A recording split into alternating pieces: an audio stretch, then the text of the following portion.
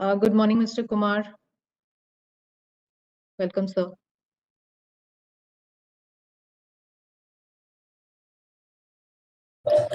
Good morning.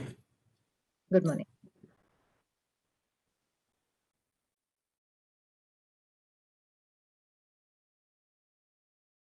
I'll start now. I'll introduce.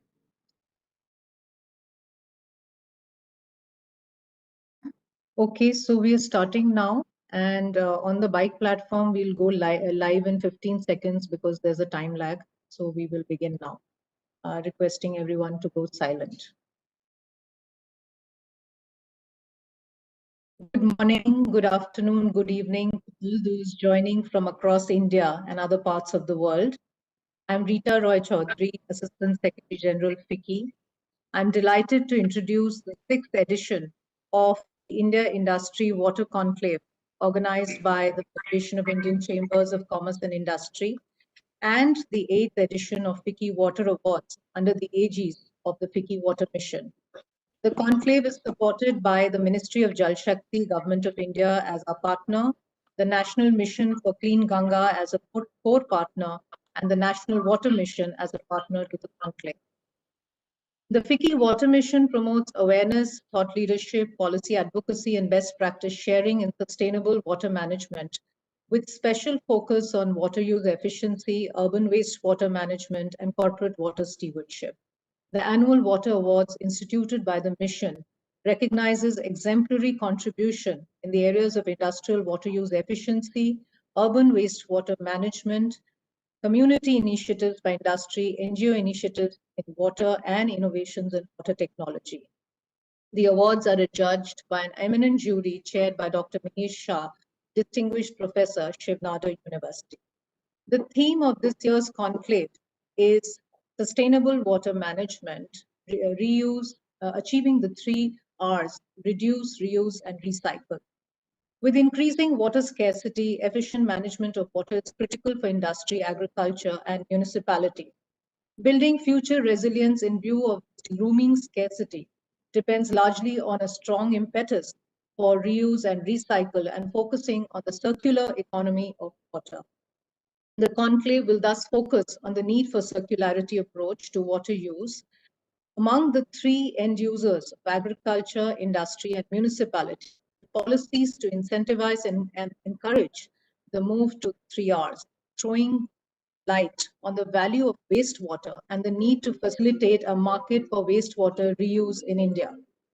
The emphasis will be on the role of technology management practices and bringing sustainable solutions around wastewater treatment and reuse, where the government and industry can develop strategies to harness the scope use of treated wastewater. We will also have case studies from India and other countries around the world. We have the most distinguished presence from government and highest eminence of thought leadership with us today. I now request Ms. Nainalal Kidwai, Chair FICCI Water Mission and past President FICCI, to make her welcome remarks. Kidwai. Thank you, Rita. Shri Gajendra Singh Shekhawat ji, Shri Rajiv Ranjan Mishra, Shri Pankaj Kumar, Dr. Mihir Shah, Mr. Mukund Vasudevan, my co-chair in the FICCI Water Mission. I welcome all of you to the 6th edition of the India Industry Water Conclave and the 8th edition of the FICCI Water Awards being held under the aegis of the FICCI Water Mission. We are indeed grateful to the Ministry of Jal Shakti and National Mission for Clean Ganga for being partners again this year. Your support of FICCI and everything to do with the private sector's engagement in water is indeed noteworthy. We are also thankful for the support of the National Water Mission, with whom the FICCI Water Mission has had the opportunity to collaborate for a series on Catch the Rain in 2020. I started the FICCI Water Mission 10 years ago in 2011 to promote awareness and document best practices, particularly in corporates and not just the private sector, but public sector as well, and provide thought leadership in sustainable water management.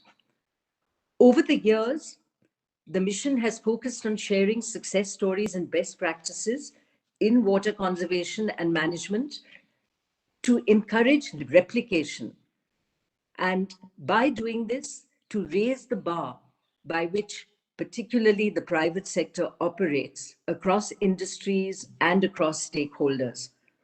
The need to encourage and recognize the exemplary work being undertaken on water conservation and management is also why we instituted the FICCI Water Awards in 2012. And I'm delighted that this platform has continued to grow in terms of what it does and its engagement with all stakeholders, including government.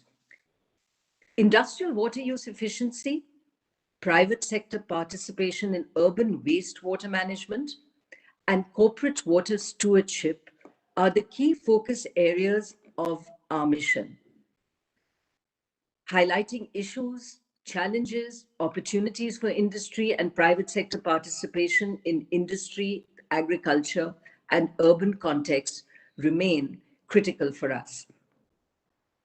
Now, water scarcity, water pollution present a significant risk, not just for the country, but for companies too, because they have the potential to disrupt operations and supply chains in many ways. We've seen this, and I do believe that companies recognizing this are beginning to apply circular economy principles to water management.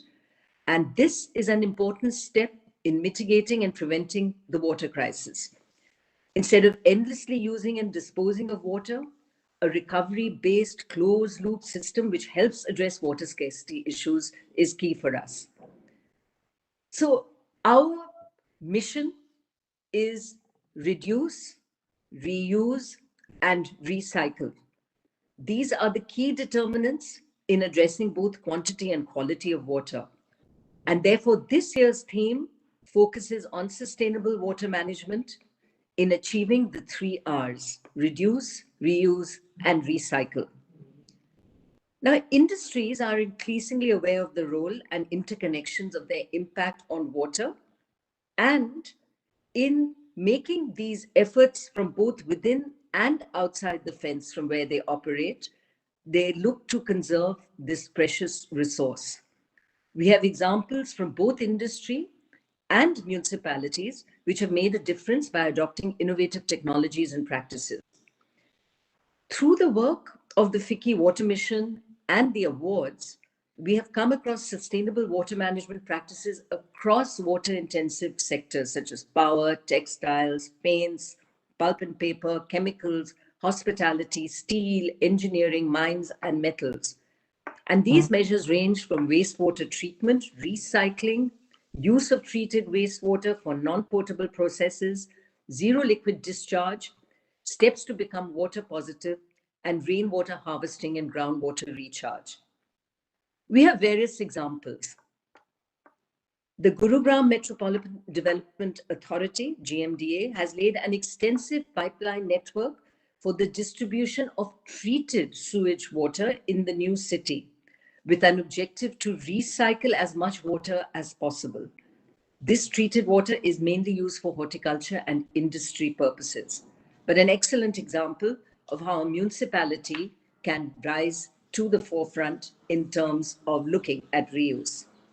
A second example is the Vadodara Municipal Corporation, which implemented one of the largest smart water management projects to provide adequate, reliable, and quality water supply with state-of-the-art automation technology, including SCADA for monitoring of water supply flow and pressure in main distribution lines. A vision of the corporation to provide equal distribution of water to different areas in the city is achieved by this project. And a third example is the Rajasthan Water Resources Department, which has applied technological interventions for efficient water management in their area. They've established real-time data acquisition systems, SCADA, and automation of water bodies under national hydrology projects for efficient water management. So these are some of the case studies of innovations in water technology by Indian companies, which Indian companies too have used for applications in drinking water, residential communities and offices, groundwater, water reuse in agriculture, reuse of treated sewage water in thermal power plants, and many more. Now, corporates are also customizing their CSR initiatives, focusing on water conservation, looking at watershed management. Frankly, it would be good to see more corporates putting their CSR monies behind water and water management and looking at this critical area for our country. Through the CSR initiatives of those that have seen the importance of supporting water initiatives, companies are constructing rainwater harvesting structures such as check dams, percolation tanks, and reviving other traditional structures such as check dams, percolation tanks, and also sources of water. Initiatives by NGOs and corporate stewardship by industry are indeed important, and there are great examples in water-stressed regions across the country. Corporates are also taking initiatives around enhancing water use efficiency, both in their plant and, in fact, looking at the agricultural sector by helping farmers adopt micro-irrigation practices, creating awareness for shifting towards crops which are less water intensive. As you all well know, agriculture is a big user of water, in fact, the largest, over 80%. And unless we can ensure efficiency of water use in agriculture, the stresses around water will continue for us as a country. FICCI strongly believes that industry must embrace the circular approach to water, and government must sensitize all stakeholders to move towards reuse as part of our water use efficiency strategies. I am grateful to the eminent jury for the immense contribution to the awards. Dr. Mihir Shah has chaired this jury for many years now, so a particular thank you to you. I want to thank the awardees and, most importantly, everyone who sent their nominations for this year's awards. Although awardees are a few chosen ones every year, every nomination received by us is a testimony of the positive difference the corporate sector, the NGOs are making towards water sustainability in India. And indeed, we look to document every one of these with a view to showcasing these out into the community at large. I would also like to thank our sponsors, Diageo and Hindustan Unilever, for their support. I once again welcome you all to the FICCI Water Conclave and Awards. Thank you for being with us today. Thank you, Ms. Kidwai, for your powerful address and highlighting the positive stories of industry and government, and for exhorting industry and government to work together. I now invite Dr. Mihir Shah, Chairman of the FICCI Water Awards jury, Distinguished Professor Shiv Nadar University. He's also the chair of the committee to draft the National Water Policy. Over to you, Dr. Shah, for your theme address. Thank you so much, Rita. Very good morning to all of you. Honorable Minister Shri Gajendra Singh Shekhawat ji, Shri Pankaj Kumar, Secretary, Ministry of Jal Shakti, Shri Rajiv Ranjan Mishra, and my dear friend Naina Lal Kidwai, and ladies and gentlemen. It's really a pleasure once again to be part of this event which we have been holding every year for several years now.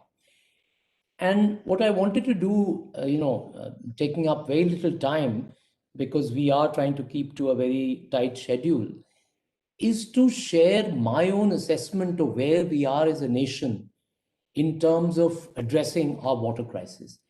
And I can tell you today, I come with glad tidings.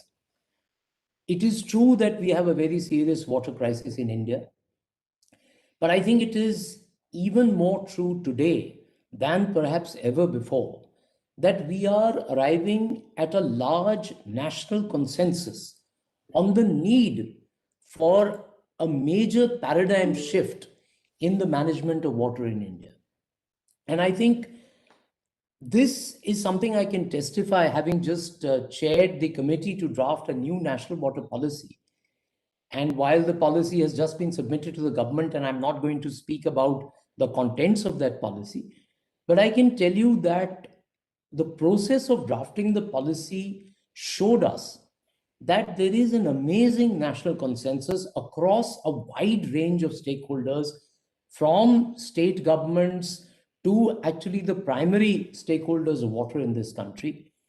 And there is a need that we have to make a major change in the way we have managed and governed water since independence.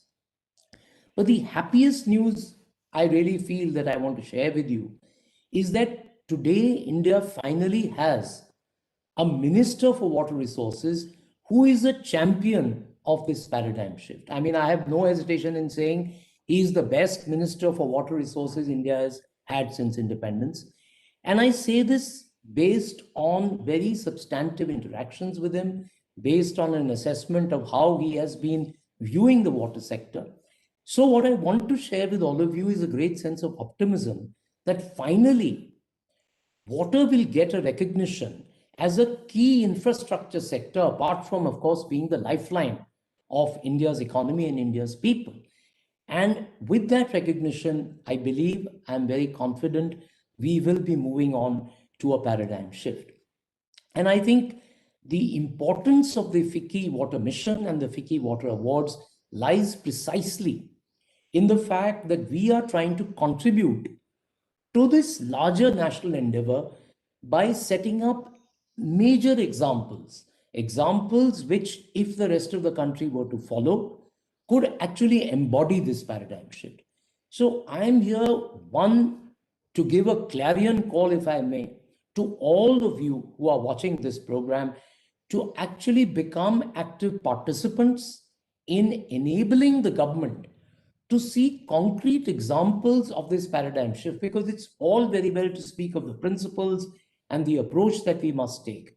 I think what concerns those who are in the helm of making policy, water policy in this country, is that we need more and more examples which will show us the how of enacting this paradigm shift. The why and the what, I think, are now more or less accepted across the national mainstream. But what we need really to do much better is to have concrete examples of the how. And I think that is what the FICCI Water Awards have been doing for some years now. Today, you will see from the compendium that we'll release that there are excellent examples. And it's not just in industry, it's in agriculture, it's in urban administration, it's in the civil society space.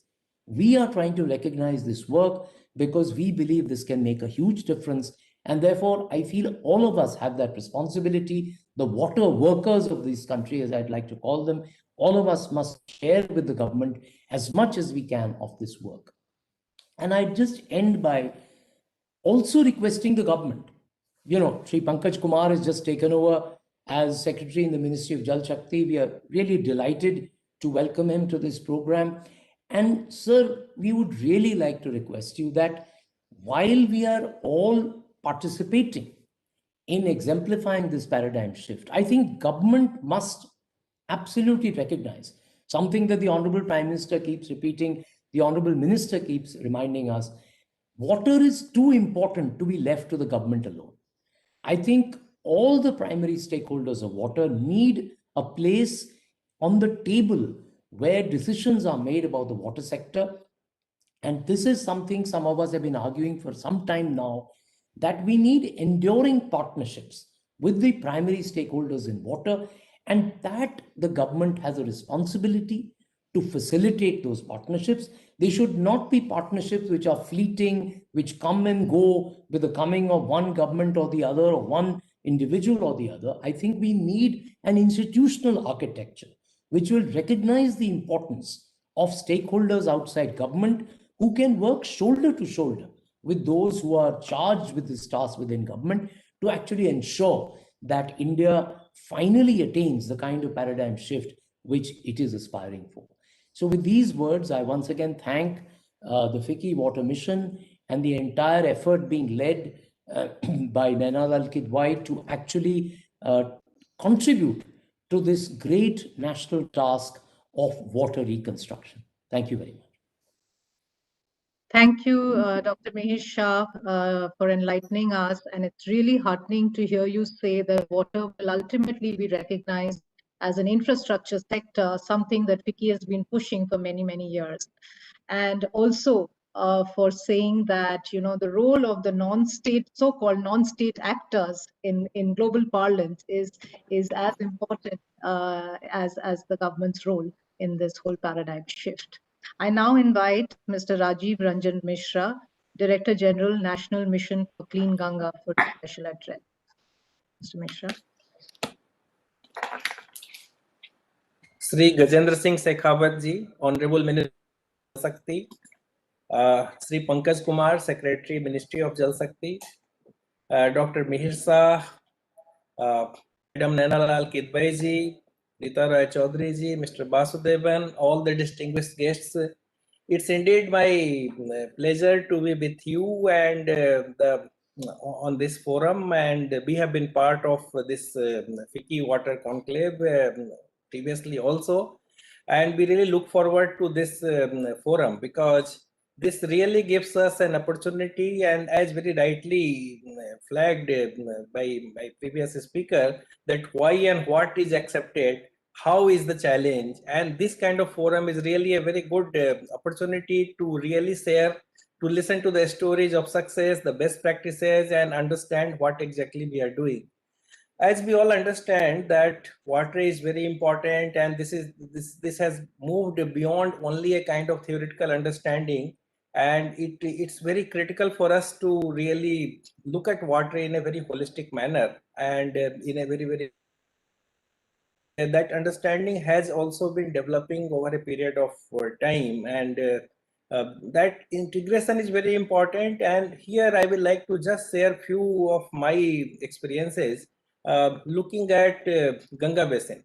I'm not only going to talk about the river rejuvenation or Ganga rejuvenation, but looking at Ganga Basin and its rejuvenation, actually it gives you a kind of such a massive ground to experiment different aspects of water management. So I think looking at that, when this Namami Gange mission was conceptualized as a kind of integrated mission, we were looking at management of water, which exactly is the challenge. And then this theme of sustainable management of water is perhaps the most important aspect.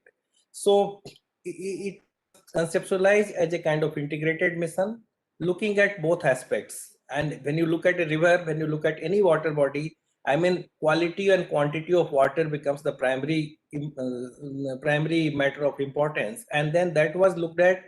This also perhaps for the first time tried to approach the problem from the basin perspective. So I think again, we talk about water management, we talk about hydrological units should be the unit of planning. So even if it is not a very full-fledged river basin organization, but some attempt has been made with success in this mission to look at water from a larger perspective of basin. But as we understand, and as I see the technical sessions and different sessions in this conclave, there is a lot of emphasis upon wastewater management, management of urban water, management of industrial water, and also a kind of larger perspective of water use efficiency, looking at agriculture as well as industry. So this is a kind of combination we have been trying to do in our rejuvenation program also, because what we say, primarily we can look at which is very popularly known as Nirmal Ganga or Nirmal Dhara, primarily looking at the clean water, the pollution abatement part. And then we also talk about Aviralta. So in the same mission, we are looking at pollution abatement and also looking at how you can improve ecology, how you can improve the flow of the river. So I think both becomes important. And there was a discussion very rightly about institutional architecture. So I think again another innovative thing has happened in this by making NMCG as a kind of authority, and in that order, if you see, there is a kind of institutional continuity. There is a National Ganga Council chaired by the Honorable Prime Minister. Then there are at different intermediate level, and we go to the district level, and then we call something like District Ganga Committee. So I think that thread of integration, that thread of continuity right from the national level till the field level is very much there, and then that has come. When we were looking I mean, there is a lot of discussion on wastewater management, whether it is treatment technology, whether it is the management of treatment, ensuring that they remain sustainable. So, and how we can bring in new technology, how we can bring policies which actually helps the new technology. And there is a lot of discussion, there is a lot of emphasis now upon the circularity or the reuse of recycle. So I think looking at this entire gamut, what we have tried to do is we looked at what happens in the wastewater treatment. And I am talking about Ganga, but I also have, we have been interacting with all the other states also in the NRCT program and through Central Committee. The problem lies, we give too much of emphasis upon construction. We do not give that kind of emphasis upon how they will continue to work. And that is where some of the things which we have tried to build a long-term perspective of 15-year O&M and bringing PPP. This is a gathering of lots of industrial partners, so I think they also support it. And we have been in a position to introduce hybrid annuity mode of construction and operation and maintenance, also trying to make them all improve governance of the wastewater sector. And ultimately, the governance is the key for water management. So several of these things happen. When we are looking at the flow and the water use efficiency becomes very important. So I think some of the examples you also, Ms. Kidwai also talked about some of the industries. Paper and pulp industry, we have been able to save a lot of water through reuse. So the consumption of water in the industry has to be reduced, and also we have to reuse, recycle a lot of it. We are also in a process of developing a kind of national policy or framework for reuse of treated wastewater. When National Ganga Council meeting took place, chaired by Honorable Prime Minister, he was very keen that we must develop a paradigm, we must develop policy, we must develop programs for reuse of not only treated wastewater, but all the byproducts from an or any other plant. So I think lots of discussion, and then we will learn from some of the industry experience, etc. on that as well. But river is a system. It's a system of tributaries, wetland, springs, flood, and then we are trying to look at it holistically. There are certain examples. Some of the things have been done in this mission for the first time. That is also being carried out for some of the other rivers, whether it is a catchment area plantation or wetland rejuvenation. I think there is a lot to be done. And what is very important is, as very rightly told, that this is too important subject, whether it is river rejuvenation or water conservation or water management, it cannot be left to the government. And that's why we have been continuously trying to engage with people. We have, as I told you, District Ganga Committee has become a kind of institution at the district level, and we have developed community volunteers, trained them, and continuously we come up with series of activities, whether it is quiz or adventurous sports or several things to engage with people. And I am really very happy, like you are sharing so many of good practices. Several individuals, several institutions, NGOs are coming forward to clean up the river, to clean up the water bodies, or also to look at water conservation. Several, I mean, the kind of energy which we see in last couple of years, it was perhaps not there in earlier. This enthusiasm, there is a lot of enthusiasm among youth and students. We organized a Ganga Quest online quiz. More than 11 lakhs people participated during lockdown. And then again, we are coming up with the similar kind of national quiz in April, May. So I think there is a lot of potential, there is a lot of enthusiasm. The key remains collaboration, key remains partnership, and that is where perhaps this forum is very important. And then I really look forward to interaction and different sessions. Our delegates will also be participating. And before I close, I will repeat something. We are talking of 3 R's. Our Honorable Minister talks about it, and I will like to do that. The other R is very important, and that is respect for water. And that is, if that respect comes, which we had traditionally, we can again restore that respect. The other 3 R's will not be very difficult to do. So let's again remind ourselves, let's improve our respect for water, and then start following. In this forum, I will also appeal to the industries. Try to use your CSR money, your technical expertise, and take up one of the water bodies, some wetland, something in your area, and rejuvenate them. So once again, I thank all of you for giving this opportunity, and I'm quite sure together we all will be able to move from strength to strength and see our dream of good sustainable water management in the country. Thank you. Thank you, Mr. Mishra. On that note, we learn a new R, respect for water. And thank you to NMCG for being our partner in this conflict.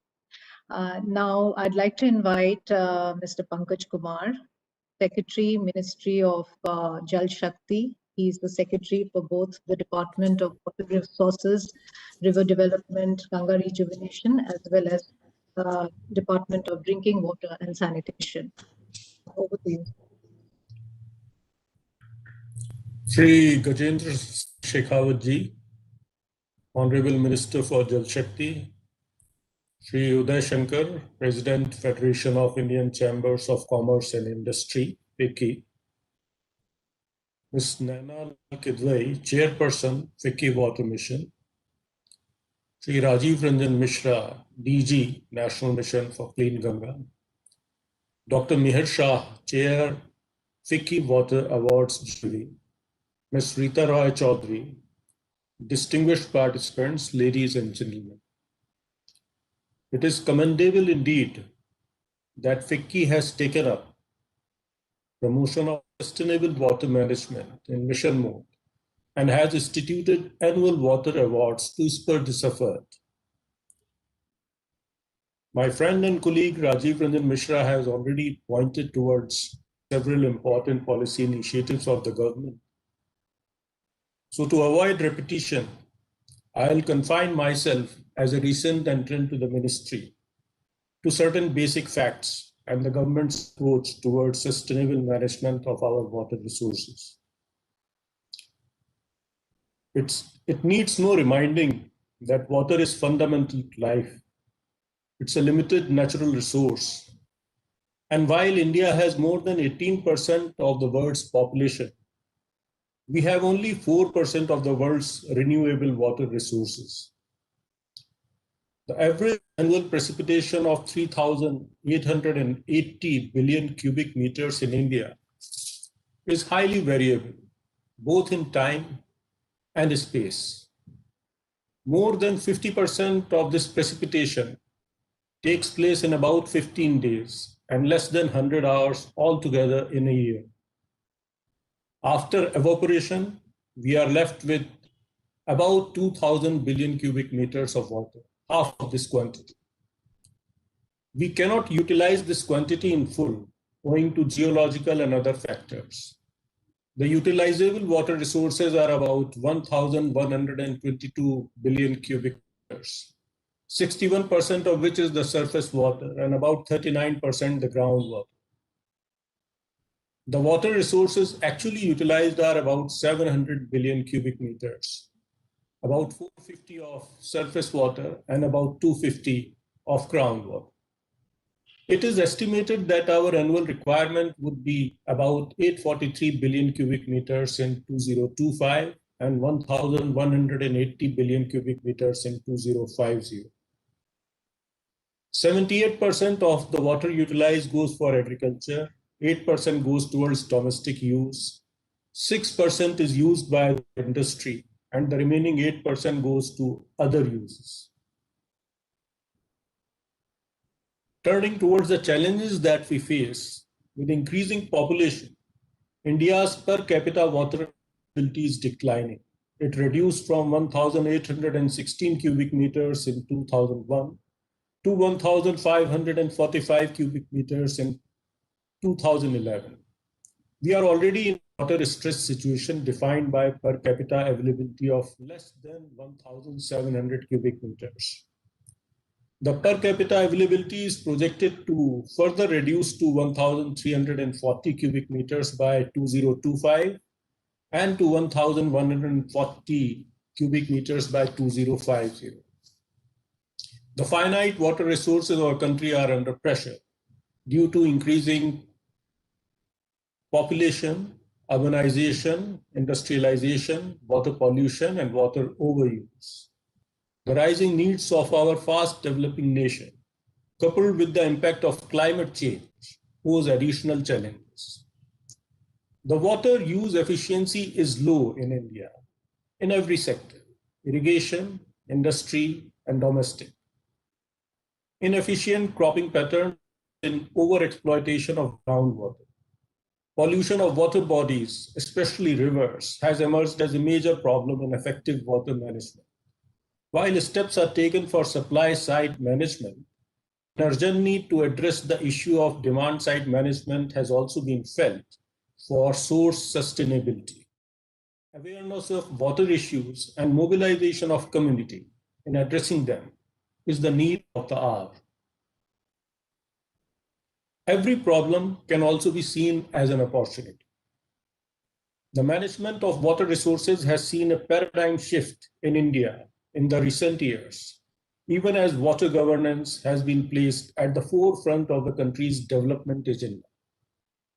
In May 2019, a much needed policy reform was undertaken at the highest level with the creation of Jal Shakti Ministry to give impetus to the integrated management of water resources in India, with a special focus on demand side and supply side management. The main aim was to bring all aspects of water under a single umbrella in line with India's national water policy and shift from a compartmentalized approach to a comprehensive approach.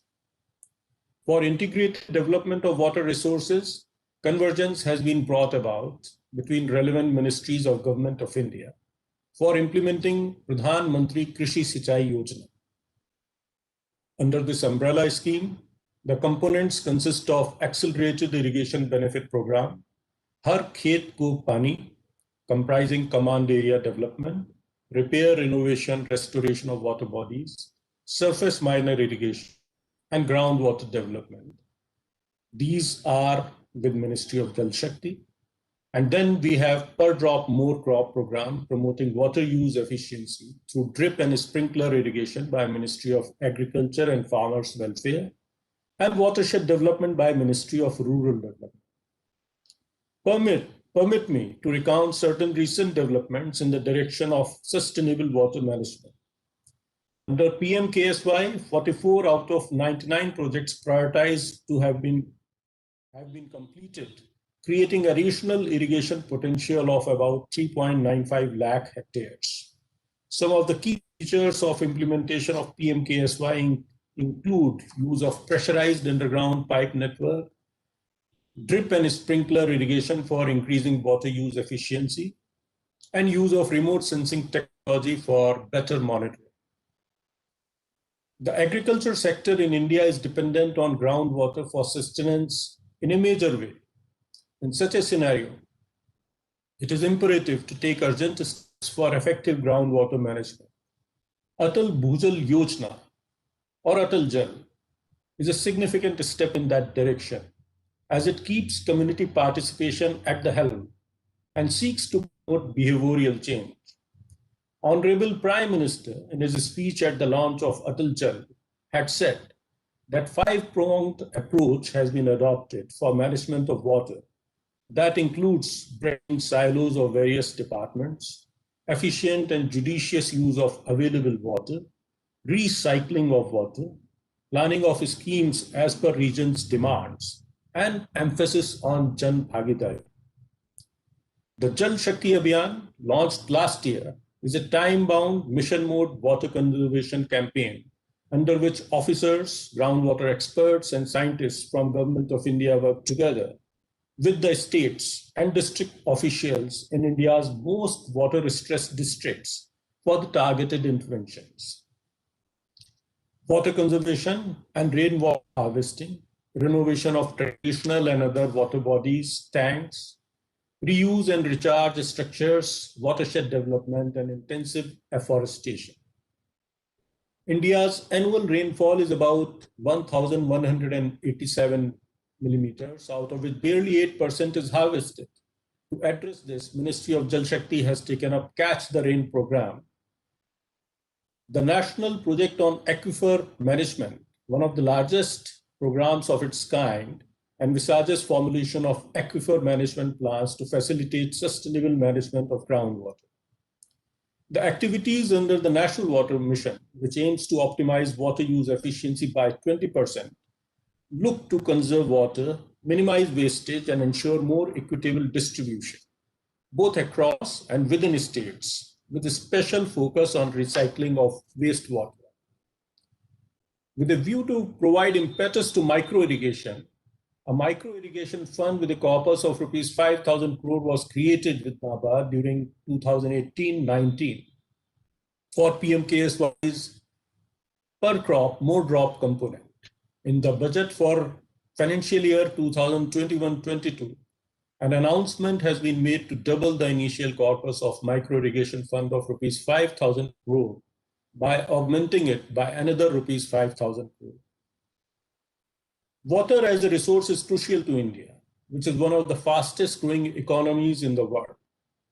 In the multi-pronged approach which is required for harnessing water on sustainable basis, the role of Indian industry cannot be overemphasized. Let me give an example. One of the important components of Namami Ganga program is treatment of wastewater. An MOU was signed with the Indian Oil Corporation regarding reuse of treated effluent for non-potable purposes in Mathura refinery, released from STP at Mathura.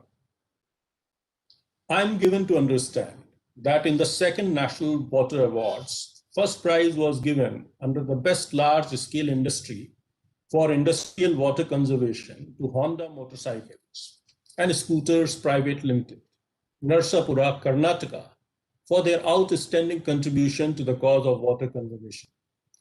The work done by them is an example of sustainable management, as 100% water requirement of the factory is met by harvested rainwater, so much so that no groundwater is withdrawn and no external water supply is required. There are several other such shining examples of companies silently working for water conservation in the industrial sector. I have no doubt that the 6th India Water Enclave would contribute towards the cause of sustainable use of water with its highly relevant theme, sustainable water management, achieving the 3 R's: reduce, reuse, and recycle. I wish FICCI all success in this noble endeavor. Thank you. Thank you, Shri Pankaj Kumar, for laying out in detail the government's ambitious initiatives for sustainable water management. Ladies and gentlemen, we've just received information that Honorable Minister is stuck in a remote area in Rajasthan, and so due to network issues is unable to join us at this point of time. I would invite Ms. Nainalal Kidwai once again to lay out certain key recommendations which she was planning to do for the minister. So, Ms. Kidwai, over to you. Thank you very much. I would really not like to lose the opportunity of having the illustrious group we have from government with us today, to miss the opportunity to highlight some of the recommendations we would like to make from the FICCI Water Mission's end. And I would also like to state what is well known to many of you, but maybe therefore to restate, that everything we are doing in water management, which contributes to SDG 6, clean water and sanitation, both of which areas we work very hard in at FICCI, but the impact therein on other SDGs, SDG 3, good health and well-being, so critical to us in these COVID times, SDG 12, responsible consumption and production, SDG 13, climate action, SDG 14, life below water, and SDG 15, life on land. Water is key. So with that, let me move to the recommendations and thoughts we have at FICCI on how we might engage this critical year going forward on some of the important initiatives which our representatives from government have highlighted so well.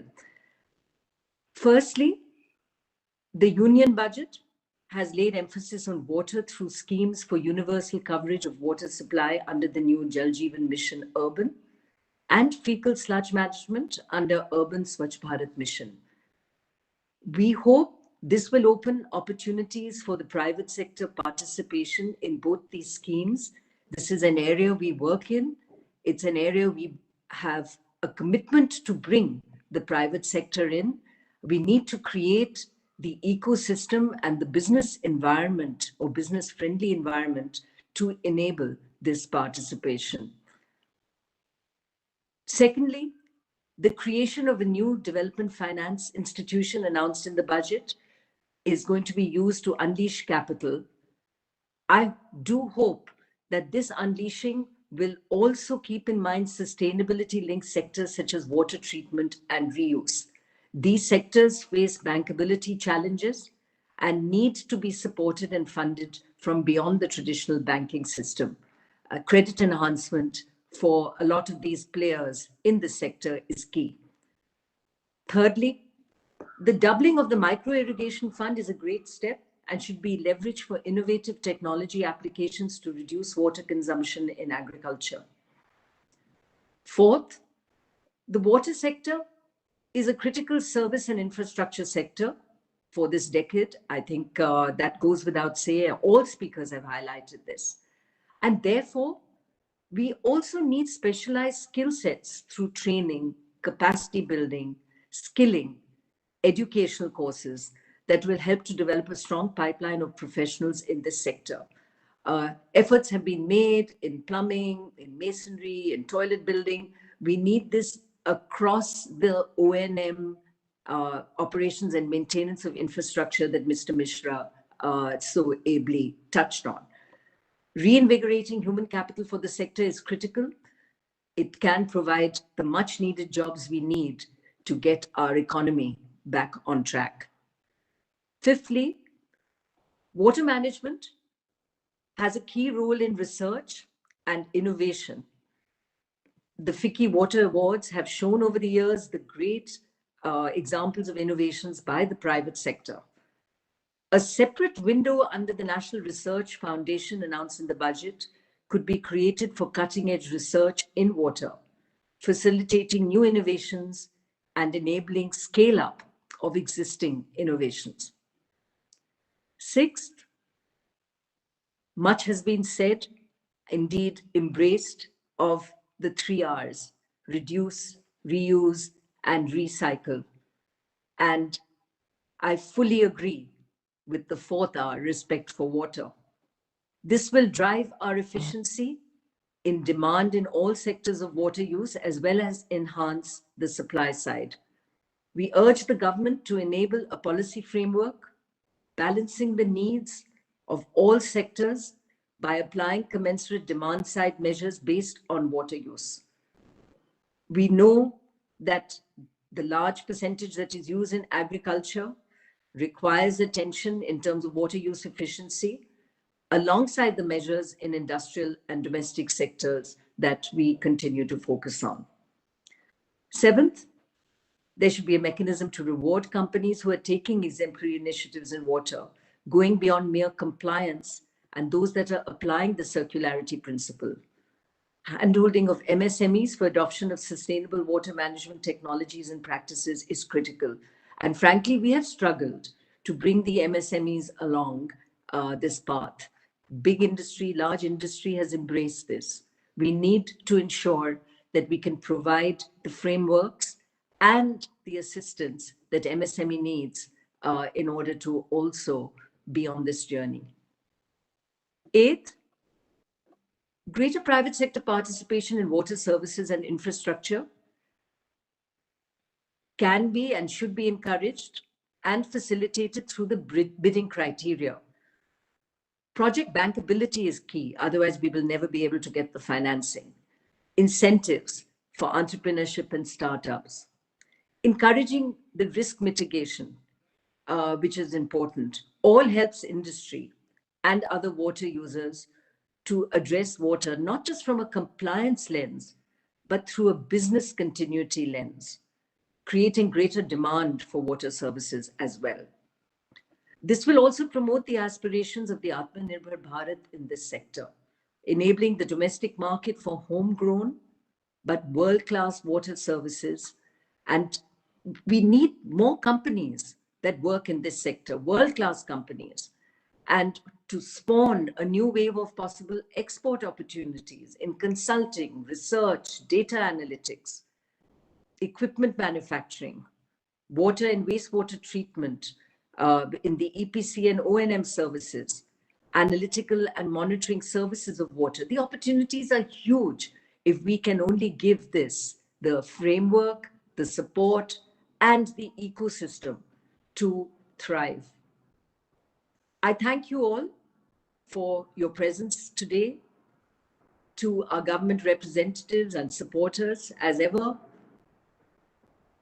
to Dr. Mihir Shah for his engagement in the sector and with us. And I ask indeed that we look at this tremendous contribution that is needed and do this with heart and head in every way that we can. My congratulations to the winners of the 8th edition of the FICCI Water Awards for your exemplary work. With that, Rita, I hand it back to you. Thank you. Thank you, Ms. Kidwai, for laying out the key recommendations of the FICCI Water Mission in the presence of Honorable Secretary and DG NMCG. We now move on to the next part of this session, which is the release of the compendiums and the awards. Since this is an unusual format, we are in a virtual mode, so we have a different way of doing this. And we are now going to see a short video of the two compendiums developed by the FICCI Water Mission. The first compendium is on the winners of this year. It's the compendium of best practices. The second compendium, called Inspiring Change, Stewards of Sustainable Water Management, is a compilation of all the shortlisted nominations that we have received over 3 years from 2017 to 2019, showcasing the breadth of initiatives being undertaken by the corporate sector and NGOs. So with that, may I request that the video of the compendium release is played in the presence of the distinguished government.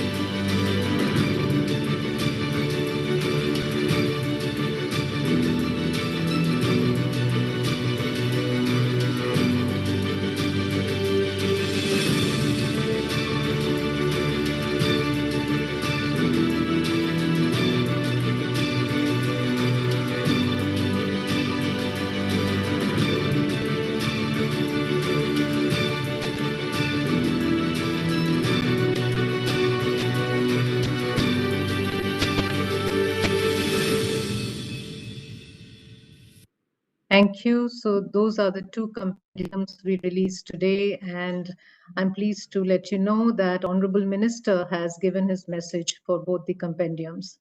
We now move on to the awards section, and each year we recognize the jury with a certificate of appreciation. May I now request the video of the jury to be played, please.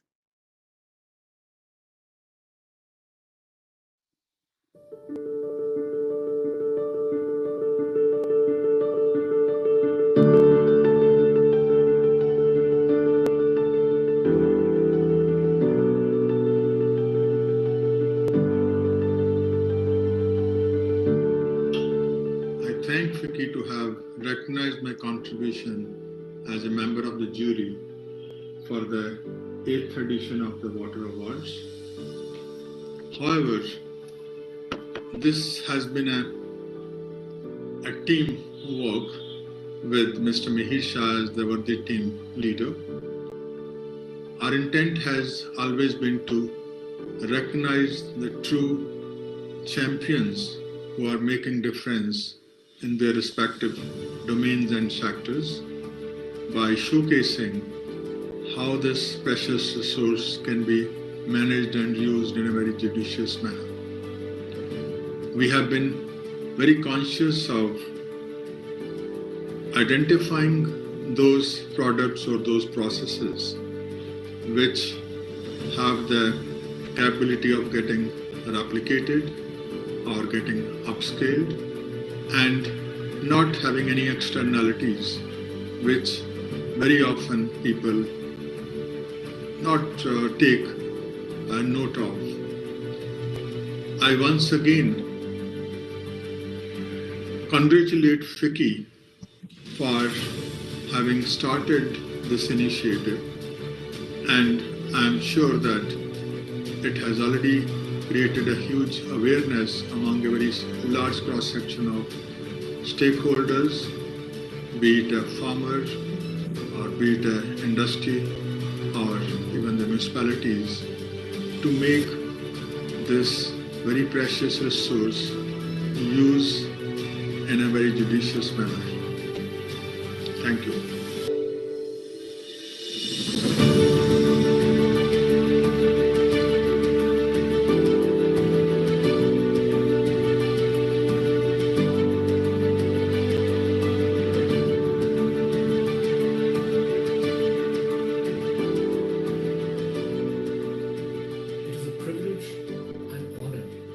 To serve on the Jubilee of FICCI Water Awards. Each year, we're struck by the quality of application we receive.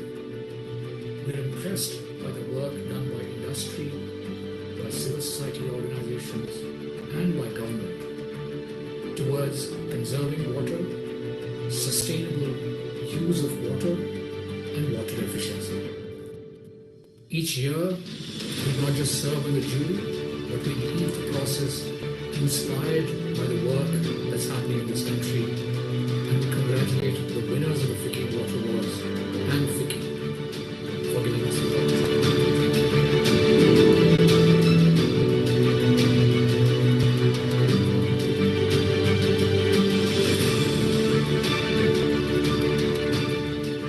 I congratulate FICCI for promoting water conservation and enhancing water use efficiency in different sectors of the society, particularly in industries in India, and also appreciate their effort to confer awards to the best performers in different sectors, particularly the industries which are using water in an efficient manner.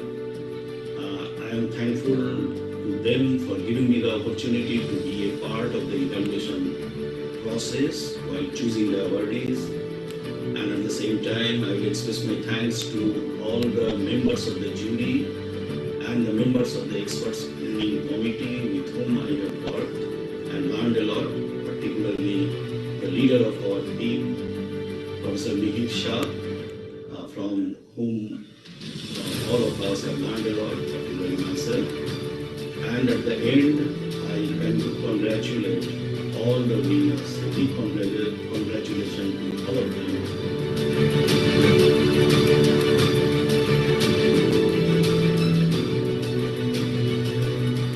It gives me immense pleasure for being associated with the FICCI and FICCI Water Awards as an expert screening panel.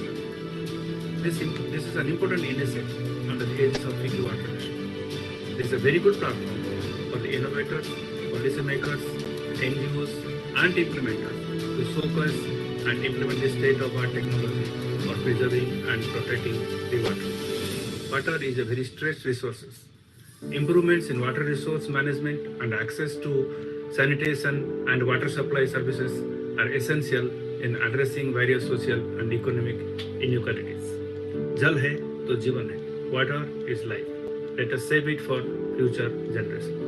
Thank you, FICCI, for this excellent initiative and for being associated with it. Thank you so much. Thank you. So that is our illustrious jury and expert screening panel. Honorable Secretary, DG NMCG, and all our distinguished speakers. Now we request you to bless the awardees. So we move on to the awardees' testimonials.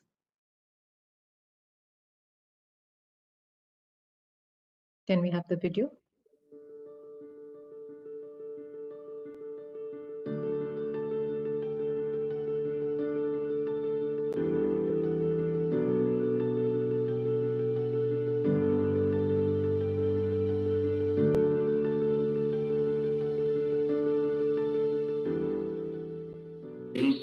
I delight to receive FICCI Award 2020. Every stakeholder of Tigers played the vital role for this objective.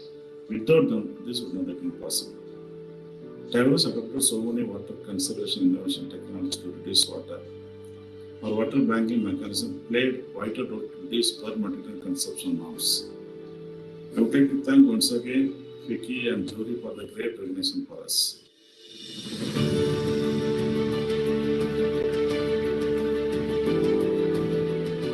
On behalf of Trident Limited, I am delighted to receive this prestigious Water Award 2020 from FICCI for the measures undertaken on water conservation. In Trident Group, we have established the latest processing machineries which is consuming very less water. Also, we have installed latest zero liquid discharge system in which we are recovering entire wastewater and reusing back in our process house. This way, we are saving millions liters of water every day. I thank FICCI for such great recognition. Thank you.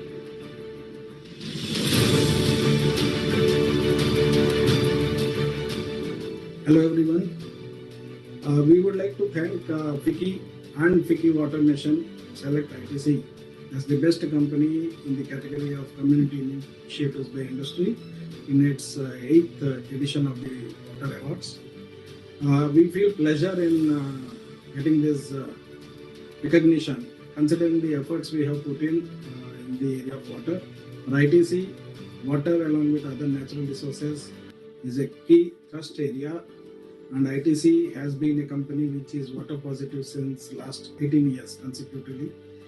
And in the area of community development, again, water is an important area which ITC has focused, considering the water stress and the issues that are impacting the agri and rural livelihoods. So ITC's flagship program under the banner of Mission Sunera Kal has implemented the water stewardship program, which has benefited 3.3 lakh farm households, and 11.5 lakh acres of area has actually got benefited due to watershed and water harvesting work.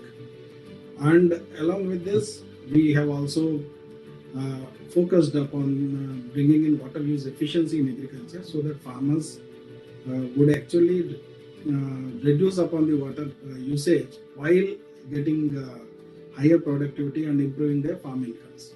So we focused on water intensive crops like sugarcane, paddy, banana and wheat like crops, wherein we promote these practices, and through this water demand management, we have reached out to 2 lakh acres of area, which again has benefited farmers immensely.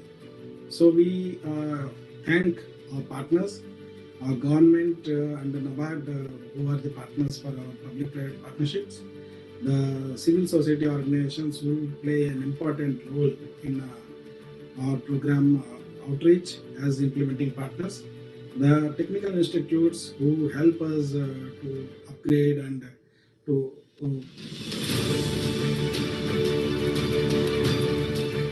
We at Daiichi Access India are delighted to receive FICCI Water Award 2020, first prize under Most Innovative Water Technology category. Liquid waste management is a key element of Swachh Bharat Mission Phase 2 and Jal Jeevan Mission. We are already working with the stakeholders across India, and this award would encourage us to do better. behalf of Konark Group of Industries, I am delighted to receive the FICCI Water Award and citation for the year 2020 under the Innovation in Water Technology category. As India is resolved to become a 5 trillion economy, we need to use our natural resources like water very, very judiciously. Safe use of water resources is a radical contribution to the old paradigm of water resource management, which has seldom considered the importance of the 3 R's: recycle, recover, and reuse. Konark is actively involved in the R&D to efficiently treat wastewater and achieve zero liquid discharge limits. Konark Fisheries Limited, we believe, has constantly been evolving ourselves as per the environmental policy requirements and providing the state-of-the-art water purification solutions at industrial scale by providing cost-effective water purification solutions and innovations to meet the ultimate cost of environmental protection and eco-friendliness. All the projects that we have done has won all Maharashtra Pollution Control Board, Gujarat Pollution Control Board, etc. awards, as well as Asia awards and international awards. I once again thank you for this recognition and conferring on us the Innovative Percent and Chronosphere Technology Award. Thank you so much.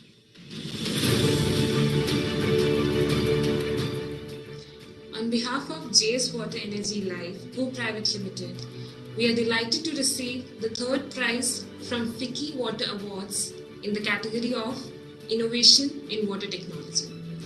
We would like to express our sincere appreciation to FICCI and the jury for honoring us with this award. We work across various geographies to rejuvenate polluted water bodies like rivers, lakes, drains, etc.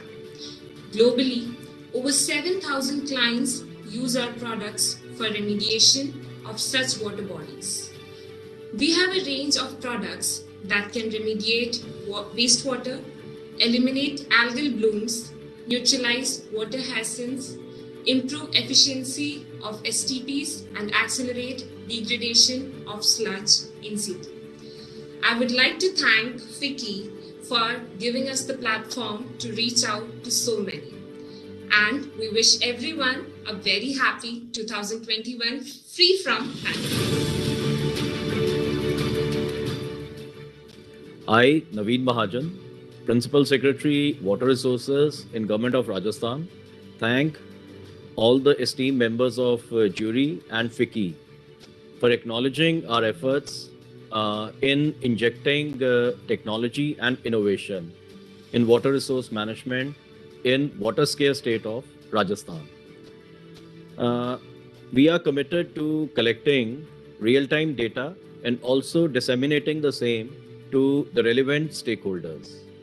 We started with our crucial dam, Bisalpur, where everything is now automized, including operation of the dam gates, which are run on scientific algorithms. And we are planning in a phased way to cover the entire irrigation spectrum in the state, which includes all the key major dams and all the major irrigation systems on SCADA and related technologies.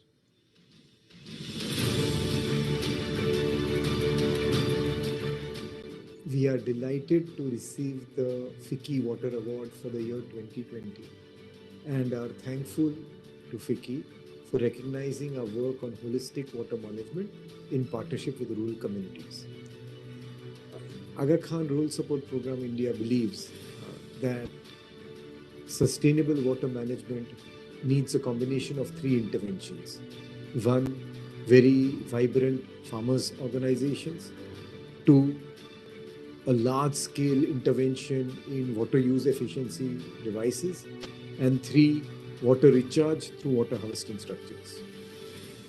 I'm so grateful to the partnership with Gujarat Green Revolution Company, the Agriculture Department of Gujarat, the Lourdes Foundation and the Aga Khan Foundation for supporting us in this venture.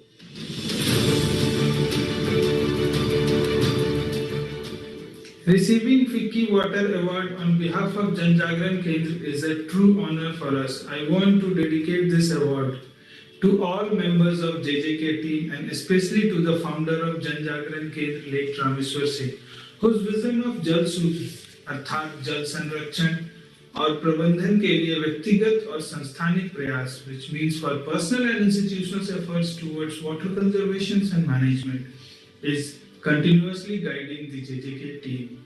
We pledge to continue our best efforts towards making an environmentally green and sustainable society through our action in Jharkhand and Bihar.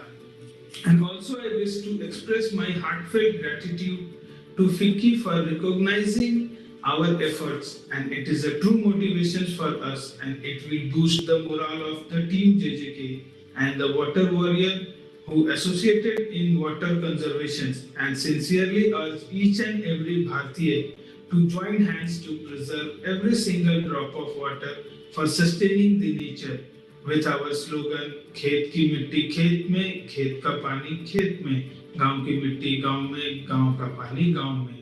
जय Hind.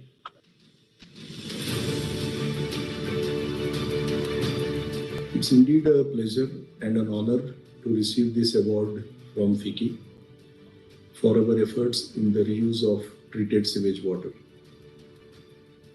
Such awards will definitely propagate the concept of reuse, which is essential for sustainability and for water security of future generations. Thank you for this initiative and recognition, FICCI. Thanks.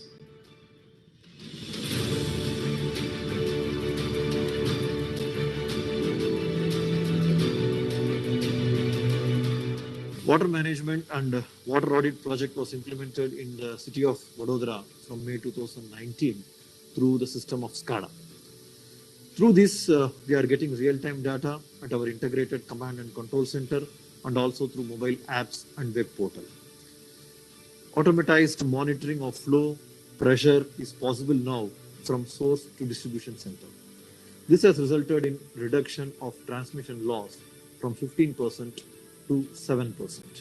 A balanced quantity of water supply to each one of our distribution stations in the grid is achieved through this and also enable us to make faster corrective actions.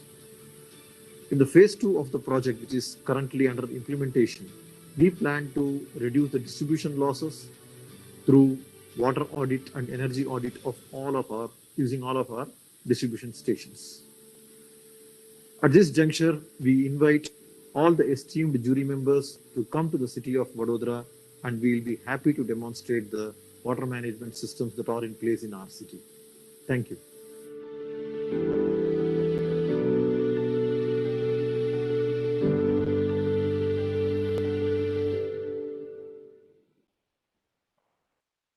Thank you, and a great round of applause to all the awardees.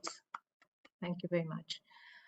I now invite Mr. Mukund Vasudevan, co-chair of FICCI Water Mission, for his closing address.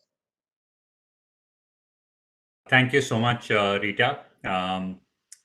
First of all, I'd like to reiterate the congratulations to the award winners of this 2020. I think outstanding achievements from each and every one of you and your organizations. And as Ms. Nainalal Kedwai initially put it, I think there are many sparks of brilliance emerging, and this is leading up to a larger wave, so to speak. I'd also like to really thank the jury for taking the time and effort to analyze hundreds of entrants and come up with these winners, though all participants were also winners because of the contributions they made towards water security in the country. I'd like to just give a vote of thanks to my fellow panel members. First, Ms. Nainalal Kedwai. Thank you, first of all, for your leadership in the water mission. I think without you, we wouldn't be where we are today. You highlighted, obviously, in your talk the importance of 3 Rs, but also showed that there were many cases of best practices emerging. And our role is to kind of keep highlighting those best practices, whether it's in government, agriculture, or in industry. You also mentioned in a follow-on address about the recommendations which FICCI would like to make to the Jal Shakti Ministry. I think that was very succinctly put, and we would love to engage with the government and the Jal Shakti Ministry to further take action on each one of those. Dr. Mihir Shah, chairman of the Water Awards jury, I think you're absolutely right. We are reaching a point where why and what is being broadly accepted. We have arrived at a consensus, as you put it. Now it's time to focus on the how.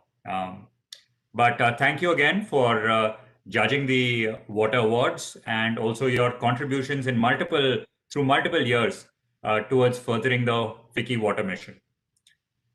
Shri Rajiv Ranjan Mishra, Director General, NMCG. I think you highlighted many things in your speech. Thing which absolutely stood out was the fourth R, respect. But more important, I think, is what you said, that there is so much enthusiasm emerging nowadays. Now it is time to kind of convert that enthusiasm into collaboration and action, specifically in terms of not just construction, but also ongoing maintenance of many of the PPP projects which you have started. Mr. Pankaj Kumar, pleasure to meet you. Pleasure to have you also participate with us and support us in the FICCI Water Mission. I think you said it aptly. Demand side management is critical. Supply side interventions are many and are continue to happen, but demand side is really important. It sounds like government of India is doing a lot in multiple areas, whether it be in micro irrigation, whether it be under PMKSY.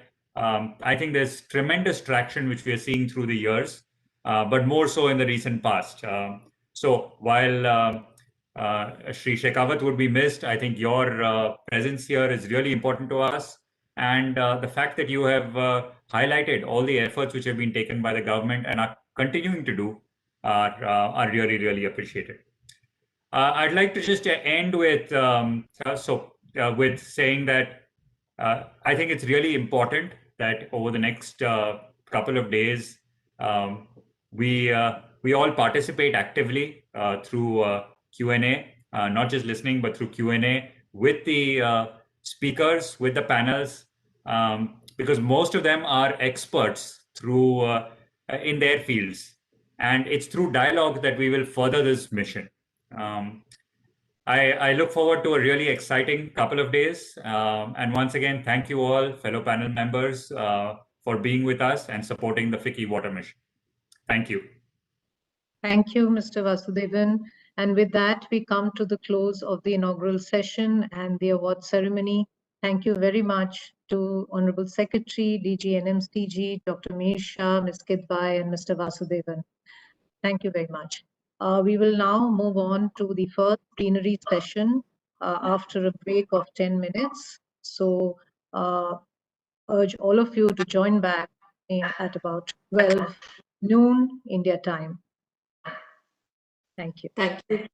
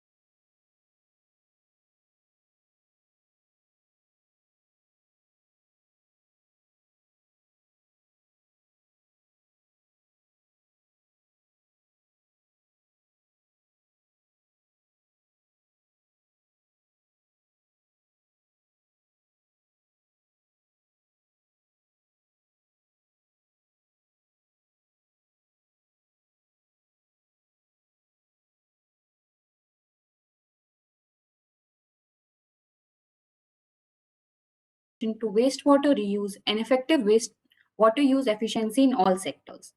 The session will also throw light on state government policy direction and the roles and opportunities for private sector to engage.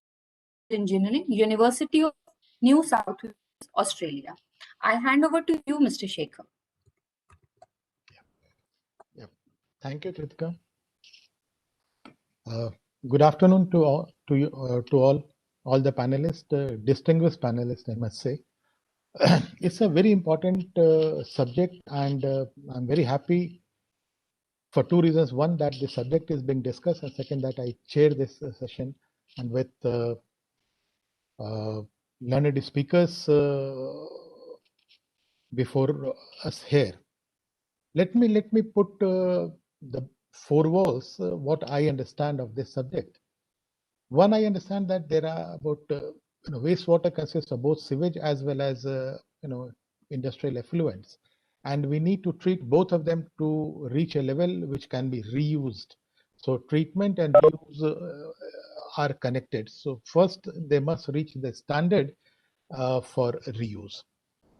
The problem, as we understand, as the figures would indicate, the country generates close to 65 billion liters per day of sewage. I'm not sure how much of trade effluent is generated, but at least sewage, that information is available.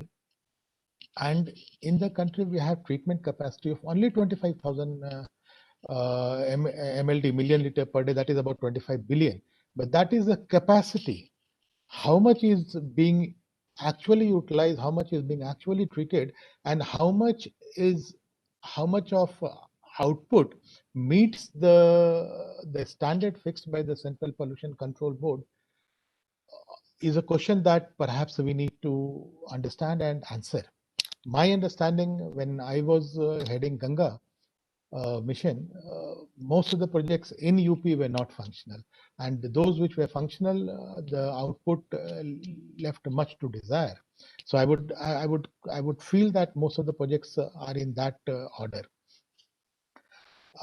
Second is, that means about 40 to 45,000 million liter per day is going untreated and is polluting the water bodies, the country's water sources. This is a major threat to environment as well as to the health. Let us understand the health related issues. We know that these are the wastewater, the untreated wastewater are the source of cholera, typhoid. They are transmitted through this.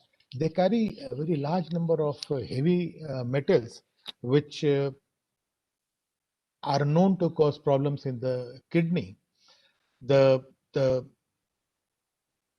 fecal coliform in the untreated sewage obviously have some other lead to some other problem. The Central Pollution Control Board have fixed certain standards for treatment, and it is estimated that about annual health cost per child in an untreated wastewater environment is about 4,000 rupees per annum, whereas it is almost 75% lower in a place where he's in a freshwater environment, freshwater irrigated environment. Let us see what are the law that govern wastewater treatment. The country enacted a Water Prevention and Control Pollution Act way back in 1994, which requires restrictions in discharge of pollutants in the water body. Section 17 of that act empowers the State Pollution Control Board to evolve methods for utilization of sewage and industrial effluents for agricultural purposes. Second is Environment Protection Act 1986, which empowers the Central Pollution Control Board to fix standards of discharge in the into the surface water, that is on the water bodies, including river. Both for, and also it fixes the standards for use of wastewater, industrial wastewater, that is effluent, for agriculture purpose and sewage for agriculture purpose. Third is the National Urban Sanitation Policy 2008, which demands at least 20% of the wastewater to be used for, to be reused in the urban areas. Fourth is National Water Policy 2012, which recommended, very strongly recommended, recycle, reuse of waste water. And also it recommended that the wastewater and the fresh water should be priced in a manner that it incentivizes the actual consumers to undertake treatment, to treat the wastewater, or to the supplier to treat the wastewater and reuse in different places. Which means we are conscious of wastewater and its implication and its impact on the health way back in 1974, and that's why we enacted. But till date, we found that only 25% is the capacity created for treatment of sewage, and that too, the actual treatment and actual wastewater meeting the standards fixed by the CPCB would be less than 10%. Would be much less than 10%. I think now in Ganga we have some better output. So is first question that we need to answer, or the panelists would need to answer, is regulation or law inadequate, or is enforcement inadequate? What are the things that we need to bring about, a change that we need to bring about in the legislation or in the regulation that will ensure the generators of wastewater to treat? That is one. Second is, what are the environment that we need to create for its reuse? Reuse has a direct link with the standard of output of the wastewater. If the standard is much below the standard fixed, people will not buy that wastewater. Then third is, who will regulate this? Right now, regulation is the answer is given. Sorry, this is empowered to the State Pollution Control Board. Have they created that environment? To my understanding, except for Tamil Nadu, that too not fully, and partly in Gujarat, not many states have gone about collection, treatment, and part reuse. The Chennai has some policy of reuse, Coimbatore has, but not all other places. In Gujarat, we had started when in the Ministry of Environment and Forest had funded a project in Jamnagar where the treated water is sold to SR for a certain amount. Is wastewater a waste? Is the question that we need to answer, or is it an opportunity? Current water scarcity and water scarcity will continue to deepen in the system. Freshwater scarcity would demand the treatment of wastewater and its use at least for non-potable purposes. To that extent, we reduce freshwater use. Irrigation for the cooling purposes in the power plant, industries, parks, cleaning of railway stations. All these things we tried in the cleaning effort of Ganga. Treatment of collection and treatment of wastewater is a capital intensive. Is a very capital intensive. So that much of resources we need to find. Resources may come from the market, provided it is cost effective. That is, treatment and reuse, that is selling of water, is cost effective.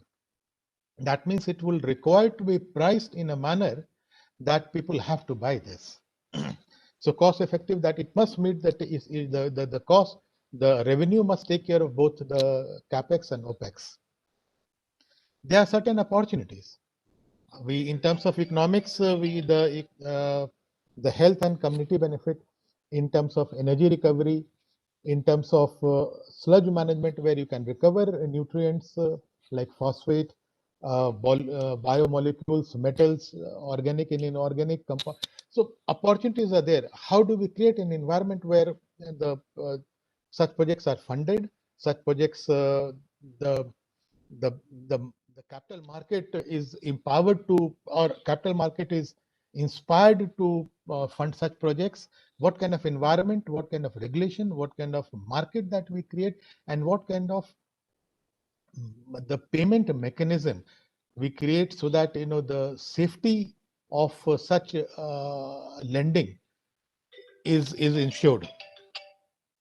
Just a second, I think I need to put it on silent mode. Is ensured. Outside the country, particularly in New York and in US, in Phoenix and New York, they have created municipal bonds, and that works excellently. So all these issues, I would request the panelists to cover one by one on these issues, and of course share their thoughts, their advice as how do we address this major problem in the country. This is going to be much bigger problem, because country is rapidly moving towards urbanization. By 2040, we expect 50% of the population to live in urban areas. So problem is going to be very massive. So now I request the panelists to share their views, their opinion, and I request first Mr. Arun Baroka to share his thoughts and views. Thank you, sir. First of all, I thank FICCI and then the chairman of the session, Shri Shashi Shekhar ji, for giving me the opportunity to speak in this session. Sir, I'll be using a small presentation, so I'm just requesting the organizers to just allow me the rights. So I don't have the right to share the PPT. Request is, as they have said, that please confine to within 7 to 8 minutes.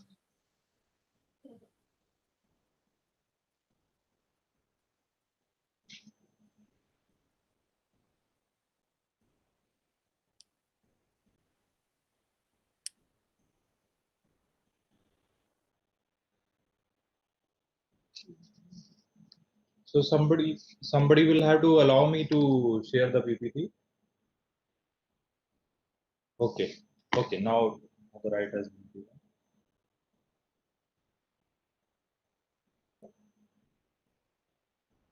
Okay. So it is 12:10:20 as per my watch. I'll try to finish it at the earliest. So what is the context? Grey water management, I'll be specifically speaking. And as this ministry is exclusively looking after the rural India, so I'll be focusing more on the rural context. So grey water management, historically, we know is a neglected area. And even if some structures are there, particularly to address the issues, there is a fragmentation in addressing the grey water management problem in India. And coming to regulatory mechanisms and laws, as a chairman of the session has mentioned, there is a lack or weak regulatory mechanisms and laws that requires strengthening. And in rural areas, grey water management is radically different from urban areas. Sir has mentioned about mainly about the urban areas where the issue of sewage is there, and recycling and reuse, it becomes a capital intensive kind of a work. But in rural areas, it could be totally different kind of a situation. It could be decentralized. Each village requires a separate kind of arrangement, and also it is not that kind of capital intensive work, and reuse is possible at the local level. Then coming to the other issue of increased availability of drinking water, particularly through Jal Jeevan Mission. it necessitates that we address the issue of grey water management. So I'm not addressing the issue of the water which is being used in the agriculture sector. So that requires a separate discussion. But the water which is available other than the water from irrigation. So we need to work both on the demand side as well as the supply side, because at the moment people are more concerned about the supply of the drinking water only. They are not concerned about the grey water management. There is no demand for that. Now, what are the various issues, policy aspects which are being addressed by Swachh Bharat Mission, Gramin, through this Ministry of Jal Shakti? So I'll right in the beginning, I'll mention that we are in this business to create awareness about the grey water management. We are building capacities across spectrum to effectively manage grey water management. We are also promoting environmental management and the long-term sustainability, and we are creating an enabling environment, and we are supporting the institutional harmonization for grey water management. This is part of the Swachh Bharat Mission 2.0, which was approved last year after the successful completion of phase 1 of the Swachh Bharat Mission, which everyone knows, which was a flagship program. This 2.0 is having allocation of about 140,000 crore, all put together in the 5 years, and with a lot of convergence from 15th Finance Commission. So it's a unique model of convergence, which is mentioned here in this next slide. With respect to the funding, both the domestic funding as well as the 15th Finance Commission funds are available. And we have at the national level, this ministry is there, and at the state level, we have the Drinking Water and Sanitation Commissions. At the state level, it is being headed at the apex level by Chief Secretary, and then there are committees at the level of ACS and Secretary, etc. We are taking advantage of the 3 tiers PRIs, and we are supporting states to develop the bylaws and regulatory frameworks. We are also in the business of independent verification through various mechanisms. One of the mechanism was NARS, which was National Annual Rural Sanitation Survey. 3 rounds were done, and we also conduct Swachh Sarvekshan Gramin. The 3rd round will be done this year. Now, grey water management is one of the elements, one of the verticals of our solid and liquid waste management in phase 2 of the Swachh Bharat Mission, which we are undertaking.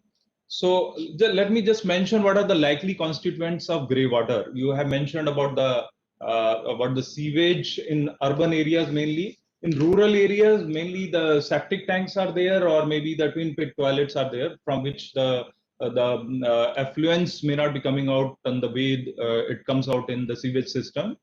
Effluent comes out only in the form of septic when the septic tank is emptied through suction machine or some other mechanism.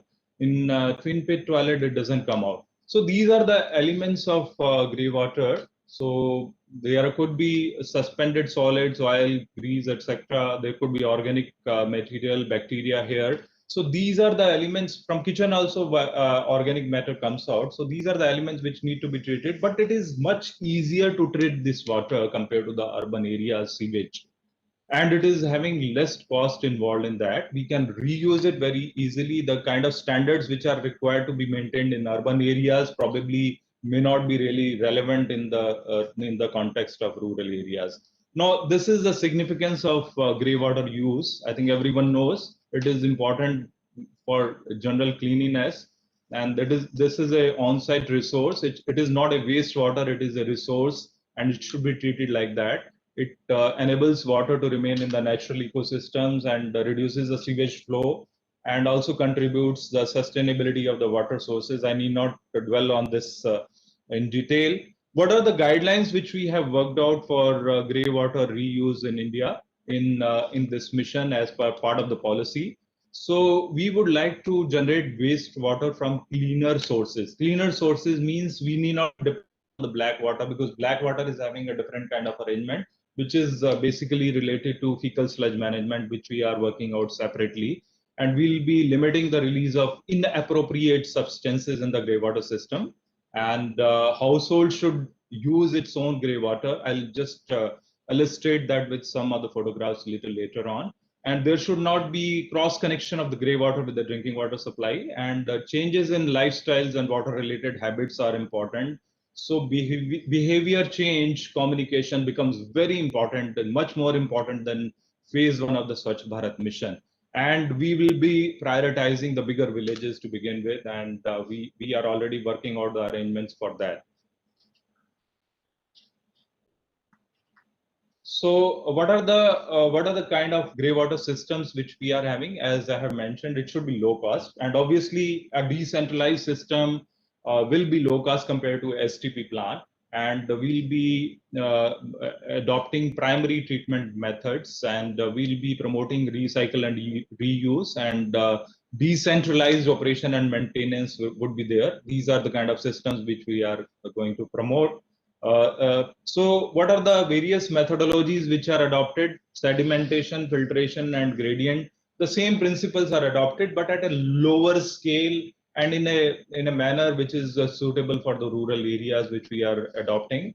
So what are the various mechanisms at the household level? These are some of the mechanisms which we are promoting, which we are funding also.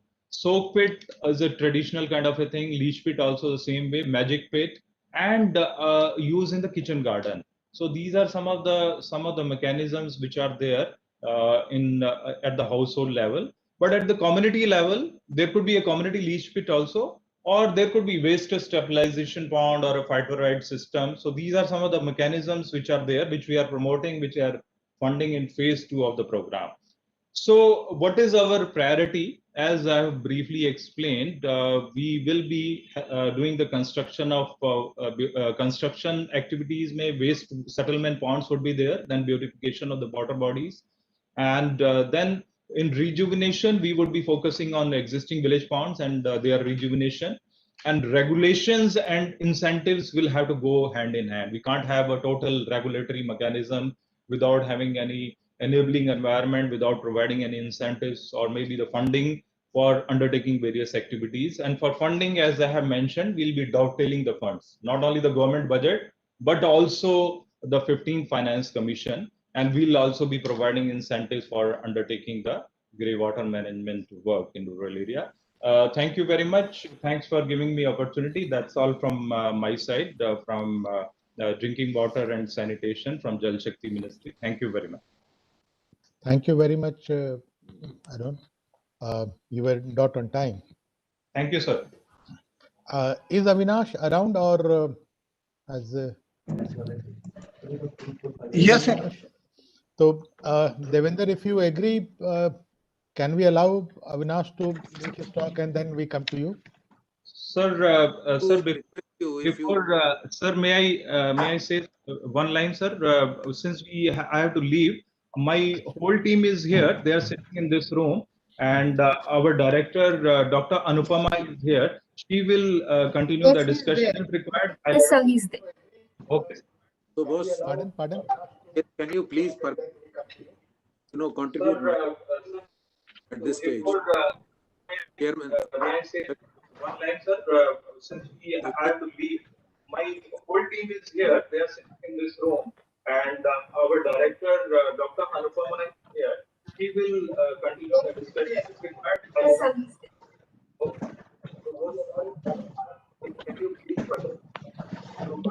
Okay, Devender, we would have been very happy to hear your views, but I think your team may be able to explain the approach of the state government. So I am here, Devender Singh. Shashi, I think this message came from Mr. Avinash, not from me. So I'm here standalone. I'll say whatever I have to say in the next 5-6 minutes, if you permit. Okay, go ahead. Okay, thank you. First of all, it's good to reconnect with Shashi Sekharji. I mean, we've been colleagues last 1 decade, I think, in the Power Ministry. Good to see you as chair, and I must compliment you, Shashi, for beautifully summarizing the issue, because I do believe that in this treated wastewater, water, the issue of reduce, recycle, and reuse, which we often hear, ultimately the grounding takes place in the state governments, and fortunately in the state of Haryana, our political leadership is extremely committed towards this concept of making full use of water. In fact, yesterday alone, I had a meeting with the CM, and he was saying that not even a single drop of treated wastewater should go into the drain. So we have come out with a treated wastewater policy way back in 2019. The enforcement is still weak. We are grappling with it. There are various mechanisms which I think very nicely you highlighted. One is that I think the regulation and the enforcement essentially can happen through Water Act 74, through the State Pollution Control Board, or the EPA, again, which is enforced by the Pollution Control Board 2006. But we have also created a water resource authority in the state.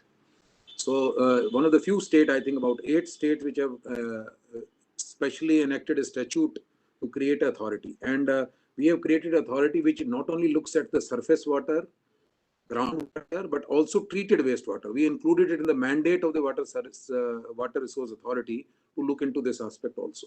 So there is a statutory backup now available apart from the environmental acts in the Water Resource Authority Act also, as far as the enforcement portion goes. But it has recently been created. Chairman has been selected, and we'll have other members also. Now, apart from that, we have also created, I'm just speaking about the institutional mechanisms we are trying to create, a Haryana Wastewater and Pond Management Authority. We have created one of the few states, I think, which has created this authority. And we have, last 1 or 2 years, we have done extensive survey of all the water bodies in the state, including rural urban areas. And about 18,104 ponds have been geotagged. They've been documented in a pond atlas. And it is part of the overall plan in which we are trying to first tackle the overflowing and polluted ponds, which are about 1,900 number, which will be specially taken care of in the first phase of the action plan over the next 3 years. Now, with respect to, since we happen to be the NCR region, so constantly NGT and NGT appointed committees are looking at the pollution in the river Yamuna and Ghaggar, which cross through the state. And they are especially focusing on this treated wastewater aspect.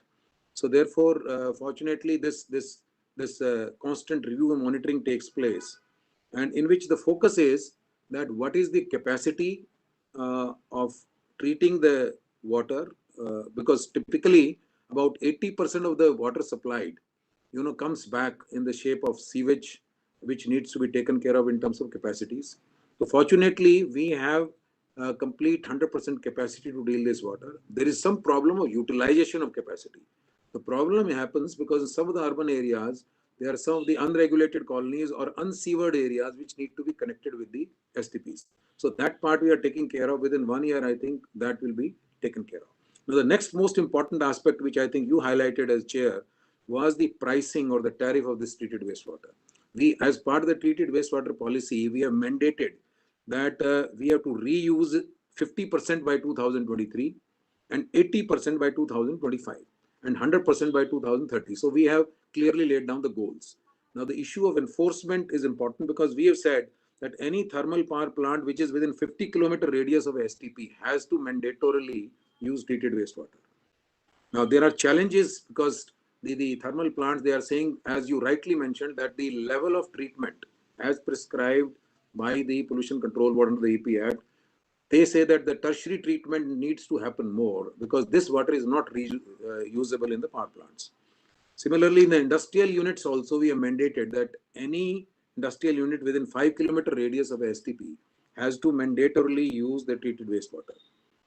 The municipal committees for non-potable purposes in the parks, etc., have to use the treated wastewater.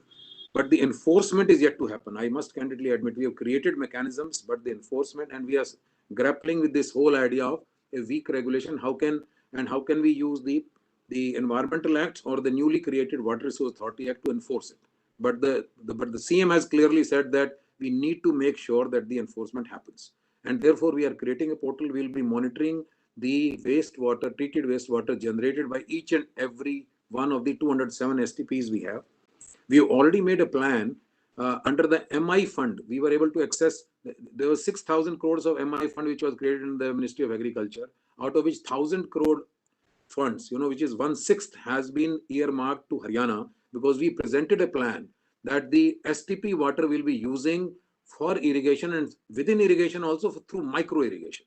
Because in the first part of reduce, reuse and recycle, again our CM and the government is very keen that we should now try to maximally provide even the surface water through micro irrigation. So far, most of the micro irrigation has happened through the underground or the tubal water, where the hydrants have been used for micro irrigation purposes in the agriculture field. But surface water was used for flood irrigation. But now there is a renewed focus in the state, and we have created a policy, and we have created a portal where people have come in large numbers, especially in South Haryana, where the water, which are water deprived areas. In fact, water supply is going to be a huge challenge.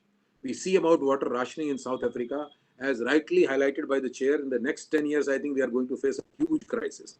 We, for example, are supplied by Bhakra system, Yamuna system. In both this year, there is tremendous shortage. There is at least 20% shortage of the water supplies. And we are also trying to create a mechanism where we can tap the monsoon water and somehow store it, because during rains, obviously monsoon season, there is not much demand. So how can we tap this water and use it? So we are creating capacities for that also. So the whole ecosystem around optimal use of water and especially treated wastewater, we have created the mechanisms, we have created the policy, and we are very sure that in terms of enforcement and through pricing mechanism, because the Water Resource Authority has also been given the mandate to price. For example, just to give an example, the cost of treatment in a typical STP I found out is about ₹6 per kiloliter. The water the fresh raw water which I am supplying through irrigation is about 25 paisa per kiloliter.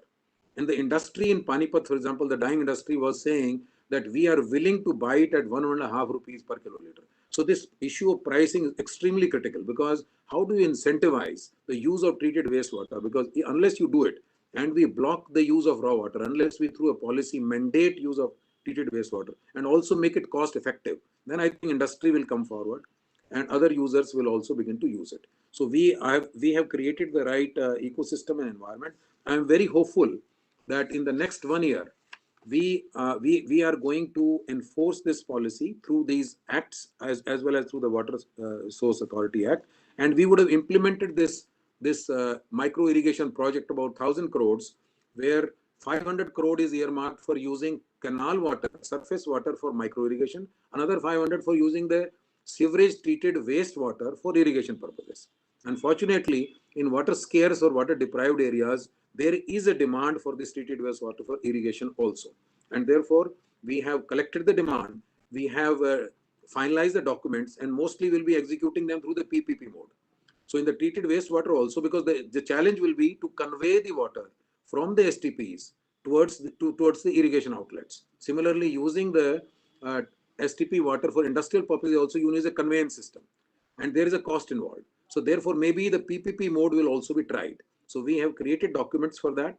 The regulatory mechanism is there, and we are hopeful that in the next 1 year or 2 years, we will be in a much better position to give results. Regarding the last bit, which I think the additional secretary mentioned about Jal Jeevan Mission, there is no doubt we are also one of the top ranked state in terms of implementing Jal Jeevan Mission. We will complete it ahead of the schedule. Instead of 2024, we will complete it by 2022. And there will be excess water available. Now we have tapped the 15th Finance Commission Swachh Bharat Mission earmarked funds, tight funds of 25% for grey water management, which I think was highlighted by the additional secretary. So that our Panchayat and Rural Development Department is doing that, and that water will be going to the ponds, village ponds after treatment, and the village ponds which are overflowing and polluted after treatment, we'll try to utilize it for irrigation in the surrounding areas. So we have a whole plan laid out both in the rural areas as well as urban areas. So that's all I had to share. Thank you very much for providing me the opportunity. Thank you, Devendra. Thank you very much. It's an excellent intention on the part of the government, I must say. Right now, it's an intention, and you have created the necessary environment for treatment and reuse. How do you ensure it that the intention is translated to action and final result as desired? Of course, time will say, but knowing you, as long as you are around, one is 100% sure that you will be able to push it very hard to achieve the goal and put it in on the path of implementation. Thank you, Devendra. Thank you very much. Thank you. Can I request Avinash Mishra now to come on board? Is Avinash around? Sir, I'm from the office of Mr. Avinash Mishra, and he has went for the meeting with the minister. He will be coming back, and then he will be joining, sir. Okay. Okay, thank you, sir. Thank you very much. Then I request Mr. Dhananjay Dwivedi to come and share his thoughts. Sir, thank you very much, sir. May I request Kritika or someone to help me put the presentation on the screen?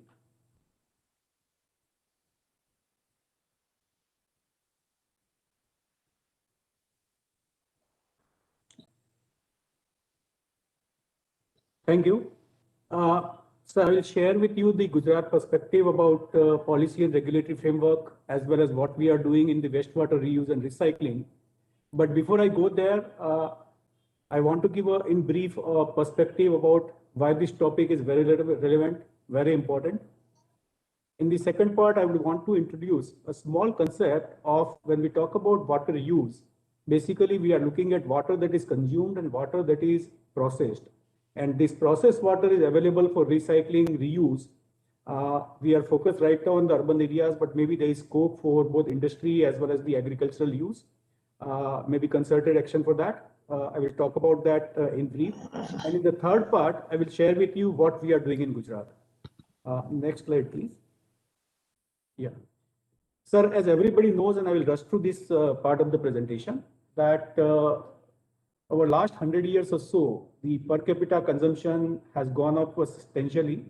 The total water demand in terms of water need, we have been consuming 6 times more water. Maybe 1/3 of that increase we can attribute to the population increase, but other 2/3 of that increase is basically due to urbanization, due to industrialization, which translates into per capita consumption. Now the challenge is, if we look at it as a scale, then as we move from the developing to the developed society, the per capita consumption in India is going to go up. Even today, 1/3 of the population is struggling to get fresh water for the drinking purposes. So going forward, because we cannot create any more water sources except by the desalination, we will have the challenges. Unless we go back to the recycle, reuse, reduce, we will face challenges. Something similar to what my colleague in Haryana has mentioned, like 20% water shortage this year. Now, we may want to attribute these challenges to climate change, maybe poor water management practices, maybe excessive use of the water in the farming sector.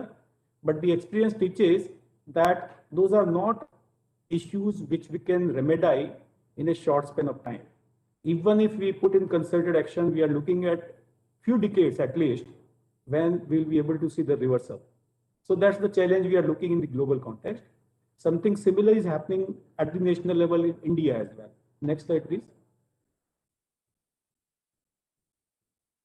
Next slide, please. Yeah. So if we look at water availability in India, this is the map published by Ministry of Jal Shakti. The kind of stressed areas we can very easily make out. The Falcon Mark Index, what was 1816 20 years back, we have come down to 1486. And over the next 10 years or so, as we move on the path of development, as we still struggle with the population stabilization, as the urbanization pace increases, we'll be looking at 20-30% further shortage in per capita availability of water. Now, there may be seasonal changes in terms of how much of groundwater per capita is available after a good monsoon spell, but the reality is, if we look at 5 or 7 years of moving average, that's continuously going down. Now, that's the challenge. We don't have a situation, or we can't say that we are in control of the things so that we are leaving to our future generation sustained source as important as precious as drinking water. And we will have to figure out ways in which we can actually address the problem. So we can look at new sources creation, we can look at conserving the existing ones, we can look at economizing the use, and we can look at recycling and reuse of the wastewater. The last one, of course, is the topic that we are focusing right now. But then there are other 3 approaches which are equally important, which we should be looking at. Next one. So that brings to the fore, that when we look at economizing on the use of water, or maybe reducing and reusing the whatever is the surplus water, then we need to start acknowledging that whatever water we use, for example, in Gujarat, in urban areas, we give water supply on per capita basis of 140 liters. In rural areas, we give 100 liters. Now, not 100 or 140 liters in urban areas is fully consumed. Hardly 20% of that gets consumed. 80% is available for recycle and reuse. Same thing is true about the agriculture. Now, micro irrigation you can do with hardly 3 or 4% of the water compared to the flooded irrigation, which effectively means that if you can somehow change the farming practices, somehow we can shift the change in the water use in the farming sector, there's potential to save 95% of the water that is getting wasted there. So those are the opportunities. I think as a policy maker, we need to start looking at water being used, that is equivalent of water being consumed, plus the water that is processed. And this processed water is actually available. Now, in the third part, let me come to Gujarat and what we are doing in Gujarat. Sir, in 2017, we identified the potential for recycling and reuse of the wastewater, treated wastewater. We realized that in urban areas alone, there is at least 4,000 million liters of water per day available for recycling. Now, how much is this water? Gujarat is almost 45% urban and 55% rural area. This 4,000 million liters of water per day is more than 3,000 million liters of water that we supply to almost 2/3 of the Gujarat in rural areas. That is the potential. And potential uses, I will not repeat, but of course in irrigation, there are industrial uses, recreational parks, garden maintenance kind of uses, and there are many more uses available. Next slide, please. So before I go into what we did, how we did it, the process, what kind of regulatory framework facilitated us, let me share with you what we are doing. So against the 4,000 million liter per day water potential, strictly in urban areas, we have already commissioned and are operating treated wastewater facilities for 646 MLD per day. There are 250 MLD capacity projects which are actually under implementation, and roughly about 800 MLD of projects are already under planning at various stages of approval. So at this stage of the water that is available, which can be treated and reused, we are today using 23.7% of wastewater. And if we add the projects which are in our kitty, we are looking at almost 40% reuse. Next slide, please. Now, this is what we have done and what kind of policy has facilitated us. We started with June 2017. We recognized that treated wastewater is a potential source of water. It's very important, and we came out with a framework which created a policy statement as well as direction for government's emphasis on reuse of water in the urban areas. But the operational policy we came out with in May 2018. Now, in the policy, two specific things which are noteworthy are we identified who will be the mandatory users and who will be the obligatory users. My colleague from Haryana has mentioned about making it compulsory for power plants and other industrial establishment within 5-kilometer radius. In Gujarat, power plants within 50-kilometer radius, if the treated wastewater is available, are mandated to use it. The other thing we did is that because treated wastewater infrastructure is going to last long, so we made sure that the TWW quality parameters were better than the national average. So even if after 10 years, the national parameters, national benchmarks are going to be revised, still our treated wastewater plants would be good. Then we made one more change in February 2020 based on the learning. So we made the local bodies as the drivers of this change. So rather than we trying to implement all these treated wastewater projects centrally from the state headquarters, we empowered the local bodies.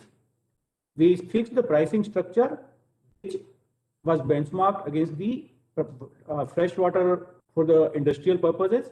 So if we are giving raw water at the STP outlet, it would be 25% of the cost of water that the fresh water to industries. If we are giving it to a cluster of industries and the cluster has to manage internal distribution, then we will charge 45% of the charge. And if we have to sell it or give it to individual customer, individual industrial unit, then we said that it would be at 60%. So rather than looking at a regulatory or working under the Water Act, mandating or forcing the use of treated wastewater, we have created a differential pricing structure which is economical and advantageous to the local industries, which makes sure that they are inclined and willing to take it, provided we adhere to the quality benchmarks. The one more thing we did very recently, about 6 months back, was to pass on the baton to the urban local bodies. So we have said that anybody who has an existing STP, who has a treated wastewater available, if they want to lay infrastructure to take that water to industries, to sell it for reuse, maybe industry, maybe park gardens or any other place, then the state government will fund it up to the 50% limit. So effectively, there is an element of subsidization which is built into it, which has incentivized that the urban local bodies, which see cluster of industries very next door, and which have the wherewithal to coordinate at the local level with the industries and create the demand, they have been empowered now to take the policy forward. So rather than taking a regulatory approach of forcing it and mandating it, we have went ahead on the path of developmental approach by creating sufficient incentives, by empowering the local bodies so that they can push the treated wastewater policy forward. And that's how more than 40% of our treated wastewater, we have been able to actually create projects, structure them, finance them, and roll them out. So that's something we have done from the Gujarat, and now we are extending the same policy to empower the Industrial Development Corporation and other local bodies also, so that if they want to tie up with the local bodies, take the treated water from STP and carry it to the industries at on par with the other urban bodies, they will be actually giving them the financial subsidy. So this is something from the Gujarat what we have done. Again, in 3 parts, I shared the larger problem, the context. Second thing, we looked at water use equivalent of water actually consumed and water which is processed, which is available for recycle. And the third thing I shared about what we are doing in Gujarat, that has taken us to almost 40% reuse of treated wastewater. That's all from me. Thank you. Thank you very much, Dhananjay. Excellent. Your state government has also created very decent environment for treatment and reuse of wastewater, particularly in the non-potable areas. And I'm sure in the time to come, there will be a very increased demand for treated wastewater. They at the end, certain issues, particularly on the financial part, that I may raise, and I'll ask you to respond to. Sir. Thank you very much. Thank you. Now, can I request Mr. Ashok Kumar Singh from NMCG to share his thought? Thank you very much, sir. So NMCG is already working on a treated water reuse policy document. So I feel that this session is very helpful in getting the feedback and inputs for revising our policy also. And especially I would like to thank the good work done by Haryana and Gujarat, as has been shared by the esteemed speakers on the creating the environment and actually implementing it. So it's very encouraging to see that already some of the states are moving ahead with the policy and implementation of treated water reuse. However, sir, just for a purpose of putting the right kind of framework, I'll be concentrating mainly on the design part of the policy. And the things which have been left out about the business models, I would be a little bit touching on that, sir. And so we identified in a policy that there are 3 drivers for the treated water reuse policy. One is obviously, sir, the water scarcity, which is looming very large.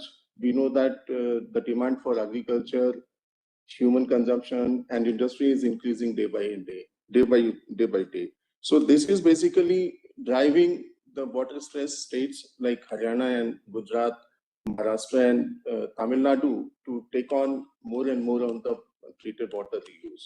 Similarly, sir, improving the health and environment, that is very essential In fact, the water defines the health of a family. We all know, and this has got its own implication for the society. We also are concerned about the high pollution load, which goes into the water bodies from the untreated wastewater. We are also want to improve the scope of recharge of lakes and wetlands. So this is the second driver which we have identified. And the third driver is seizing the economic opportunity, and that is the circular economy of the water. Reuse basically provides revenues for the treatment. The complementary recovery of nutrients reduces the use of fertilizer.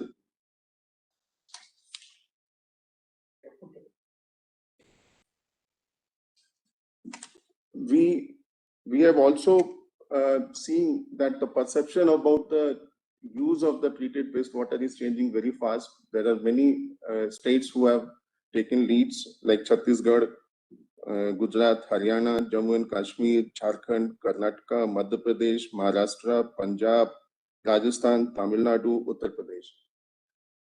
However, sir, still, while discussing our policy, we were struggling with what should be the terminology we should use for the treated wastewater, because the moment we say that treated wastewater, the negativity which is associated with the wastewater comes in. So we are struggling with that. I would love if a forum can give us the suitable terminology and name for the treated water use.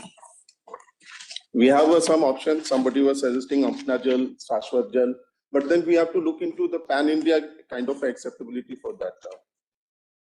And so we have also looked into the business models which are available or which can be thought over it. So it basically involves the pricing principles and the business models. So the pricing principles, sir, we have identified that treated used water is a social, environmental, and economic commodity.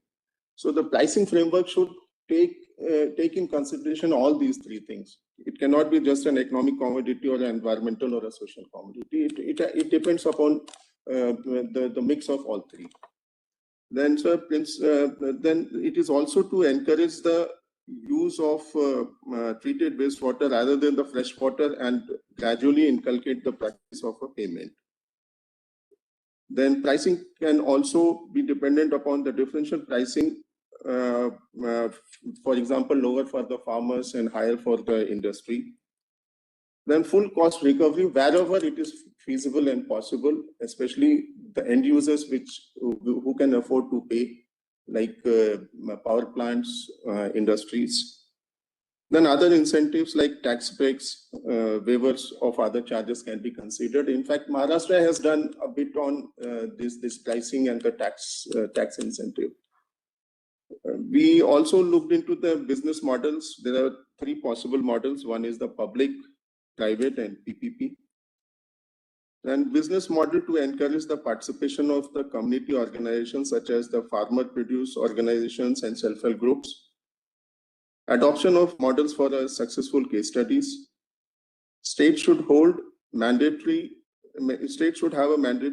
committee to approve the business and contract models, risk matrix for appropriate mitigation and strategies. So these are some of the components of the business model on which we are working at. And during this discussion of the policy paper, we also had one dilemma whether our policy should be prescriptive or we should just have a framework and leave it for the states to have a detailed kind of a policy. So this is all what I have to share it from the NMCG side, sir. And as a part of implementation of the projects, we consciously are adopting the policies which encourages the reuse of various byproducts which are coming out of the plant.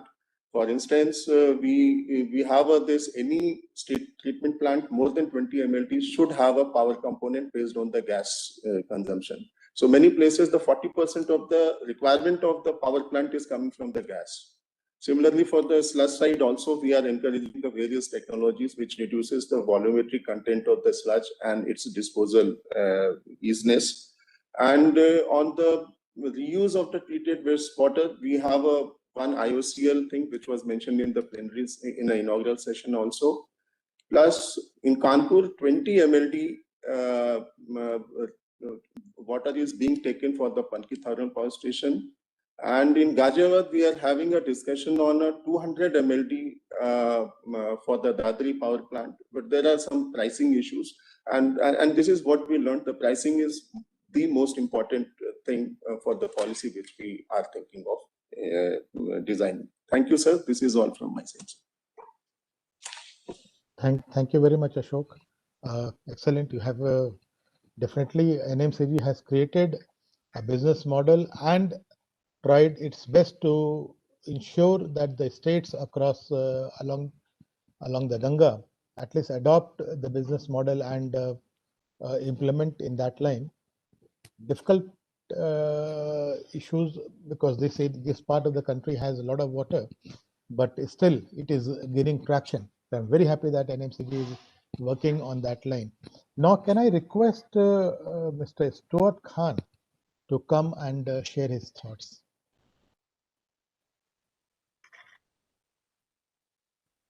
You are mute.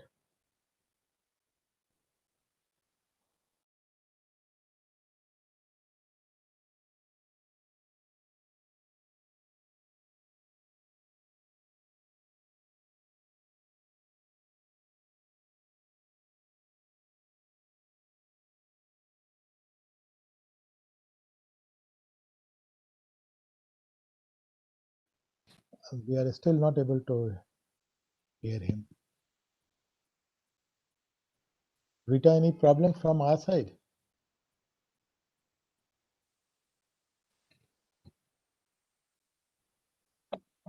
Our IT is saying that the sound is not coming from his end. Okay. Sad, because Australia has done a lot of good work in this field. Australia, Israel. You can't hear me? America. Hello? Yeah. No, Oh. Yeah, now it is. Yeah. Okay, good. Thank you very much, Chair, and thank you to the other speakers who I've really enjoyed listening to and learning about what's going on in India. And thank you to the FICCI Water Mission for inviting me to come and speak today. So I'm Stuart Khan. I'm a professor in the School of Civil and Environmental Engineering at the University of New South Wales. And I'll talk a little bit about the path that Australia has been on in terms of the 3 R's, reduce, reuse and recycle. But I'm happy to be guided by questions in terms of where the discussion goes. But I think in the big picture, Australia has been on a similar pathway to what India has been on. And many of the themes that I've heard in the last few presentations are very, very familiar in terms of looking for fit-for-purpose solutions for wastewater, to reuse wastewater, to get the maximum value out of what we have previously considered to be a waste, but now we very much see it as a resource and an opportunity that has value, and we want to extract that value from it. So a couple of big examples of successful schemes in Australia. We do have some big agricultural irrigation schemes where we take water from wastewater treatment plants, we improve the quality of that water through some additional treatment processes, and a couple of schemes that have some very long pipelines. The big one is in Adelaide, around the city of Adelaide, where water is sent a long distance for irrigation for agricultural regions in the Barossa Valley. So Australian Barossa Valley wines are very famous. Many of them are irrigated with recycled water, and it's a very important way of sustaining that industry. We also have areas that use recycled water, and we deliver recycled water specifically for use on dairy farms. Just to the south of Sydney, there's a big area where dairy is an important industry for doing that. One of the big drivers for recycled water in Australia came in the 1990s. And it was when the environment agencies were set up in the states. So like in India, it's really the states that are responsible for water management. And the environment agencies, when they were established, put strong limits on the amount of nitrogen that could be discharged into waterways. And so it was those nitrogen controls that really pushed the wastewater managers, the water utilities, to have to improve the quality of the water before they could discharge it into rivers, because they would have to pay a higher fee if there was more nitrogen present. So water recycling at that time was really seen as an opportunity to avoid those discharge fees, the nitrogen fees. So instead of spending money on treating the water to a higher level and discharging it and removing the nitrogen, a lot of the utilities started looking for irrigation opportunities. So we have lots of golf courses now and airports and playing fields that are irrigated with recycled water as a way of avoiding those nitrogen fees. But then in the first part of the 2000s, Australia went through a very severe drought that we call the Millennium Drought from about 2001 to 2007. And during that time, a lot of towns and cities started to run short of drinking water supplies. So the focus switched from not how can we get rid of this waste, but more to how can we augment our drinking water supplies to make sure that there's enough drinking water to go around. And the first way of trying to do that was to replace uses of water that were using drinking water. So we have some industry now. Australia's biggest steel maker, BlueScope Steel, used to take water from regular drinking water supplies for dust suppression and other process uses for making steel. Now they have a contract with one of our biggest sewage treatment plants where they purify that water using membrane filtration to remove salts and other contaminants, and they deliver that water for steel making. So that's not supplementing our drinking water supplies, but it takes off one of the big users that were using that drinking water, so that now that there's more drinking water to go around to other users.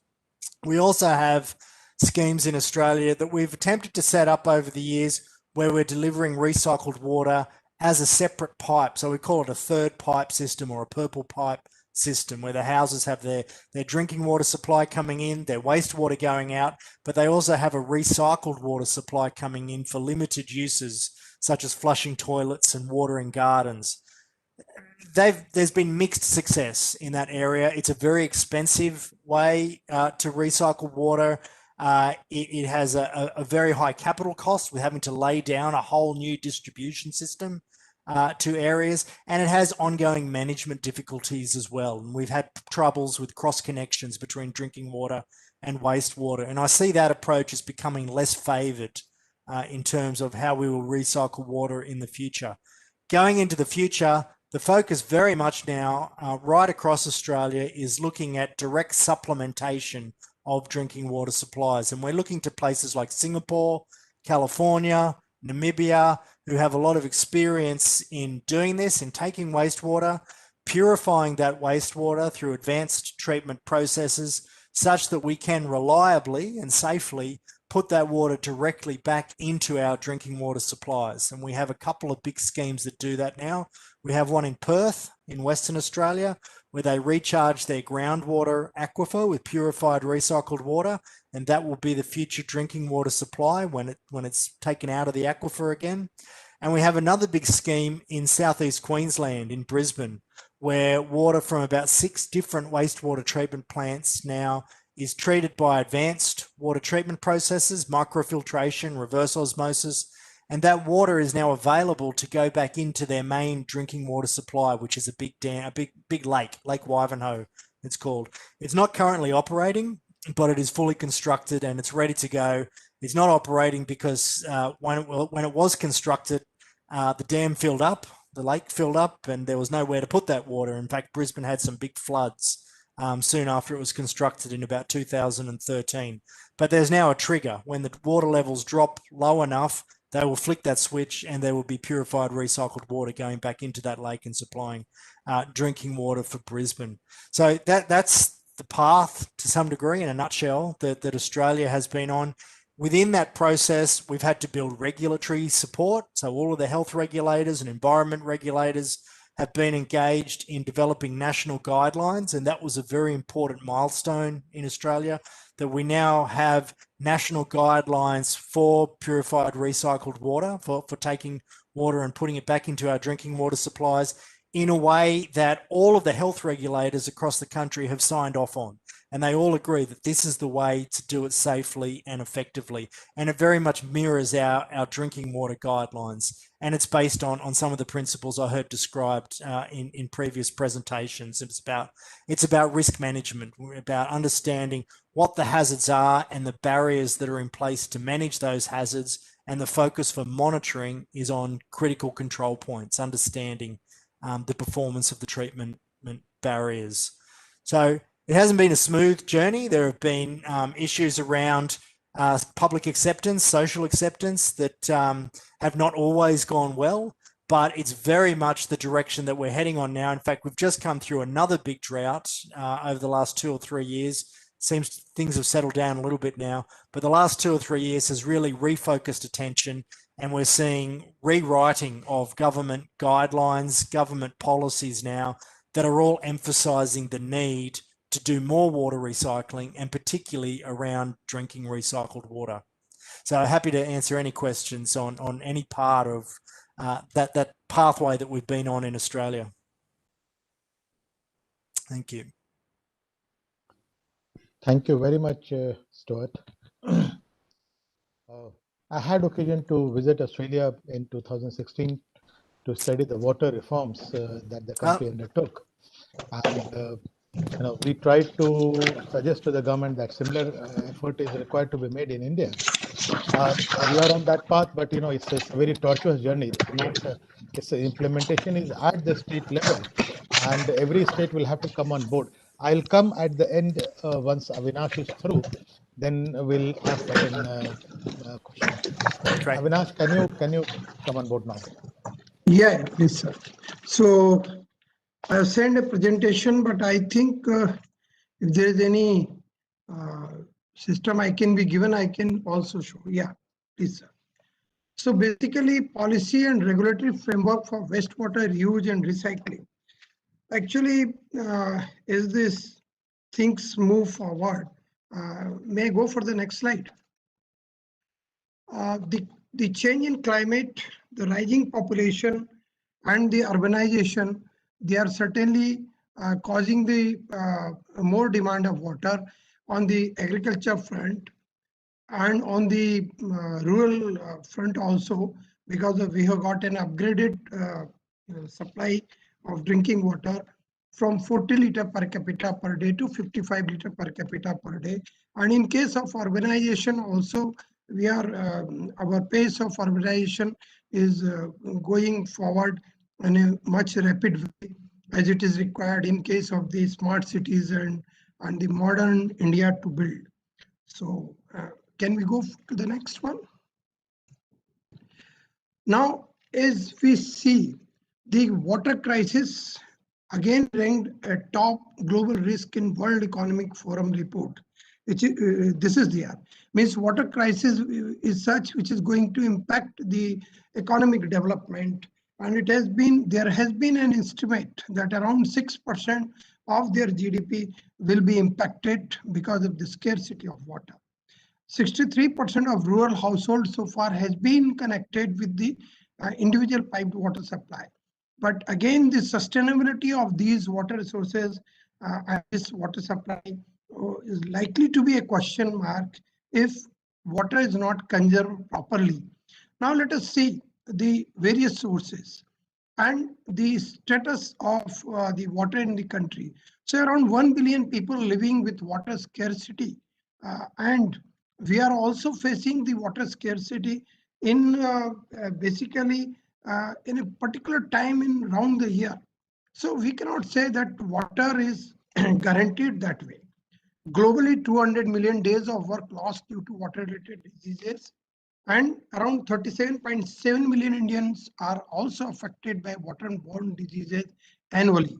And this will further be multiplied if the quality of water and all is not taken into consideration. May please move to the next.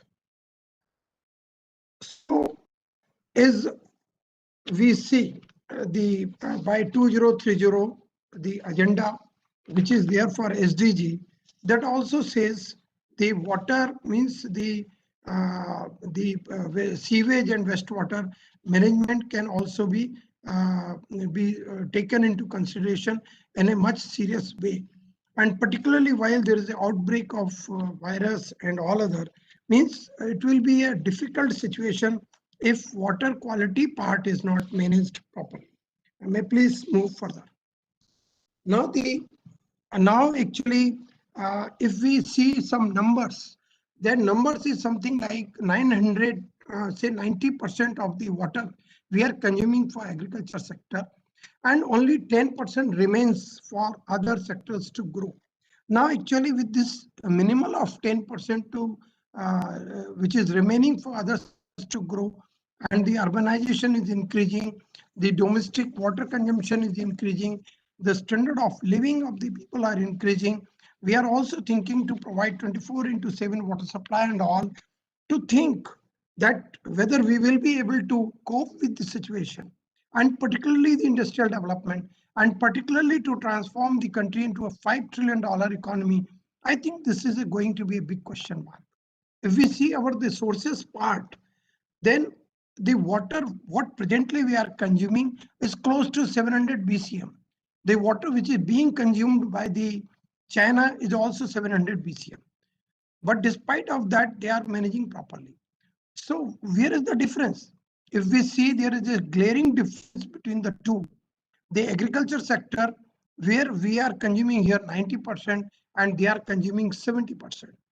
Then in one of my discussion with one of the Chinese, the top gentleman over there who was working in their, our somewhat like our planning commission, they have got the commission over there. So I asked him, how are you able to cater the need? And in what way you are governing the economy? He gave me a bold answer that only 70% I am giving the water and rest lies with them, how they manage themselves. So I think we need to really move to this direction. Only with 38% efficiency in agriculture sector, we cannot think that our other sectors will grow and we will be able to provide them. And why to agriculture sector? 3x, 300 times higher water consumption is there in case of our industrial development. And even in case of the municipal supplies of water, it is around 35 to 45% of distribution, transmission, non-revenue water, whatever say we are losing. So again, there is a question that we should go for economizing the water. In what way it is to be? For industry, the processing should be in a better way. And in case of agriculture, there are the countries like Chile, Mexico, Israel, Egypt, Cyprus, Italy, and Argentina. They go for the wastewater recycle and reuse. Now there is a big problem for wastewater recycle and reuse, because you see the quality of water as on date, around 40,000 hectare of agriculture land is such which is thriving on wastewater. But what sort of wastewater? It is just a water which at times not even treated. At times the treatment is not up to the mark, and at times, so there is no quality parameters. There are the guidelines. There is a guideline of 2016, solid waste management, liquid waste management, Swachh Bharat Mission guidelines. There is a standard fixed by the Central Public Health Engineering Organization of 2013. But actually those quality parameters are to be seen in a much serious manner. So the water, wastewater which is being made available for the agriculture consumption, or for that matter to be made available for industrial consumption, or for the secondary use in the domestic, should be treated to a standard level, and that the quality standard parameters are to be set. National Mission of Clean Ganga, along with Niti Aayog, we are developing such type of policy document which will be there and which will fit to the complete the system, how the wastewater is to be used. Then again, the government of India has allocated in this budget something around 2.8 crore to be made available for Jal Jeevan Mission in the urban. Already 3.6 crore is there for Jal Jeevan Mission in the rural. 1.41 crore is there for the solid waste management and liquid waste management in urban, and 1.40 crore is there for liquid waste management. So this much quantum of funds are likely to be invested in the next 4 years.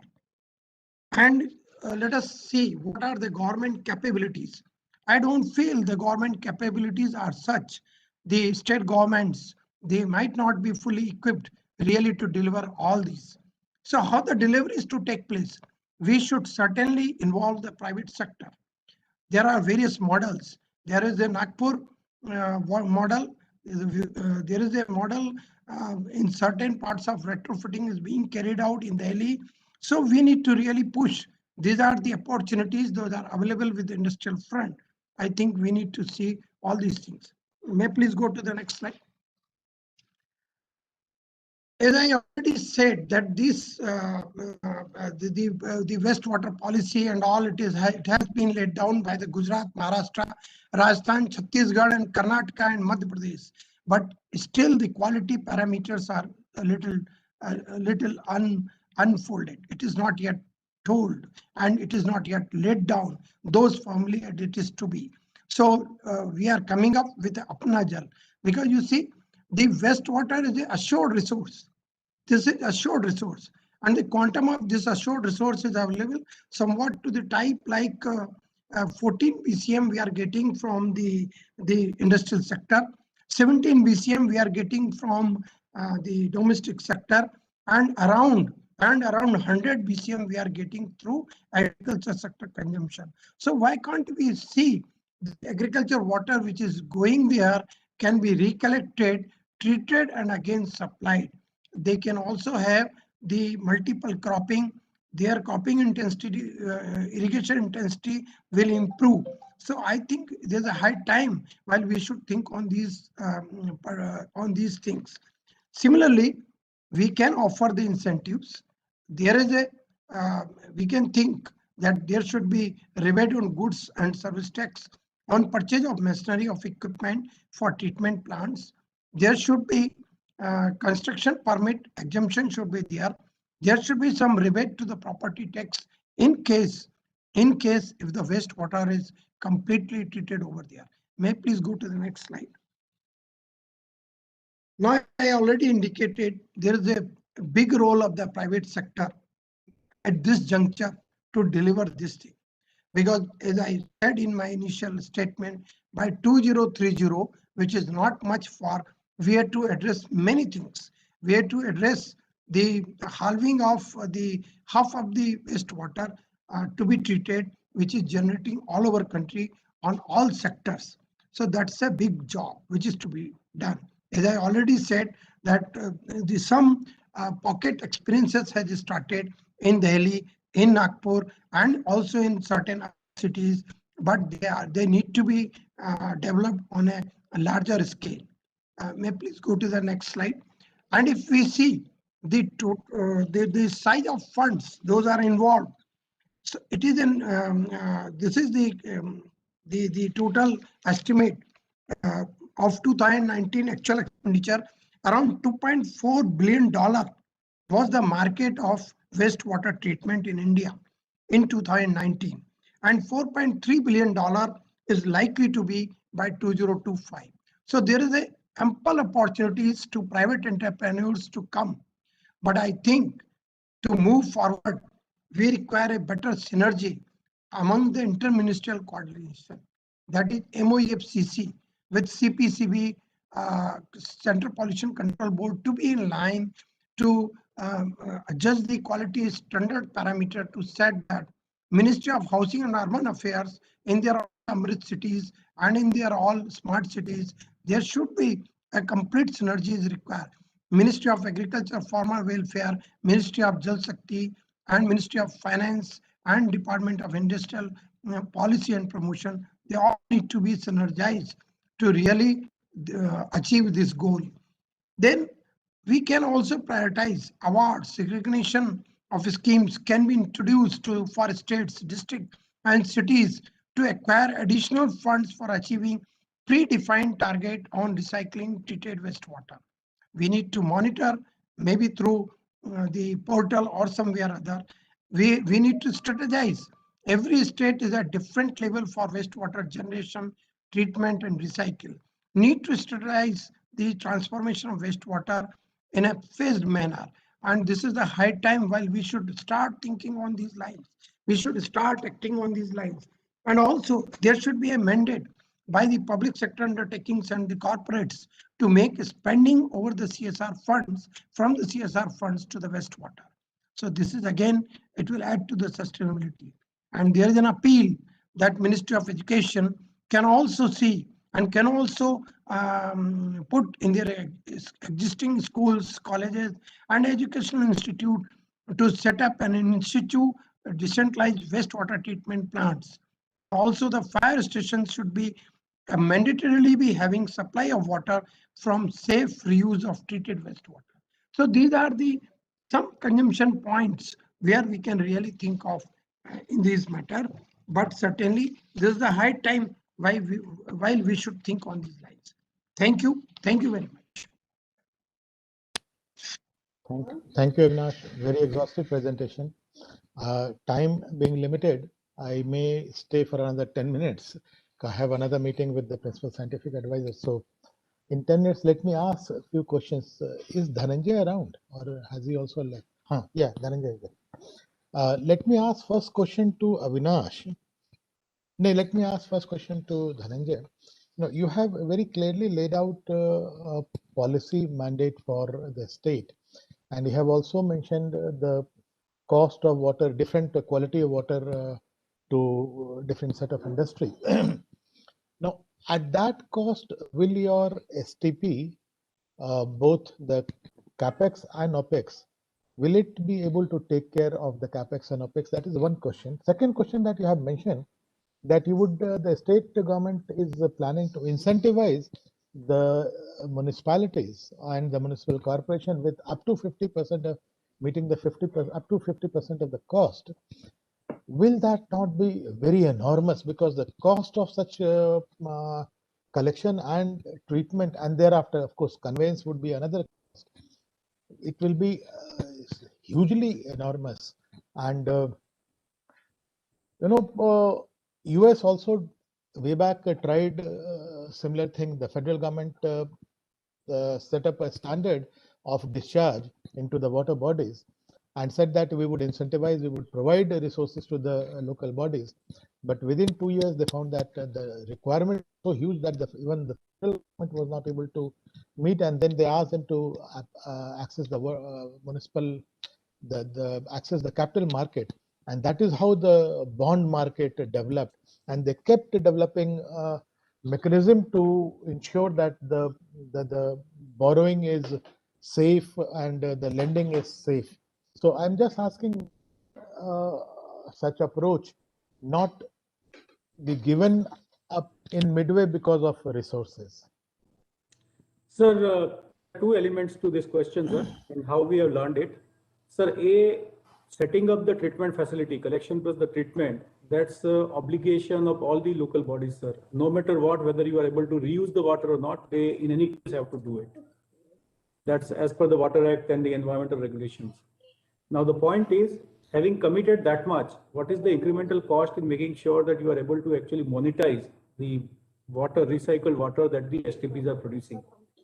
So we started, when we started in 2018, we went in for a centralized approach wherein we identified the potential consumers. We tried to create projects meeting the demands of the consumers and tried to operate those projects. And for that, for the financing, sir, we went in the PPP model, and to make it attractive, sir, we went in for the hybrid annuity model.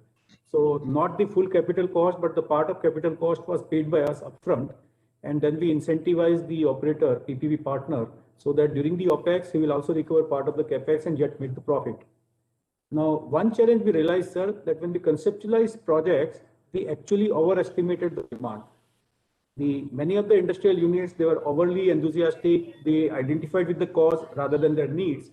And so they booked additional capacities, and we actually started implementing the projects. Then they came back and said that, okay, our actual demand is going to be little less than that.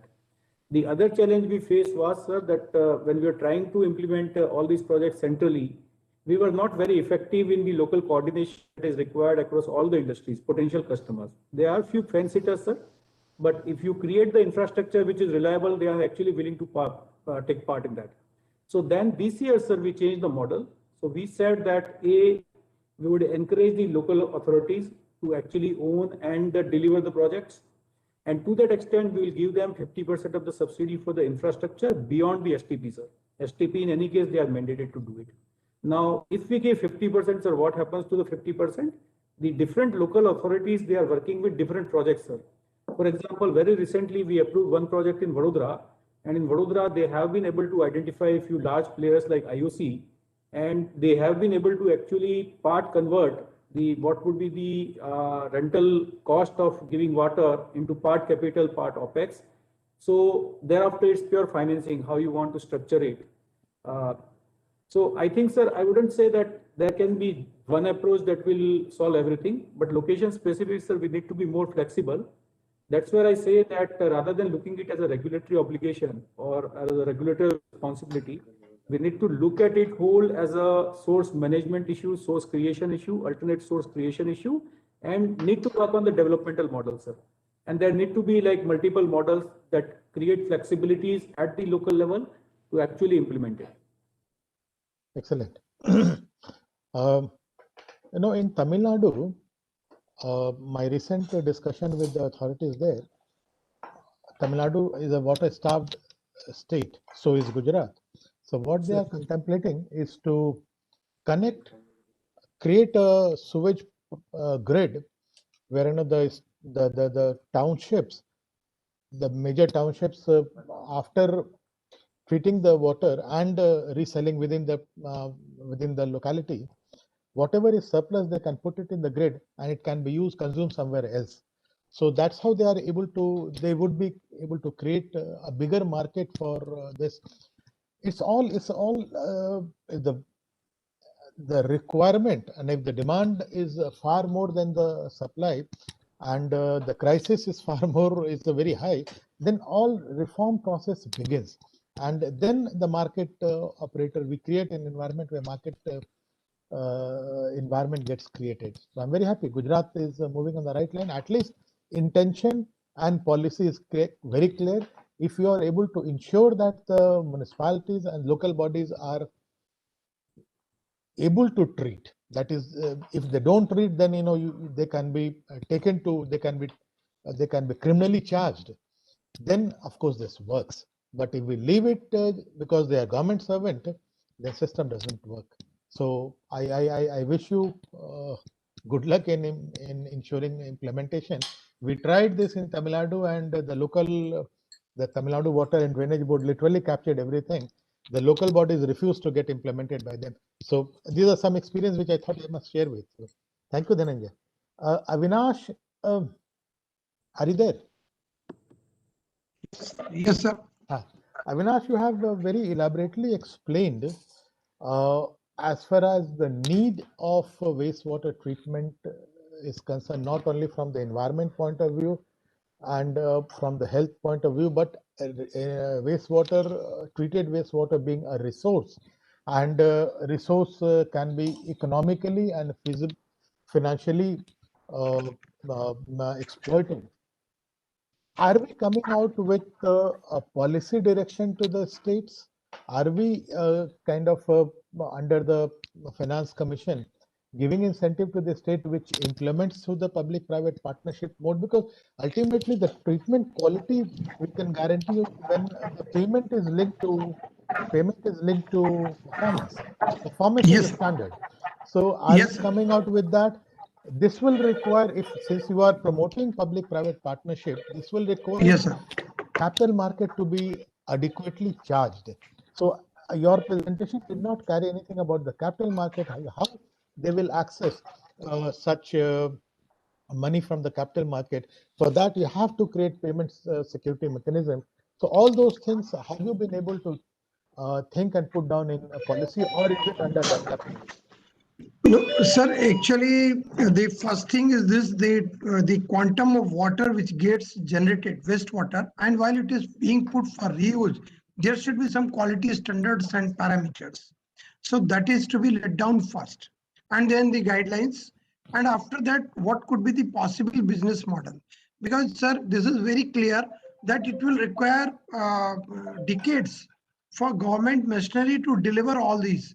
So these business models should come either on the lines like hybrid annuity model, where the concessionaire himself is capable to recover the cost, some part of the cost, if the municipal body feel like that. Not the consumer should not be levied the total cost. Then there should be some component from their side. So there is a possibility of such models. We will certainly come out with all these things. And these are all very much being tried and tested by the National Mission of Clean Ganga. We are picking up from there. We are also picking up from various other sources, and it is being framed. And I think this is being framed by National Mission of Clean Ganga in collaboration with GIZ. So it is like that, sir. Thank you very much, Avinash. Mr. Stewart, we would like to know more. After the crisis, you had two series of droughts, I know, and that's how the entire country agreed to undertake reform. Water there in Australia also was a state subject. Then sometimes in 2008 or 10, I think it moved to as a central subject, and there's a central policy. Yep. Does the policy mandate each and every county, each and every local bodies to ensure, guarantee treatment of water to the standard and then resell it, whether for agricultural purpose or to the industry or back to the municipalities for gardening? What is it, and how do you finance this? Yep. So ultimately, the answer is no, it doesn't mandate, because as you say, we had a new policy. It's called the National Water Initiative that was developed a little bit earlier in 2004. And it's very topical at the moment because we're looking at renewal of it. We're looking at all of the gaps and the things that it doesn't do properly and the things that it could do better. And so there are a couple of big reviews going on right now about looking at improving the National Water Initiative.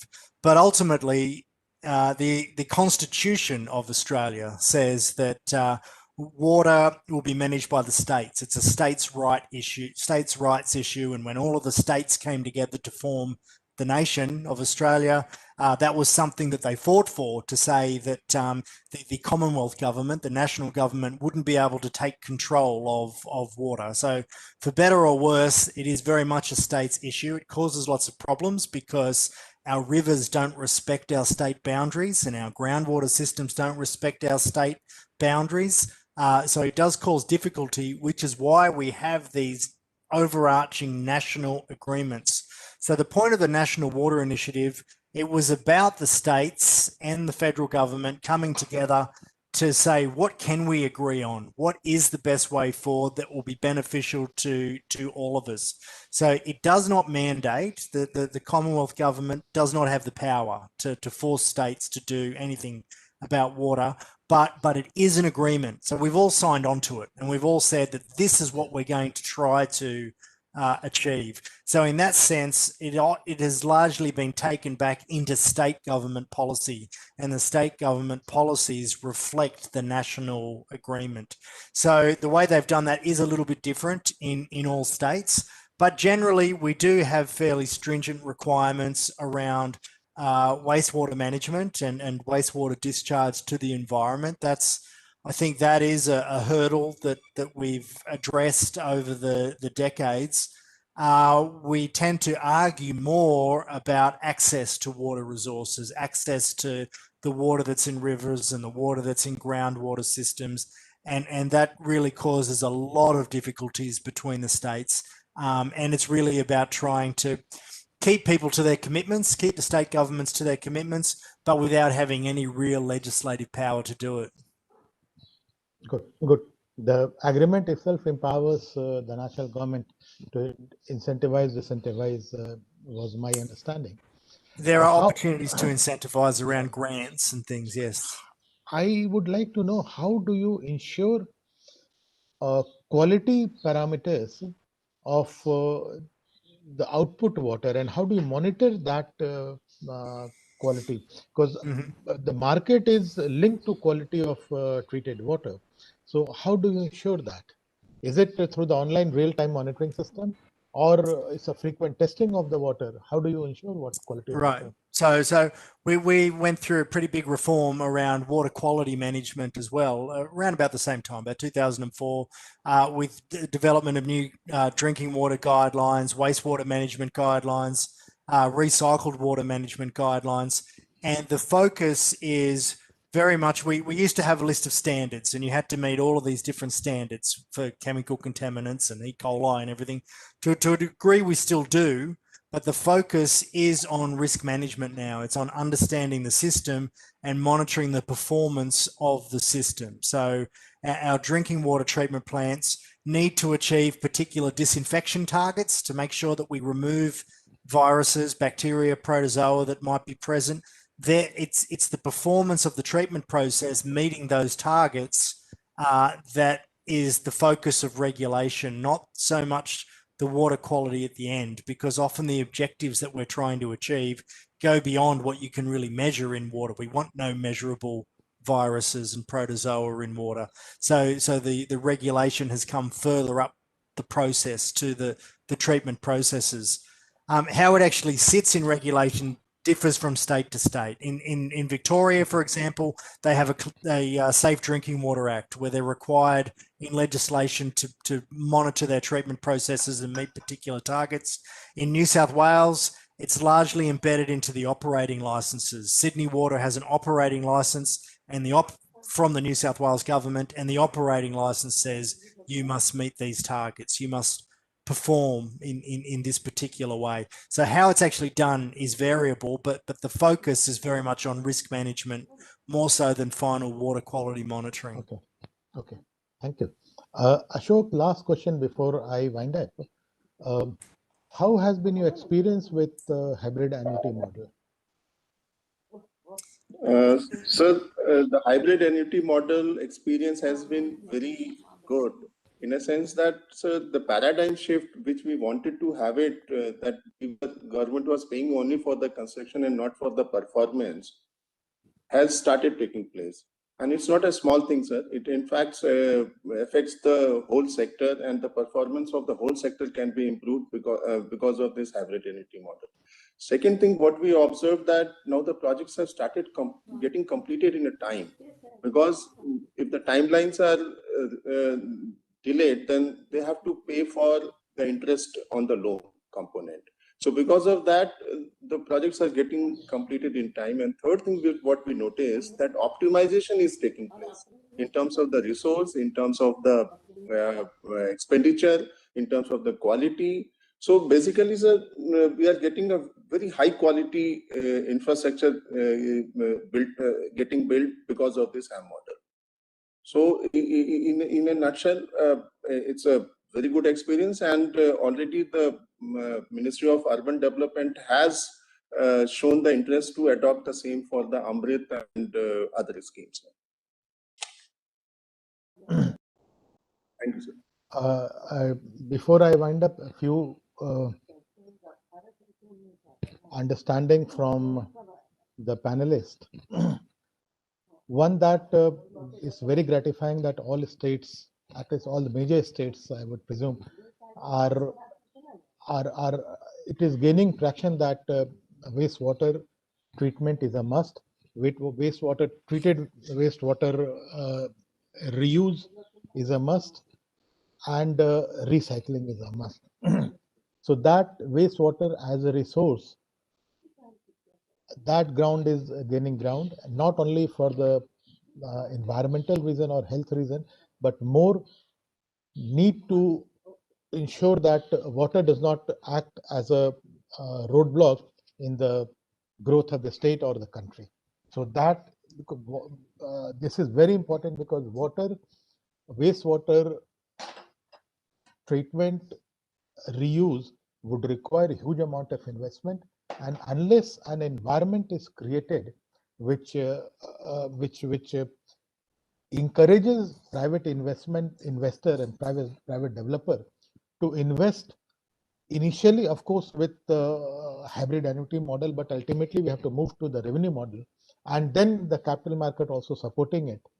This is not going to really ramp up. Government will have to continue to push it from behind, both through the regulation, through the enforcement, through the financial assistance.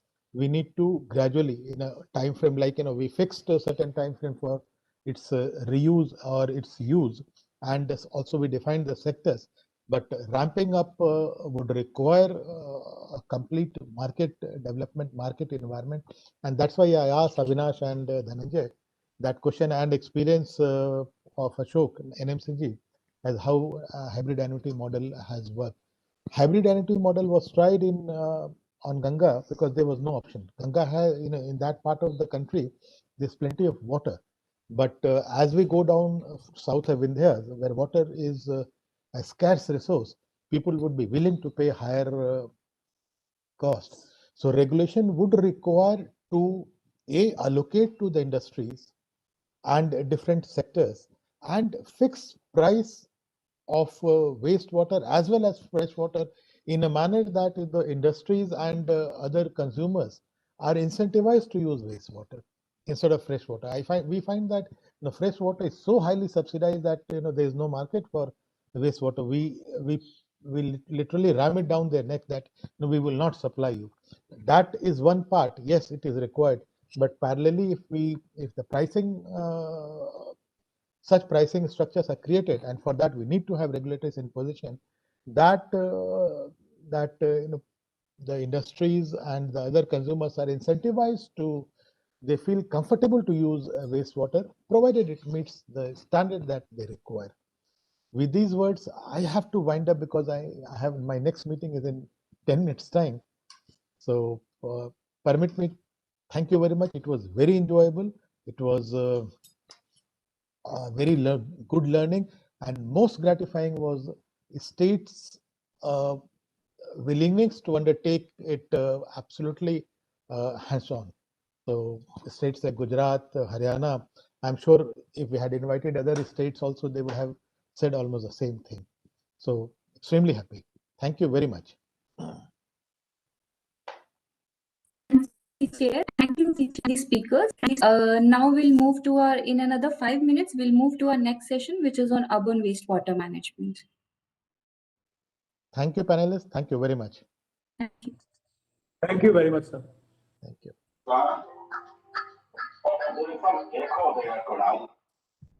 Okay, so I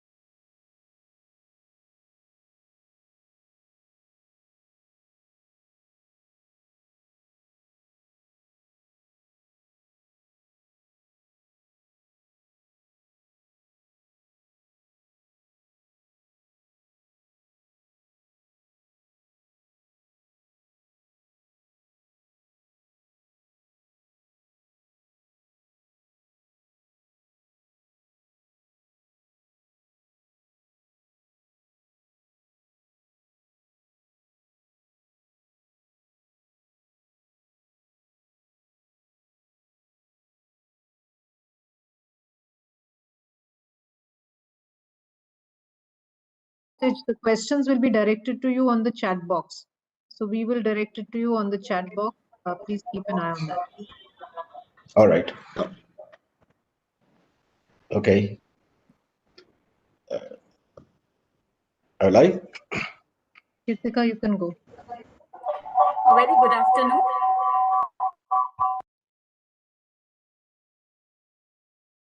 Good afternoon. We'll now start with our next session, which is on urban wastewater management, government industry partnerships, and its imperatives. Urban wastewater management can be the most crucial component in the circularity of water use, as it can provide additional supply of treated wastewater for use in industry, agriculture, and municipal sectors, thereby reducing dependence on groundwater. The challenges, solutions, and opportunities in build effective public-private partnerships for urban wastewater management. Let me introduce our distinguished panelist, Mr. Ashish Mathur, former Managing Director, JUSCO Limited, to kindly chair the session, and other speakers, Mr. Rajneesh Chopra, Global Business Head, Vartek Vabag, and Mr. Kunal Shah, Managing Director and Regional Business Development in Energia, Singapore. Over to you, Mr. Mathur. Sir, you are on mute. Mr. Mathur, you are on mute. Mr. Mathur, you are on mute. Not anymore. Thanks, Kritika, and thank you, FICCI. I think it's the most opportune time for all of us to be here today, discussing a topic which has been there since the time the civilization started, and which is probably the most relevant topic as we speak, because the future of mankind, the future of civilization, as we discuss, is something which is dependent upon the urban water. And why did I say that today? Because in the northern India, in the part where we are currently located here, in the northern India, today is a very famous festival which is called Basant Panchami. And it also signifies the transition from the cold to the summer, and another essential in the sense that from the time where you would have lesser consumption of water to once again getting into the higher regime of water consumption across the globe. So, so when we talk about the water as a subject, when we talk about urban water, reuse, recycling, and all of that factors which we have been talking about very regularly in various forums, and of course which have been taken in terms of the policy matters in many ways, we are still struggling with the right kind of solutions that the rapid urbanization require. We have had many experiments, we have had many thought processes. We've had the concepts like 24/7. We've had the recycling part to a large extent.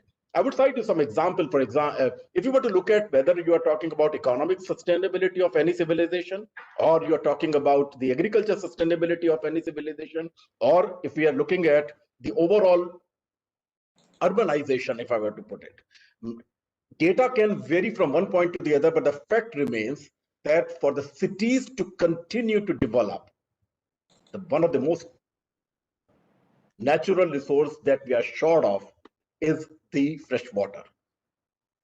Various resources, right from surface water to groundwater, and I think there is enough data available. And since I am joined by two of the legends as far as the water world is concerned, Mr. Rajneesh Chopra and Mr. Kunal Shah, a lot of these topics, a lot of these data points we will discuss when they come on board. But what I wanted to tell you that many things, many aspects of water management, urban water management, have been discussed across and have been put into the practice. I'll cite you one small example. I mean, though there have been talks about recycling or reusing the urban wastewater and converting into a commodity which can be brought back into the city for many usage.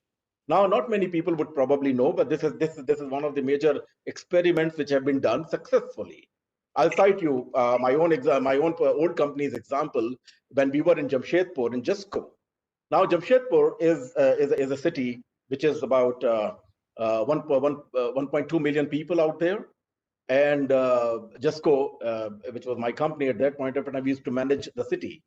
Now, when we talked about converting the wastewater into a useful commodity, we decided to do it on our own, and on an average, after, of course, devising the various schemes by way of collecting the wastewater in a particular way, using it, and then and therefore the various treatments which have been put in place. But the end result was that we were in a position to basically treat 40 million liters of wastewater, convert it, as I said, into a very useful commodity, bring it back into the city for industrial water, and basically non-potable usage water. A part of this would go back to industry, part of it would agriculturalists, part of it actually would come back into the apartments, where it would be used once again for non-potable usage. And it was a game changer in more ways than one.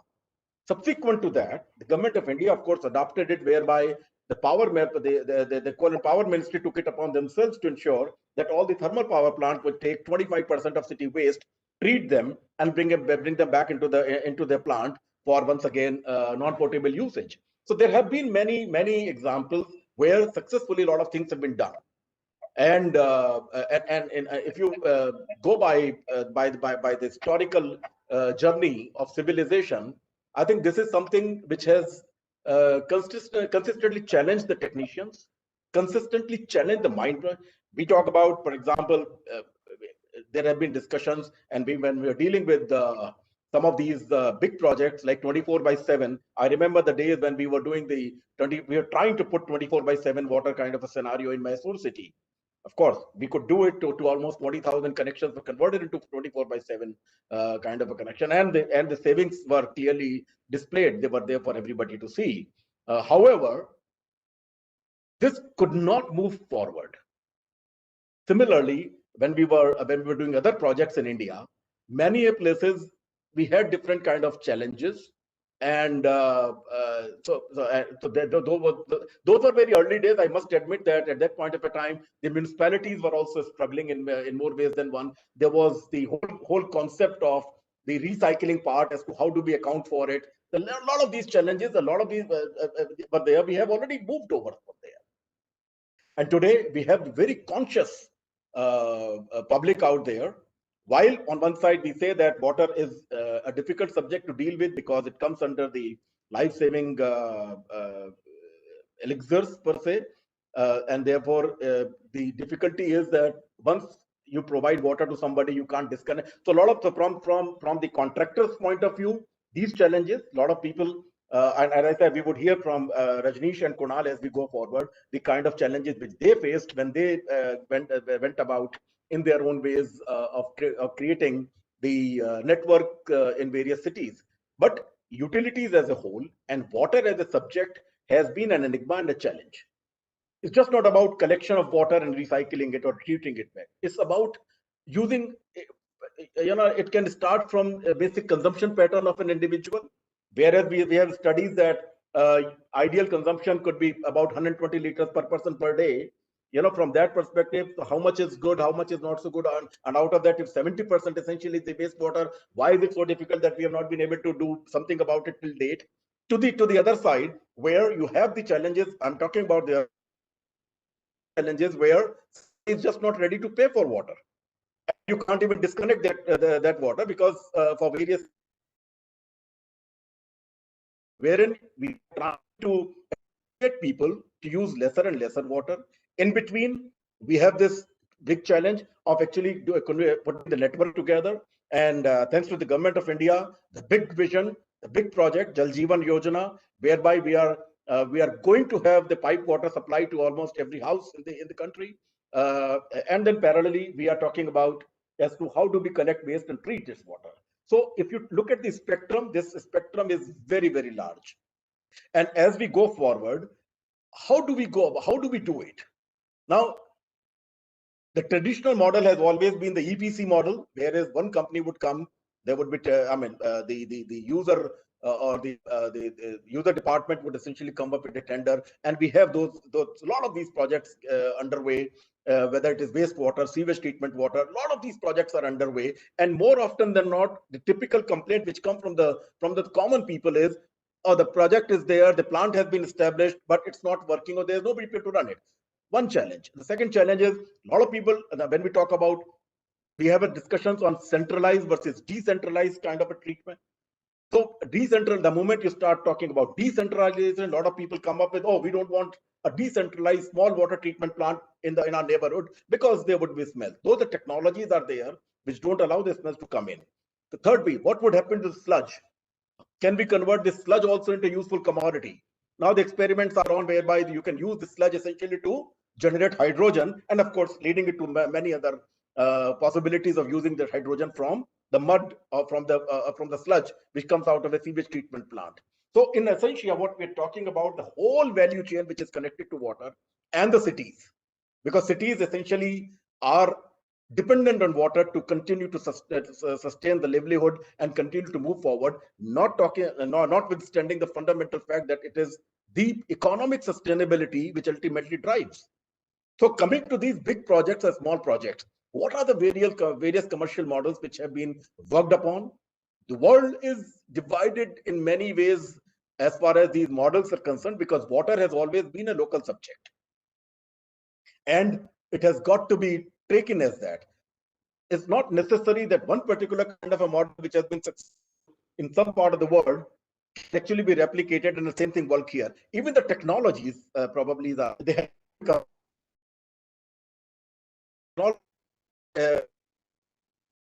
this sort of a time. What I wanted to discuss with everybody and leave a thought process in place is the value chain of water, and where each stakeholder has to play what kind of a role if we are talking about the waste. Then commercial to play a critical role, whether public-private partnership, experiment with public-private partnership, and I think, in my opinion, I think that is the way forward. But in the true sense of public-private partnership, where each stakeholder actually takes the complete ownership of their roles and responsibilities. It should not be the case where if the government, for example, or a municipal corporation, which is a client, also becomes the inspector and also becomes the partner. Then the clear guidelines in terms of having the control mechanism in place blur. So a lot of these challenges, and I think over a period of next about an hour or so, all of us and my fellow panelists, we will try and dig into some of these aspects and see what can work, what has worked, what did not work, and what is likely to happen as we go forward. So with these few words, as I said, JESCO was typically an example which has set in a lot of these successful stories, and a lot of these experiments which started on a small scale are actually now very, very big, which have been replicated across the country by many companies, by many municipalities. However, even that is not really sufficient, because each, as I said earlier, water is a very, very local subject, and it has got to be treated locally because the sources are different, the water quality is different, people are different who are going to use it, the usage is different. Therefore, each area has got to be studied differently, and a different solution has got to be provided for. And technology, of course, plays a critical role. It's the biggest enabler as we talk about it, and this is why all of us are today in a position to talk to each other.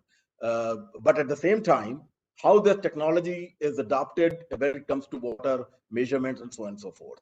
So with these words now, it is my privilege to invite Mr. Kunal Shah, who is the Managing Director and Regional Business Development and Energy at Singapore. And I would request Kunal to please all what you have done in the past, what you are doing, and what is the way forward in your view to share with all our audience. And I'm sure everybody will be extremely happy to listen to you. Kunal. Thanks, Ashish. First of all, thanks, FICCI, for inviting us to share our thoughts and our work in this sector globally. Ashish, thanks for that elaborate discussion on what the status of the things are, what they should be, and how we can all play a role in that. I think I have a presentation, so Kritika, if you can bring that up, please. But in the meantime, since I sit in Singapore, and FICCI also suggested that Singapore has certain aspects which we have seen over a period of time. There has been a lot of cooperation between India and Singapore. So I just wanted to highlight a few points, Ashish, there, that what has happened here, and you rightly mentioned that there are certain areas which have done well here, may not apply everywhere. But in the critical fundamental, why Singapore has today been able to do or achieve in the water sector what they have achieved so far is because of some very interesting factors. First of all, necessity is the mother of invention. So basically, this country, as you know, and for all the people on the line, if you're aware that Singapore doesn't have any source of water on its own. When they departed from Malaysia, it was Malaysia providing water to this small, tiny city-state country in the world. So scarcity was always a problem. The second thing was related to water security. They were dependent on another country for the water supply. Climate change, Singapore being a small island, sea levels are rising, and the drought situations and the flooding situation and flash floods are quite predominant in this part of the world.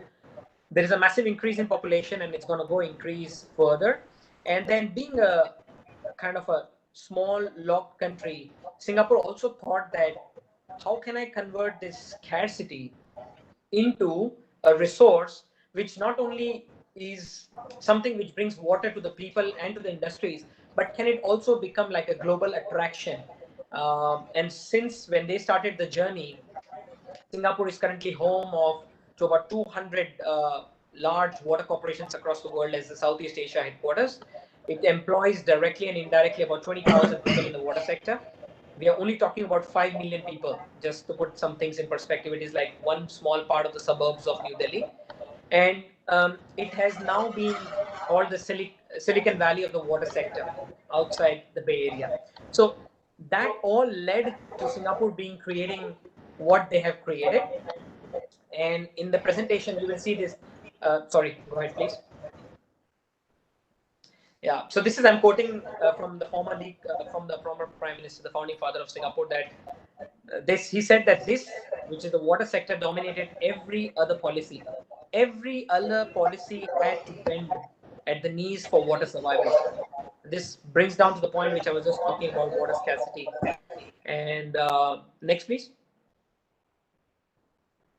So this is basically the Singapore water ecosystem. Everybody knows about the new water here, that every bit of water, every bit of rainwater, every bit of wastewater is kind of recycled back into the system. Singapore has what we call the 4 taps where we get the water from. One is the rainwater. Second is water from across the border, which is Malaysia. Third is seawater desalination. And fourth is wastewater reuse.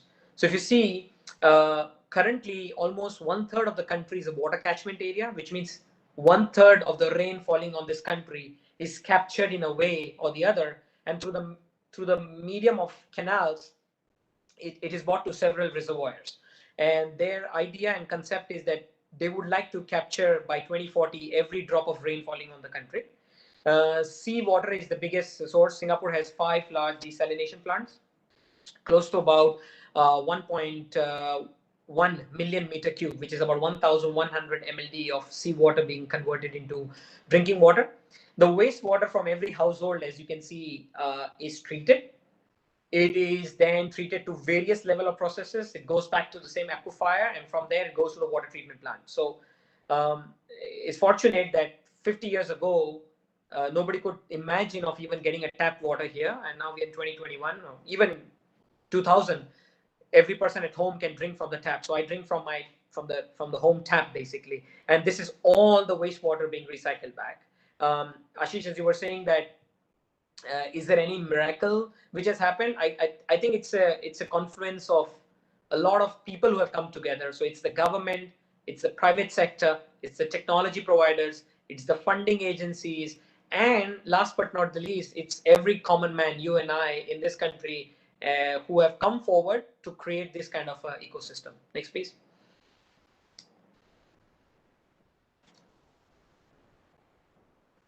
So this is again a very wider angle which applies to every other country in the world. This is what our chairman also talks about. For a sustainable water wastewater business to happen, you either need either one of these 3, or you need all 3. Fortunately, in Singapore, all the three exist. You either need very strong regulations, but regulations alone do not help.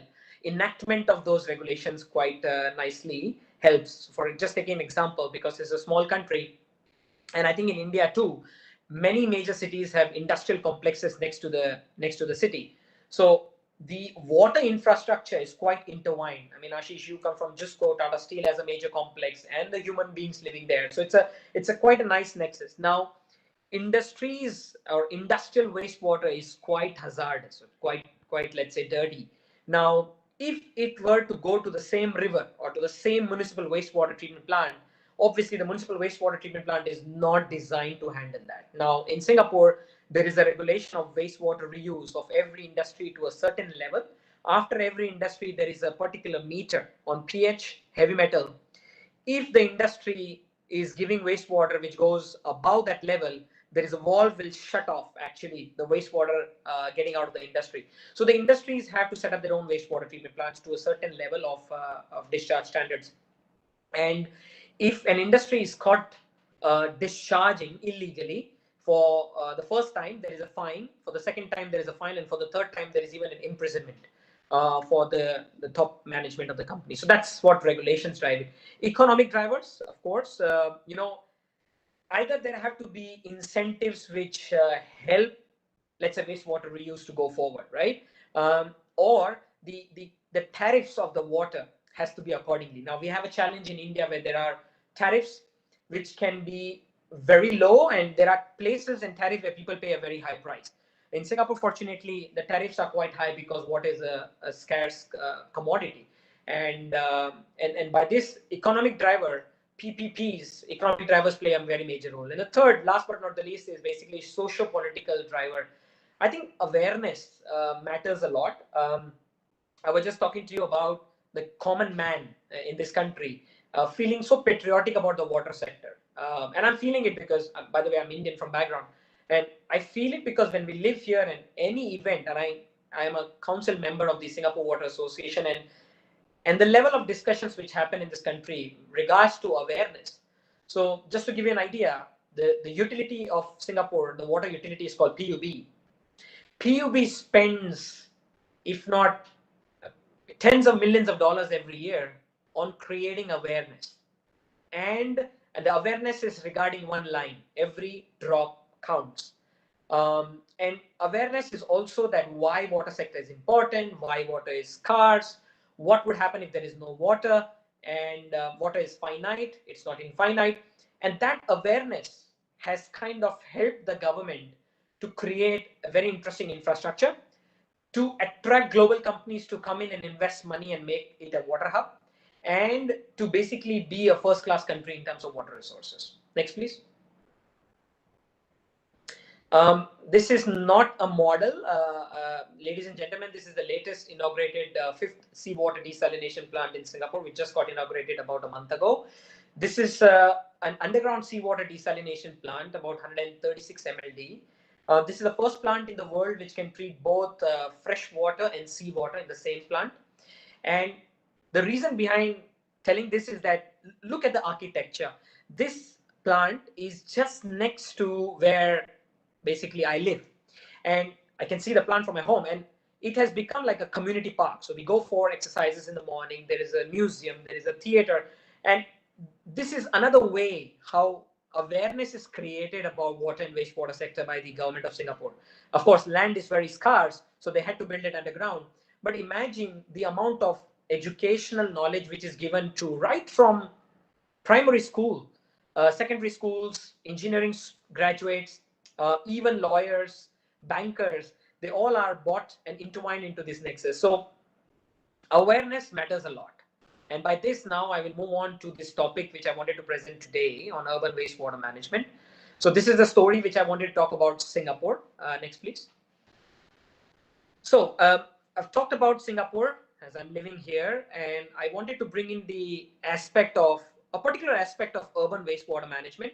I wanted to choose this area, but before that, I just wanted to take a chance to introduce ourselves. So Energia, we are a Canadian company. I'm the managing director for Asia, based in Singapore, and we cover from India to New Zealand and from Japan to Indonesia.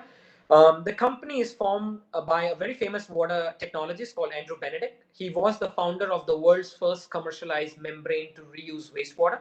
It's called the xenon membrane, or what we call the MBR technology, membrane bioreactor technology. We as a company are in about 25 countries.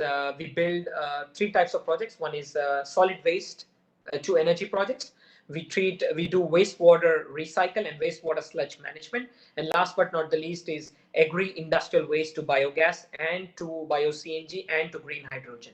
So that's the company. And I wanted to touch on this presentation today, only one topic, and that's the topic in front of you.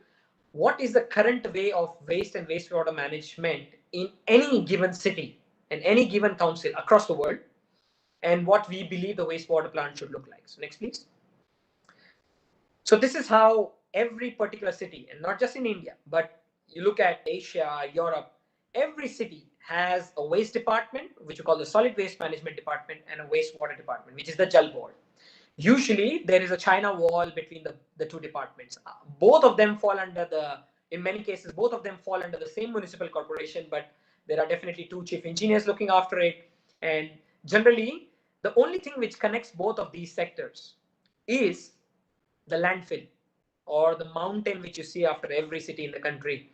The waste guys also throw the waste to the landfill, and the wastewater guys also throw the sludge into the landfill. And this approach makes the wastewater treatment plant a net energy importer. The sludge which is being generated in a typical wastewater treatment plant across the world can only lead to about 50 to 60% of the electricity needs. So basically the wastewater treatment plant is still an energy guzzler, and there is no communication between the waste side and the wastewater side. Next, please. This is what we believe is an Energia's approach, or I can say the future approach of maximizing resource recovery by leveraging synergies between a city's waste and the wastewater department. Next, please.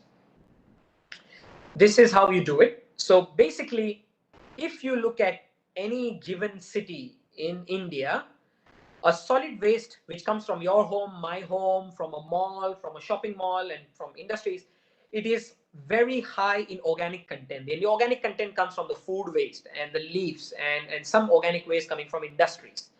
And this organic waste, particularly in India, from every given 100 tons or 1,000 tons, the organic content is very high, 600 to 700 tons. So Indian waste is very high in organic content. 60%, 70%. And the reason is not a rocket science. The reason is that we recycle quite nicely, which is a very good thing. Second is from the time the waste leaves our home and the time it leaves to the landfill, it is sorted out by many scavengers to a great degree of level. And they remove every bit of plastic and good paper out of it. So what goes to a landfill is basically really food waste and organics, which releases a lot of greenhouse gases. The landfill fires you have seen in Ghazipur is not caused by plastics. It is caused by methane, which is emitted from the food waste.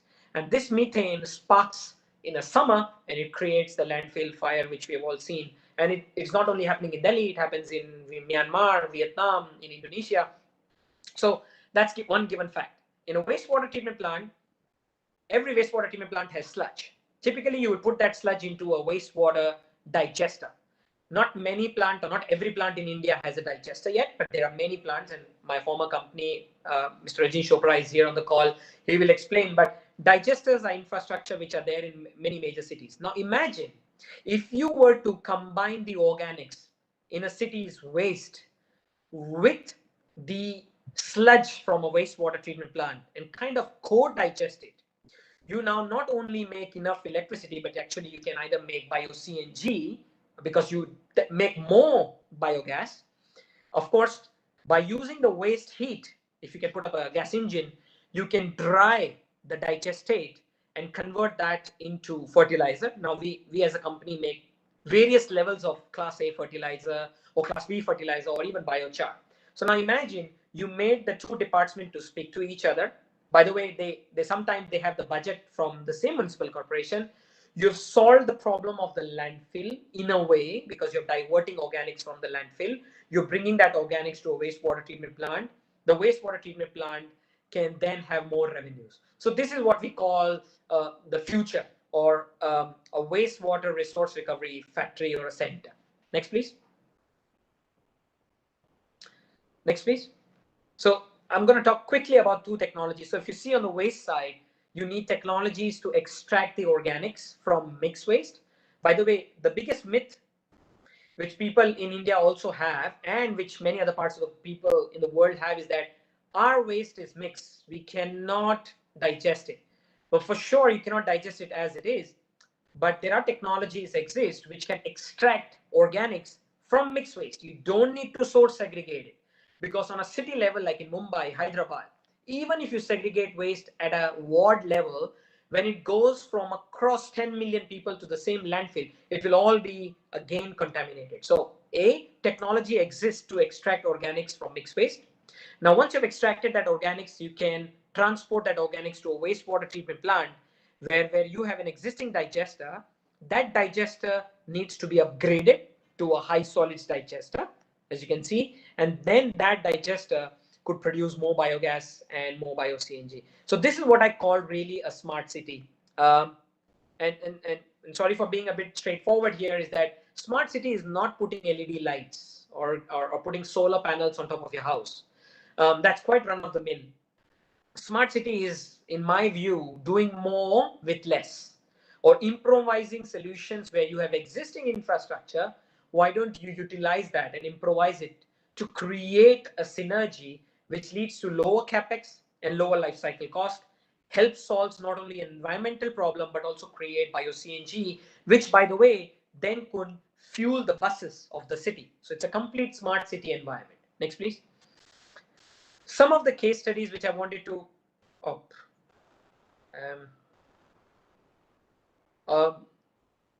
did we delete some slides, Kritika, because there were some slides before this? One more before, 2-3 slides more. One more. One more. I think you ran to the last. One more, please. Of course, then people will talk about what are the benefits of any municipal corporation of doing this. I mean, I'm not going to go one by one, but I think I understand that they could, when you extract organics from MSW or solid waste, you have a chance of getting some tipping fees, which could be utilized by the wastewater treatment plant. You have now more biogas, which means more revenue for the wastewater treatment plant. You will serve the community better, because generally, NIMBY issues, as Ashish was saying, that when a waste plant is set up somewhere near where people are living, there are smell issues and odor issues. Frankly speaking, some of the wastewater treatment plants are set up in a way where there are permits and approvals which are already taken care of. So for example, like in the case of Singapore, like in the case of California or in Europe, wastewater treatment plants, permitting is a big issue for waste management plants. So now imagine you bring the waste to a wastewater treatment plant which is already permitted, and you digest it. So in my view, it's a better return to the taxpayers on the infrastructure, given the taxpayer pays for both the infrastructure. Next, please. I'm going to quickly talk about some global case studies. I'm going to talk about Singapore first. Next, please. So this is what Singapore is right now constructing. This is called the world's largest integrated water and waste management facility. This is an 800 MLD wastewater treatment plant, 2,200 tons a day of waste management, 500 tons of food waste, actually 400 tons of food waste. So now imagine wastewater from industries and from a municipal sector comes to this TWRP, which is Tuas Water Reclamation Plant. Sludge is being generated in this wastewater treatment plant. The waste of the city goes to the IWMF complex. Food waste comes directly from malls, industries, and a few houses. So food waste is treated. The food waste and the wastewater sludge is co-digested. The biogas coming from this digester is then co-burned in the incinerator to make 30% more power. The waste heat of the incinerator is used for heating of the sludge digester, and so on and so forth. So you see, it's a nexus. It's the world's largest nexus. And then each and every component of this nexus was tried and tested by the government of Singapore for the last 4 or 5 years. So for example, we set up the co-digestion plant in Singapore, running for 4 years. They set up this underground MBR wastewater treatment plant. So each and every component of this nexus And again, by the way, you can go to the website of PUB Singapore and NEA Singapore, and you can figure out all the graphics and see how a nexus could be created in many of the Indian cities between waste and water sector. Next, please. I think I'm going to skip this one. I just explained the Singapore context. Next, please. This is a plant in the Silicon Valley. As I was saying, you will see this is the San Francisco Bay Area. It has a waste transfer station where waste is extracted, organics is extracted, and about 20 kilometers away is a wastewater treatment plant. This organics is transported to this wastewater treatment plant, co-digested to make renewable natural gas, which is bio-CNG, fertilizer, and clean water. So this is basically a PPP model. And I'll also tell you that as a company, what we do is we go to the wastewater treatment plant, we lease these digesters, existing digesters, which is an infrastructure of the utility, because these digesters are underutilized. We bring in organics from outside, so we take a tipping fee, we make a revenue out of that. We produce more bio-CNG. Of course, we utilize certain parameters of the wastewater treatment plant. So there is a every month lease cost which is paid to the wastewater treatment plant. And after we have recovered our capex, because this is a PPP model, we do a revenue sharing on an open book basis, validated by a third party like a KPMG or a Grant Thornton, and we do the revenue sharing with the wastewater treatment plant. So the wastewater treatment plant now has had an underutilized asset, converted that into a revenue model and a profit sharing model. So this is an example of a PPP model which we have done in California, and we are doing it in a few other places, and we'll be happy to look at doing that in India. Next, please. So that's the summary slide, not dig into detail, but I think slowly this is coming, and India is on the forefront of climate change and global greenhouse reduction as being a signatory to the Paris climate change. And to the solar sector guys, they've done an amazing job. But I think greenhouse gases are a lot emitted by wastewater sludge, food waste, by every city.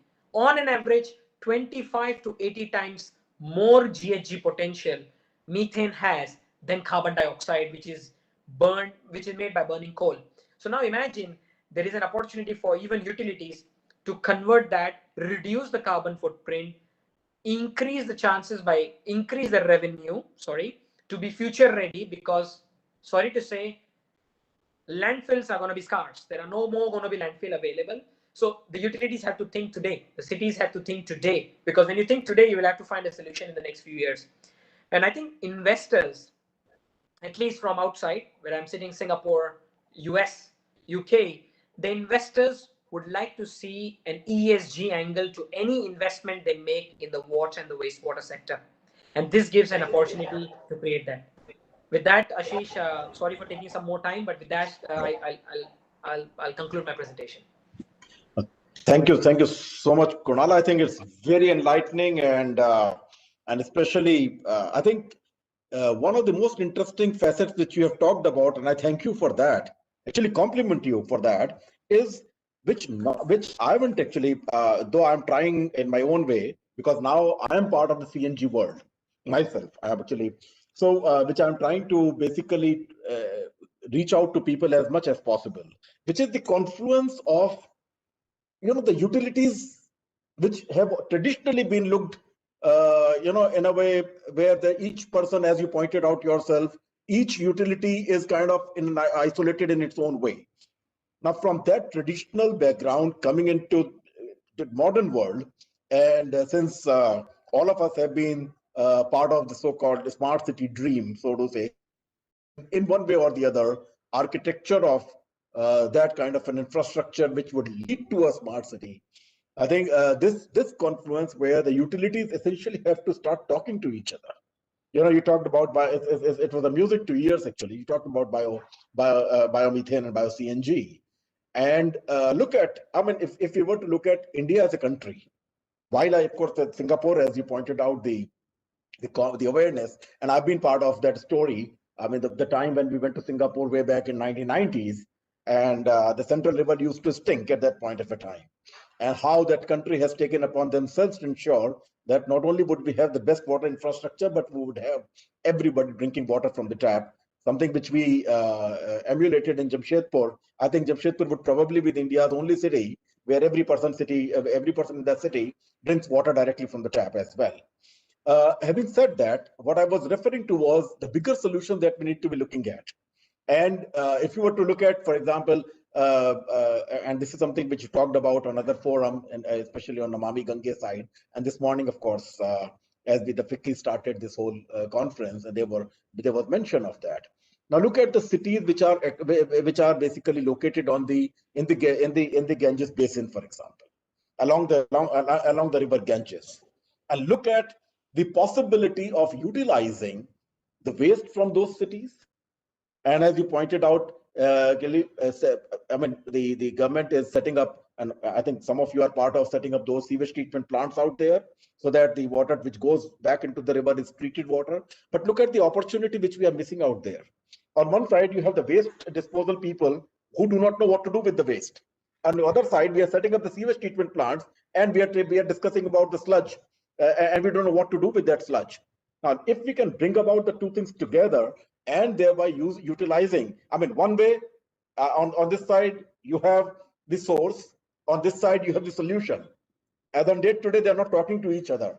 If we can make them to talk to each other, you essentially have a biomethane or bio-CNG. And in other words, you have multiple different usage and leading to the hydrogen as a fuel, because eventually the bio-CNG can lead to generation of hydrogen, which would have even bigger potential as far as the environment is concerned, multiple different usage. So it was great listening to you, Kunal. I think it's been wonderful. And since, once again, we have the live example, the question remains that many people keep asking these questions. Oh, well, it's a concept. It's not a concept. Public-private partnerships have been successful.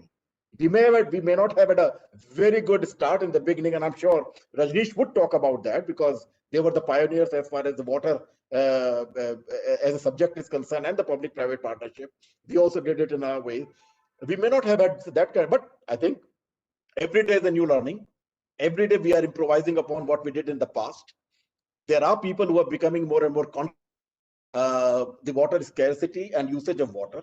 So it's an ongoing journey. We are a large country.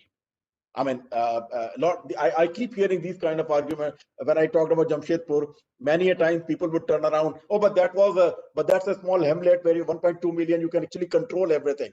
Singapore also, I'm sure that you hear the same kind of observation by many people across the world. Oh, but Singapore is like a very, very disciplined society, and therefore you are able to do what you do out there. But I have a reservation out there. I think it's more to do with our ability to reach out to people and create that awareness, and therefore leading to the point where people see the advantage of what can be done. There is a possibility, and so my submission I mean, we will go around asking more and more questions. But now, as I said, we have a person who basically pioneered the concept of public-private partnership in the water as a subject, and I think it would be befitting to listen to Rajneesh and his experiences and his vision as to how do we deal with urban water and wastewater, and how, in a way, government-industry partnership or public-private partnership should be brought about, or what are the changes that we can look at as we go forward to make it more generally accepted solution. Over to you, Rajneesh. Thank you, Ashish, and thank you, FICCI, for giving this opportunity. I think you spoke about your JESCO model, and I think Kunal also spoke elaborately about how the technology can help us in managing the wastewater. So I would like to restrict myself more to the Indian context. Although we are a multinational company, we operate in more than 30 countries.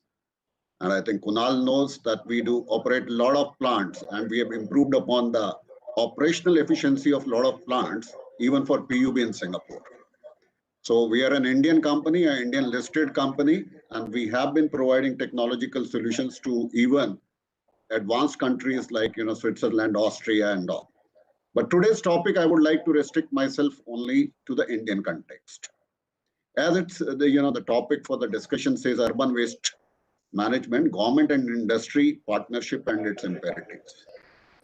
So I would like to start with a few forward-looking policies which the government has already formulated. Now, when it comes to wastewater management, I think there are certain states like Maharashtra. I think it was last time annual conclave of FICCI only, where the Maharashtra water regulator mentioned that they have declared urban wastewater as a resource. So what is required today is that we, rather than treating it as a liability, we treat it as a resource at a national level. There are 5 states which have already come up with recycle and reuse policy, where they have clearly defined that over the next 3 to 5 years, how they are going. First is 100% treatment of wastewater, and how 70% of the wastewater will be recycled and reused. But what Kunal has been saying, I think, as he said, he's an old Vabagite. And I think Vabag has not, I'm only going to talk what we have already practiced, and I will only talk what we have practiced in India. See, we have a plant which is running for last 15 years in Chennai. Right. Now that plant, it's a 110 MLD plant. It's a wastewater treatment plant. And it's a power neutral plant. For more than 14 years, 98% of the electricity used for running that plant has been generated from biomethane. We have a refinery which is around a few kilometers away. So 18 MLD of treated wastewater has been going to that refinery, where we built a reclamation plant for them. And the same, 16 MLD they are using for the process. And it's economically a very viable model. Today, our client Chennai Metro, it's a highly profitable plant for them, because they are selling that water at 18 rupees per KL, the treated wastewater. So the third component, which Kunal mentioned, is about sludge. I think Vabag has been a front runner in providing solutions. But even if I look at traditional, wastewater treatment plants, we all talk about new technologies. We are also implementing new technologies with every year passing by. But even if I look at a plant which is 15 years old, we have traditional drying beds for the sludge. And the same sludge, once dried, I have seen with my own eyes, the farmers come, they take it and use it as a manure. But today, if I look at what we did 3 years back, right in the heart of a Delhi, we have a plant where entire water is being treated to a level which is as per new NGT norms. The plant has a biogas engine. It runs with all the captive power plant. And at the same time, the sludge, it is still under implementation. All the sludge will be dried and it will be converted into manure. The same manure will be supplied free to the farmers. Now, coming back to the Indian government's policies to encourage all this, I think we already have a policy on recycle reuse, which is further getting elaborated. I think Ministry of Power was the first ministry to say that any power plant, which are the water guzzlers, in 50 kilometers of radius, they have to essentially, use the treated wastewater. They will not be allowed to have access to the fresh wastewater. In terms of, this renewable energy from biogas, as we said, bio-CNG, maybe it's commercially a more viable solution. We have offered it to a lot of municipalities, but they feel if we are able to generate energy for captive use, they don't have a cash payout to the electricity boards. So we are also in the process of, implementing bio-CNG in some of the upcoming plants. The third, obviously, is the sludge factor, which is demonstrated. Outside India, we have already demonstrated it. In India, it will be where it can be. And there is a policy to encourage that also. From Ministry of Urban Affairs, if I convert the sludge into manure and distribute free for the farmers, for the agriculture use, I can claim a subsidy up to 1,500 rupees per ton. Now, there are good government policies. There are companies like Vabag within India, which have been providing these solutions. These are time-tested solutions, which are already there in existence. It only needs to be replicated. Now, even in that context, What is required is we should focus, and I think through FICCI, we should convey to all the government authorities. What is required is a comprehensive, a policy which integrates all these policies which exist in various, ministries. Now, if we integrate it and we say that all our upcoming tenders, they will have to necessarily incorporate not just recycle and reuse of water. What we need to say is a resource recovery model. And Namami Gange, I saw them, talking in the morning. I was told that in the last Ganga Council meeting, the Prime Minister himself emphasized on the resource recovery model, not just recycle and reuse. So I think with that kind of a impetus coming from the top man in the country, and also we have seen the outlay for the water sector. I think Ashish is a veteran in the field. I don't think in independent India, we could have ever imagined that kind of outlay, which is there for the water and wastewater sector currently for next 5 years, even in the recently concluded budget. Now, the question is all integration of the policies, and the focus has to be more on the implementation part. And I'm sure government will take, cognizance of that. Now, when we talk about a resource recovery model, there are other industrial, projects. I think in one of the forums I was talking about that the plants built by Wabag only in India recycle more than 400 MLD of water, primarily in oil and gas sector. I think refineries and petrochemicals. People were quite amazed. They felt, no. As Kunal says, Singapore does it. A lot of other countries do it. But then when we talk about our own industry, I think especially the heavy industries, they have been very, very responsible. I think Ashish also has been part of a very, very socially responsible business group. So we have been doing a lot, but probably there is a lot more to be done. The fact remains today only 35% of the wastewater is actually getting treated in this country. The first objective always has to be the urban wastewater, we have to treat it 100% and then implement a resource recovery model. But to encourage that, the government also has to come up with all upcoming tenders where they incorporate this resource recovery model.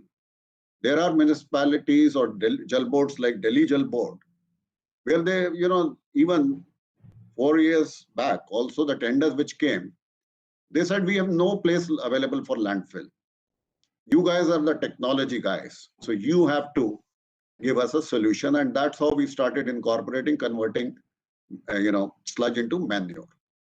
There are other options available. We can incinerate that. We can even, convert it into pellet, and the same can be used as a fuel. So there are n number of options which are available, and companies like Wabag, we are more of a technology integrators. So we can always depend upon companies like Energia and take their support for incorporating their technologies also. And as Kunal said, I think even in India, we have been promoting that a lot of organic sludge, especially from wholesale markets, vegetable markets and fruit markets, there's always a problem for disposing them off. So if the same can be taken to the nearest, wastewater treatment plants where digesters are existing, I think it can definitely aid production of the gas. The other thing is that I think municipal industrial partnerships. I think that's another factor which needs to be encouraged. And just to give you a live example, as I said, I will only talk about what we have demonstrated within the country. We have, built a 45 million liters per day plant, which is now likely to be upgraded to 60 million liters per day. There was an existing STP at Coimbatore in Chennai. The same wastewater we are treating with the most advanced state-of-art technologies like UF, RO, and ozonation. And it is being supplied to SIPCOT industrial area. So these are the industries which were struggling to get the water for their process. The water, if I go to the water, I have no hesitation in drinking that water. But yes, there is no willingness today, no acceptance today. So it is going to be used only for the process.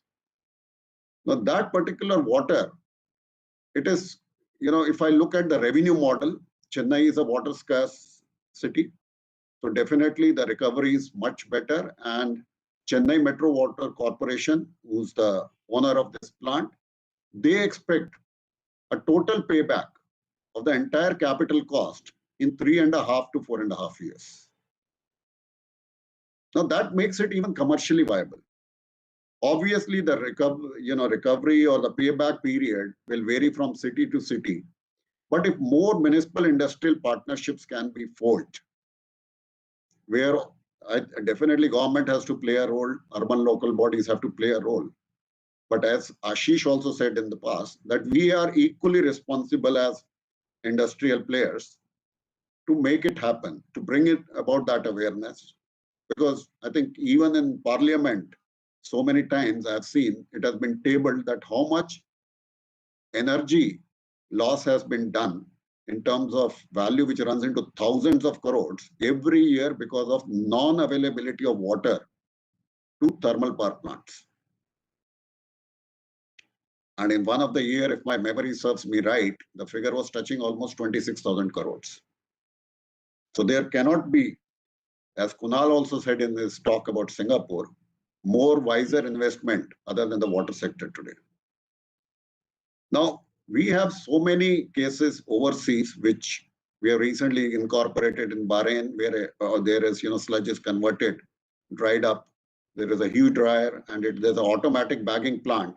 So the farmers just come and pick it up, or their horticulture department comes and picks it up. Water is getting recycled, reused. The energy is being generated.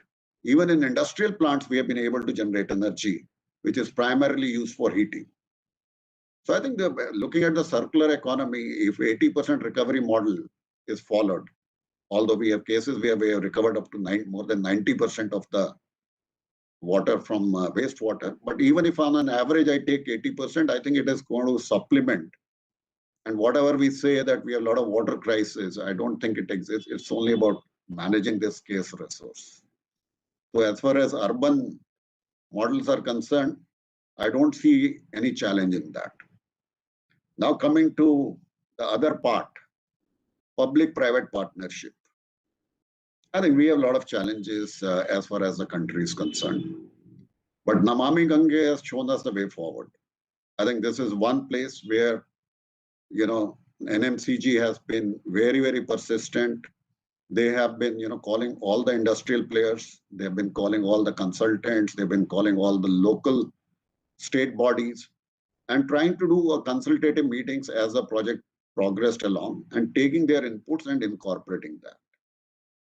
Now, from a typical PPP, they converted it to a hybrid annuity model. As Wabag, we have been successful to bag a few large projects there. And we are doing a lot of work for Ganga. And I think similar model based on the success of this model, I think government, there were a lot of rivers under NRCD, which are now going to follow the same model going forward. I heard the similar model being followed in Karnataka and Tamil Nadu now for Kaveri River. So that's the way forward. But there are a lot of challenges still. I would not say there are a lot of challenges. So but then there are solutions too. I think if we can bring about all these challenges and suggest solutions also, the government authorities have been quite responsive based on my experience in recent past. We have been in this industry for decades, but I feel that there is more responsiveness from the government once we bring the challenges to their notice. And we have been even offering the solutions. The major challenge is that we have a huge, ambitious plan both for water and wastewater for the country. In my humble opinion, I don't think it can be achieved without a private sector investment. So we have today financial partners with us. I think Kunal spoke of, the consideration which, these players have. He spoke about ESG. I think there are more challenges than that when it comes to the Indian context. I think economic and, social rehabilitation, if there are any people affected in a project, right, this has to be all considered much before we look at even announcing a project. The other factor is, clearances in terms of obtaining environmental clearances, acquisition of the land, and then there can be a lot of operational issues, which as we go along with the project, I think we can also offer a lot of solutions for that. But in terms of, financial modeling, what is required is the private investors, our lenders. We are more of a technology player. We have private investors to back us up because they feel that we are a reliable technology partner who can build and run plants for 15 to 25 years. What are their concerns is, the payment guarantees.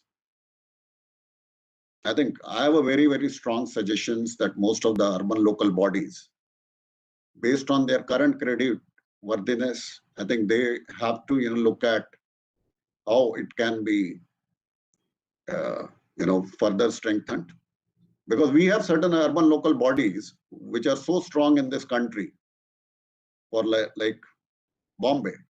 I don't think they even need funding for any new project. They have their own resources to do that. At the same time, there are other this thing. Because we don't have any, in India, we do not have a sustainable revenue model, both for water and sanitation. It's a politically sensitive decision. But I think in a lot of forums, I think even in previous FICCI sessions, we have been speaking about it. Government authorities definitely agree on that. But the question is, it's a fundamental right in India to provide you the water. I can't charge for it. But definitely, I can charge for all the conveyance, the energy cost, and maintaining the resource for the water, which is coming to that. We have done a lot of design, build, operate projects which were funded by the multilateral agencies. We currently also do that. And in all these projects, what I realize is one of the criteria which even these financial institutions have when they deal directly with the government also is they want to see the recovery of the OPEX, because CAPEX they are going to fund. But over a period of time, if the OPEX is not recoverable by a revenue model, they feel that it is not a sustainable asset in the long run. And definitely as responsible citizens in India, I think we should also be willing to, cooperate and pay for the right charges. There are a lot of volumetric charges which have been suggested to the government in the past, where the higher somebody uses, the more they pay. And the polluter pays concept. Maybe if that is implemented to the lower strata of the socioeconomic classes, probably it can be even given free. But if I look at currently what is the water scenario, I don't know, right now I'm in Delhi, although I'm based in Chennai. I see that, I have a reverse osmosis system at home for my drinking water. I land up paying 5,000 to 6,000 rupees per annum as an annual maintenance contract. If I'm going outside, I'm depending upon, bottled water. So it's not that, people are not paying for water. The question is, we have a very senior seasoned person like Ashish.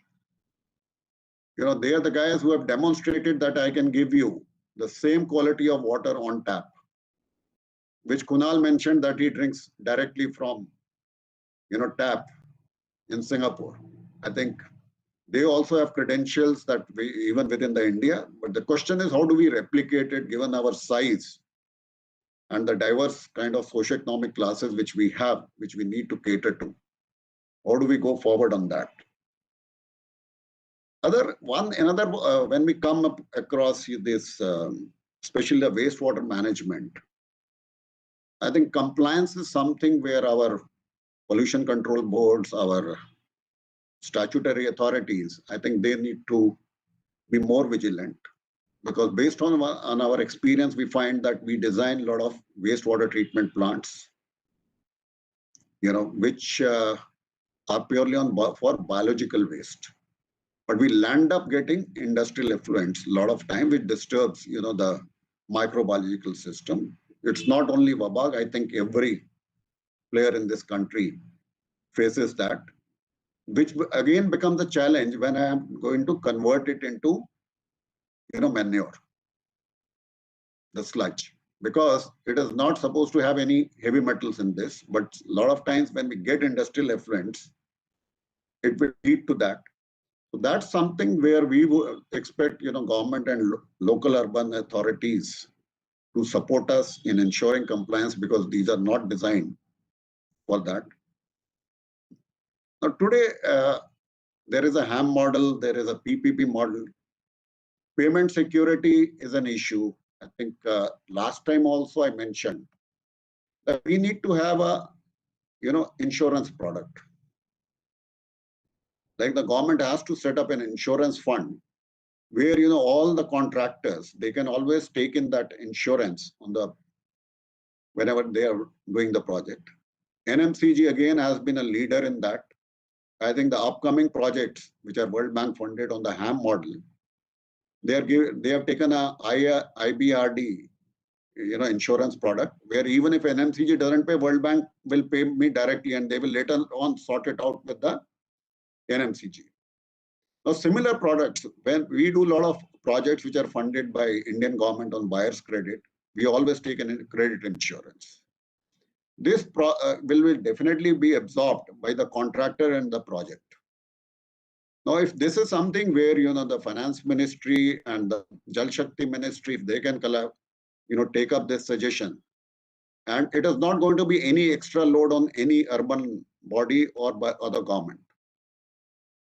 So that is something which will, really bring a boost to the PPP sector, because payment security mechanism is something where a lot of players have burnt their hands and they are a little shy of, doing it again. With these few suggestions, I would like to, stop here. And if there are any questions or any other views, I would gladly like to accept that. Thank you so much.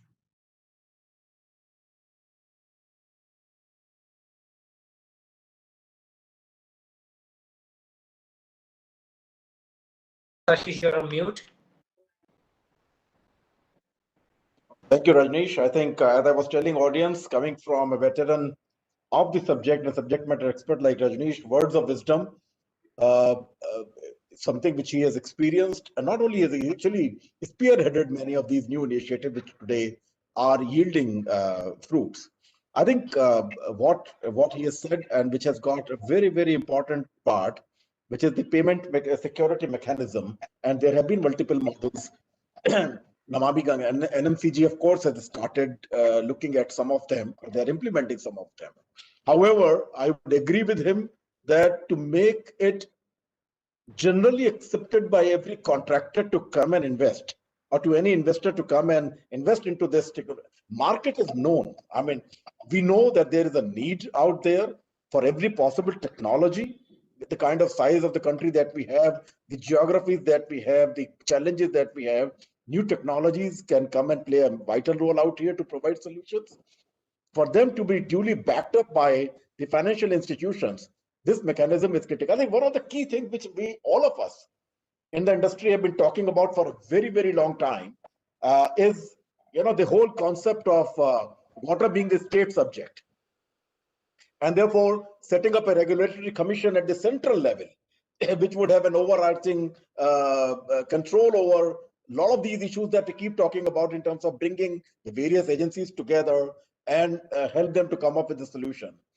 Kunal, I would ask you, because as we said, all of us have been discussing about this, what do you think, like we have various states, what Rajneesh also said, for example, and I was there in that conference, where now Maharashtra, for example, has got a regulating authority, and you have a regulator out there who is empowered. Because the important thing is who's empowered to, to take certain decisions in that way. If I were to ask you, I mean, while you in front of you and other things, basically, why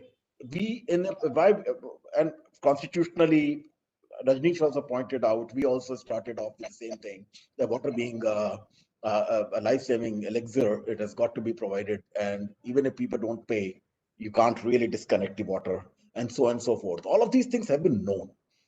On technology side, a lot of new initiatives are taking place. But when it comes to this very fundamental challenge of ensuring the payment security to the contractor who has brought everything together. What are the 6 things that we still need to do? That's a very tough one, Ashish. Not a simple and a straightforward answer. I mean, myriad of factors play a role in not only attracting quality players and institutional funds to come in. So let me take an analogy here, and Ashish, I mean, this is something which you may be dealing with on a day-to-day basis. India has now become the world's so-called center for solar power, right?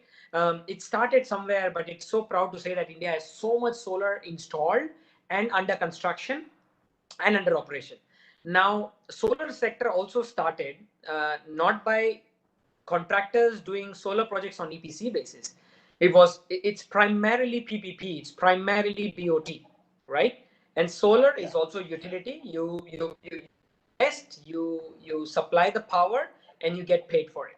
Okay. Now, most of the solar plants, I'm not sure everybody on the call see, but most of the solar plants, the purchaser in many cases are also retail customers, like, you know, behind the meter, as we say, rooftop solars, and in some cases the discoms too. But there was a certain directive which came in form of, in the early heydays, higher tariffs to start the industry, and then the industry prices of solar went down, right? So you know, couple of factors there is that why solar sector could have it and not the water sector yet is because attracting and creating that very interesting ecosystem.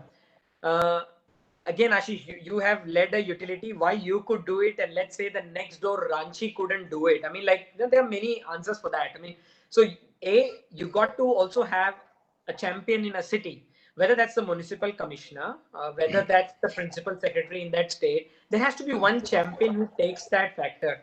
And I'm not saying that everything that glitters outside India is also gold. There are also many utilities outside India where under a particular boss, they did really amazingly well. And then there were certain people who came from a certain sector, didn't understand the water sector, and that went down. So what I'm saying is that a champion is important on each side. The champion is important on the public side, and the champion is important on the private side. Okay, so that's one which kind of takes it to the next level, walks that extra mile. Second is, of course, nothing will fly if the IRRs are not set up, right? Now, IRRs are set up on various angles, capex, opex, but also the return they get on that investment done. Now, I'll just give you a small example. Today, the budget of Singapore was presented, 2021. You know, in India, we have masala bonds, which have been floated in London. In China, I call it panda bonds. Singapore today announced that specifically for the water and the waste sector, there will be green bonds done by the local banks in Singapore, not outside banks. So I don't know whether it can go, as Mr. Rajneesh was saying, into priority sector lending. And Ashish, you must be aware that bio-CNG is now a priority sector lending, Right. even from the federal ministry. So That's water right. sector probably needs to go into priority sector lending.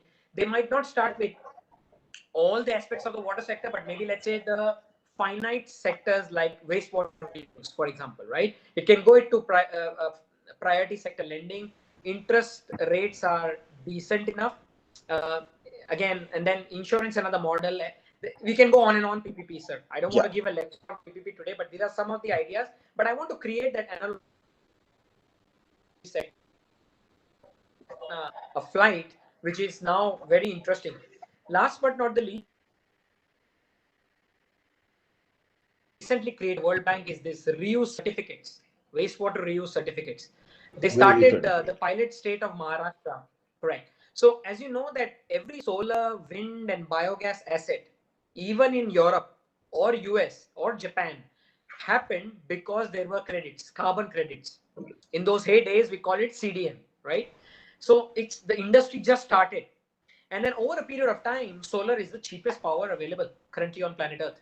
So I think it has to start somewhere with that kind of impetus and a support where there is, let's say, reuse certificates. And these certificates are bought by heavy water consuming industries, for example. If they do not have an opportunity to reuse their own water, they could buy these certificates.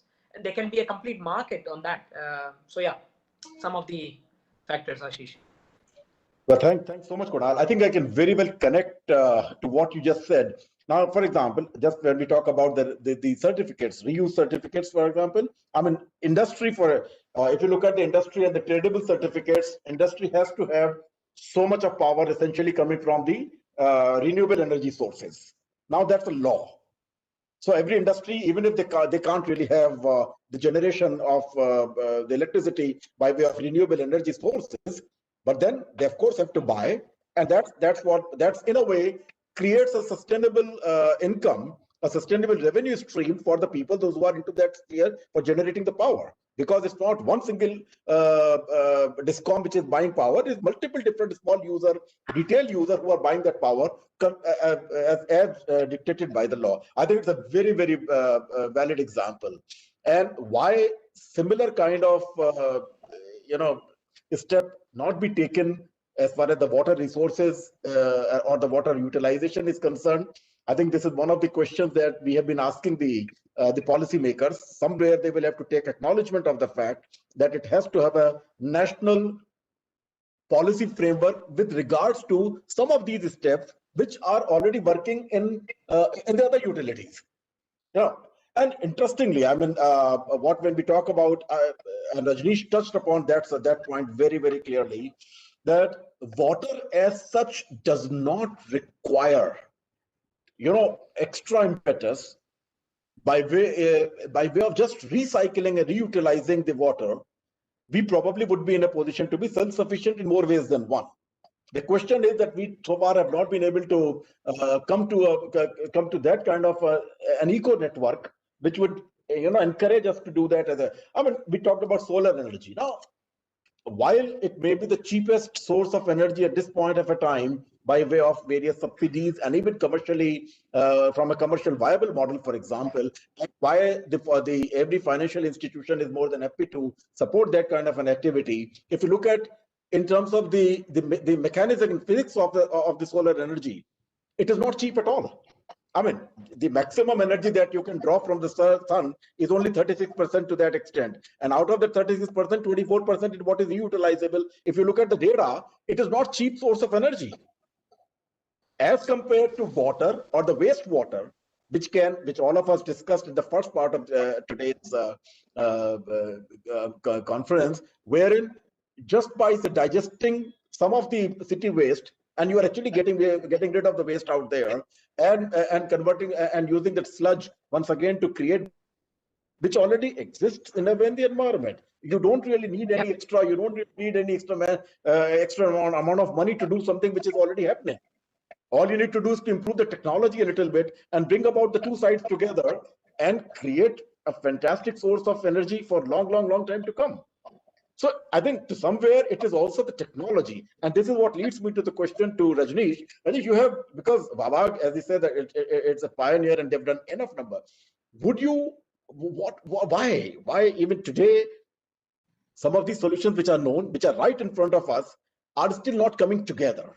I mean, we understand the various ministries having, but at this point of a time, as you pointed out, this is probably the best time where a lot of these things can be done and people are taking note of it. But how can we speed up these actions? While FICCI, I would always request, and FICCI has been a pioneer in taking the thought processes to the concerned people and trying to convert them into policies. But what are the few things that you and I, as a stakeholder, need to do more? Okay. Thank you, Ashish. I think that's a very, very valid question given the current context. I think the one major step which the government has already taken, and I must compliment them for that, is that they have brought a lot of various departments of water and wastewater under one. That is Jal Shakti. Yeah. Right. Otherwise, there were two ministries. There were certain rivers which were under environment and forest. There was a lot of funding which was happening from Amrut and Urban Affairs Ministry. I think there is definitely a lot of shift has happened by bringing it under one umbrella. I think second thing is that I think the priorities of different ministries were different. Like today, under one umbrella, definitely they look forward to that.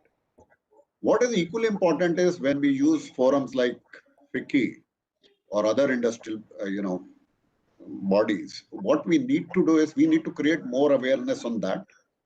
We have demonstrated this, in various parts of the world. But again, as I always say, like we are so many countries, bundled into one nation. So probably we need to, bring them to all these plants, make them see all these plants where it has already been happening successfully. Like just, I'll give you an example that our Honorable Prime Minister, he inaugurated one of our sewage treatment plants in Varanasi around 2 years back. Now, that sewage treatment plant is supposed to be a power neutral plant. But definitely to begin with, we were not getting enough of sewage. And even from that level, the only query which was coming to us was that when this plant will be power neutral, which we achieved after we started getting the full flow and the desired parameters. So now it is, a self-sustaining plant as far as power, it's a power neutral plant. So now when we, this awareness is, created at that particular level with all the decision makers, it will be there. But what I also see here in my talk is that, we do a lot of, business development, we do a lot of marketing. So when these tenders are being prepared, whether it is a consultant, whether it is a department, we need to bring this to their notice. And the only way I foresee this going forward is that we convert it into a commercial model. Right. And if a commercial model is created where, rather than, as I said, it has to be treated as a resource, because today, because there is an NGT directive, because there's a CPCB breathing down my neck, I have to treat more wastewater. So rather than that, if I start, there's a paradigm mind shift, we all have to play a role in that, of, making them realize that how much wealth can be generated out of it. See, my boss always quotes, he says, today we are, building sewage treatment plants and we are getting paid for it. He says the time is not far, maybe another 5 to 10 years. You will be buying sewage, treating that sewage, and we'll be using our own expertise and expertise of companies like Energia to generate wealth out of it. So I think that is the only way I foresee we can have more compliance, more acceptability when we convert a more of a business and a commercial model out of it. We are at the end of it a L1 kind of a scenario. Even if I incorporate a new technology, it should give me a cost benefit. So that's the only way I foresee going. And I'm pretty sure the transition I've been seeing over the last 1 decade, going forward, we'll say paradigm shifts happening. Agreed. I think very well said. I think once again, Rajneesh, like something which you talked about by creation of wealth from the waste. This is another subject I think all of us have been working on. I was fortunate enough to have run the municipal corporation, and I remember those days when we created, we started picking up the rack pickers from the street. And those people, all we did was essentially to try and educate people out there in Jamshedpur, and started asking them to give their plastic waste, separately. And the same rack pickers whose monthly income was essentially 2,000 to 3,000 in very unhygienic condition for all practical purposes, because they would go into the dump to pick up few pieces of plastics. And the moment we educated the citizens of Jamshedpur, these people essentially, the whole life got transformed. They could get the plastic, then the recyclers would come and pick up the plastic from them. They would get an additional source of income, and they would start, and we created a school system for them. They would start going to school, and the entire ecosystem for 240 odd rack pickers changed forever. And we created the social entrepreneurs essentially from them, wherein a senior guy would essentially take care of 4 of them, and then they became entrepreneurs. All we did was to create a platform. So I think the models are there, creation. The question is that how do we kind of translate that when it comes to water? Because as we were discussing, the water still continues to be the state subject. Now, before we wind up, I think it's been very, very interesting discussion, but I have one question to you, just to lighten up the environment, because I think we have touched upon very serious topic, and that's what the purpose of this. But, just one important part, how, and first I'll go to Kunal on that one, how like it is what to change, how to change, with what is the kind of likely outcome. Because ultimately we would be dealing with municipalities in whichever way you want to think about. And we all understand the challenges Rajneesh touched upon in terms of the payment guarantees from the municipal corporations, who normally do not have enough revenue sources. But how, and some of the commercial models that we talked about, unless it becomes a commercially viable model, of course, the financial institutions will be very, very wary of putting in the money in this sector. And in this whole value chain, in this whole the gamut of activities, it is the municipality which plays a critical role. Any two advices to municipal corporations, while we understand their challenges, while we know what they do or what they are not in a position to do, but something which they can do. I mean, we talked about earlier, for example, like municipalities in terms of their balance sheets by having water surplus, not water surplus, wastewater, etc., etc. But none of that has worked actually, not on the ground level reality. What could be the two simple suggestions for municipal corporation to basically bring about this this bridge of industry and municipal corporations when it comes to water? Again, thanks Ashish for coming out with another set of innovative question. Basically, we both should be asking you this question, but we'll come to that in a while. I think the two things. I'm not going to talk about technology. I'm not going to talk about money. Number one, I think every utility needs to spend money, time, and energy in creating awareness. I think as the telecom companies have created awareness and so on and so forth, that even a poor man has a smartphone today, they are paying it, sir. They are paying 100 rupees or 200 rupees or 250 rupees a month. You ask them to pay 5 rupees of water. Is that just a natural right? I don't think so. I think we have not marketed the sector what the sector deserves to be marketed as. And that's what I love about Singapore, is that they market it in the most interesting way, which touches the heart. So number one is create awareness. Awareness will create a crusade of people, and the young generation, the generation Z and the generation Y, are different. They are going to question yourself. Yeah. Right. So that's number one. And I think the second point is, I don't know if it's possible, but I think competition creates interesting elements, as we have seen. Right. What I'm trying to say is that every municipal corporation goes to the center for funding needs. Now, I know in the country we have rankings for the cleanest city, we have ranking for certain things. Can this be further institutionalized in a way that, based on certain parameters and a committee at the federal government, the cities are ranked on the work they have done against certain parameters on water, waste, and any other infrastructure? And these cities will get priority lending from the federal government and also from the World Bank and the ADB agencies. That would create a competition in the minds of not only the commissioners, the chief engineers, but also people like consultants, you and I, and the companies to go to these people. Because we also ultimately need a champion on the other side. We just don't need a sleeping babu. We need a champion on the other side. We go to and say, boss, we can do this, that, this. So I think there has to be that metric. So these are the two angles, sir. Thank you. Well done. Your thoughts, Rajesh? I think I fully agree with what Kunal suggested. And obviously, I agree with the fact that probably you're the best person to give those suggestions, having run them just go so successfully. But I would look at, very practical aspect of, the day in and day out, we deal with municipalities. That's part and parcel of our job.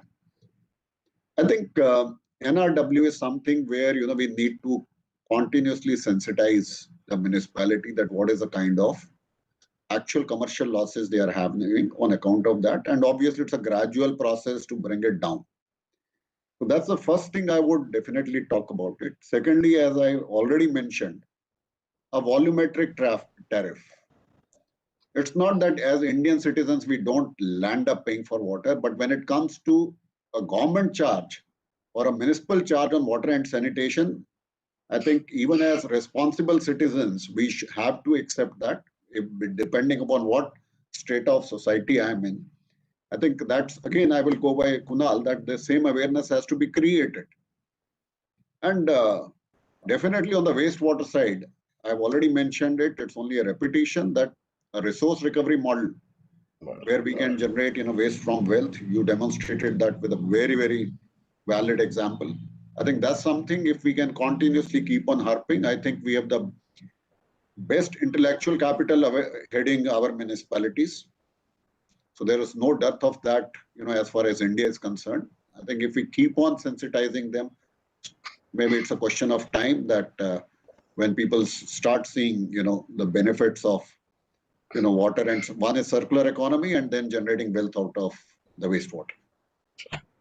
I think very well said. I think we're just nearing the end of the time, allotted time, but much that I think the two of you with so much of wealth of experience and expertise available, we can just go on. But I think at the end of the day, we are all in a way governed by the timelines we are given, and it's been absolutely wonderful. But but before I basically end the session, I think two of the important issues that all of us talked about is awareness. One of the key things is that we make really every person a stakeholder in this entire activity. Without that, it's just not going to one single agency, two agencies, contractors, financial institutions, government authorities, municipalities. At the end of the day, it depends on each individual.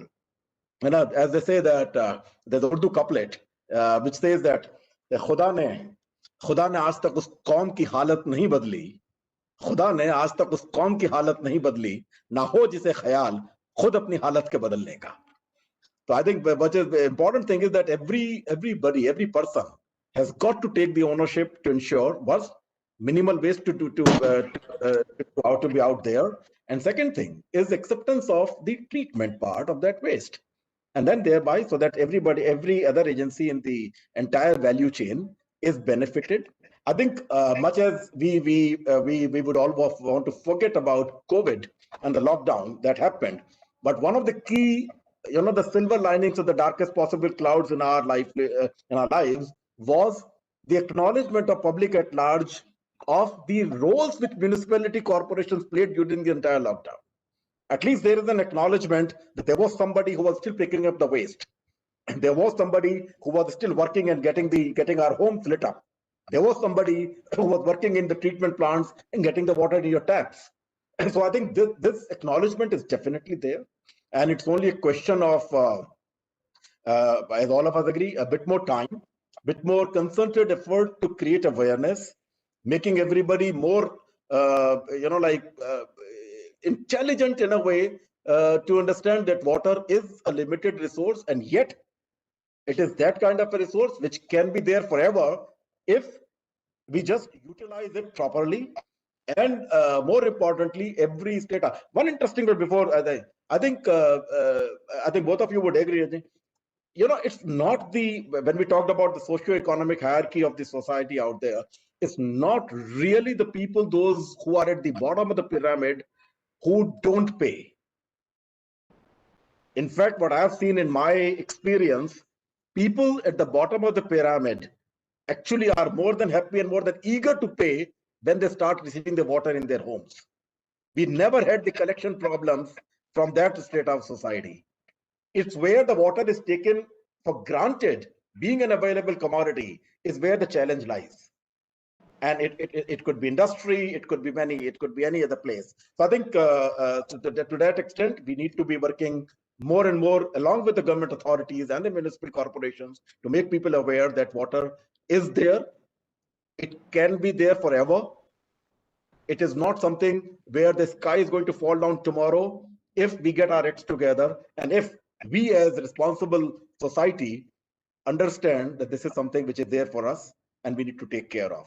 We have had an extremely interesting discussion, and I would still want, if there is anybody who want to raise a question to two of the very esteemed panelists that we have today on this panel, they're more than welcome, though we are running out of time. But I think if there is anybody who want to raise a question, please be our guest.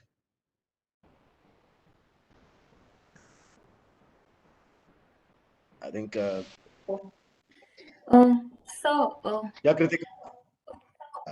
We are running out of time. I think we close this session. So I think, so there, I think, yeah, I think I can see the time is we got a couple of minutes left. So I think that's where we are. But thank you, Rajneesh. Thank you, Kunal. I think it's been very, very enlightening session. I'm sure the audience received the pearls of wisdom from both of you. Live examples, hands-on experience, pioneers and by way of the contracts have been done, and more importantly, the future vision. So I thank you, thank both of you from the bottom of my heart. I'm sure that going forward, we will keep exchanging our notes, and we will have a society which is conscious of the fact that water is a resource, and yet it can be an infinite resource, provided we do the right things. Thank you so much. And thank you, Vicky. Thank you, Katika. Thanks. Thank you, Mr. Mathur. Thank you, Mr. Shah, and thank you, Mr. Chopra, for this interesting discussion. In another 5 minutes, now we'll move to our next session, which is on innovations in water technology. Thank you. Cheers. Thanks so much. Bye-bye. Thank you very much. Thank you.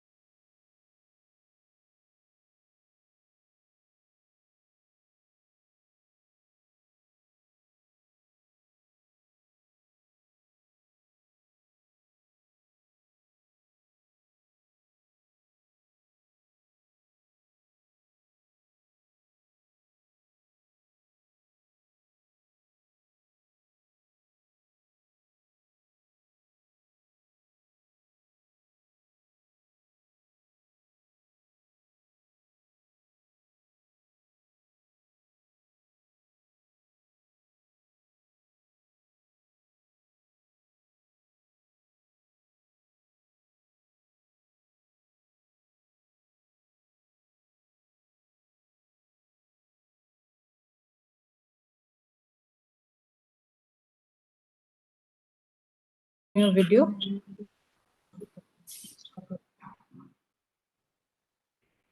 Okay, Kirtika.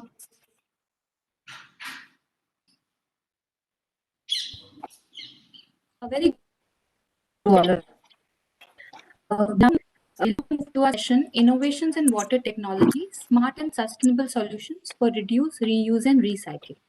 Innovations in water technology and business models can disrupt the status quo and open new frontiers for sustainable water management.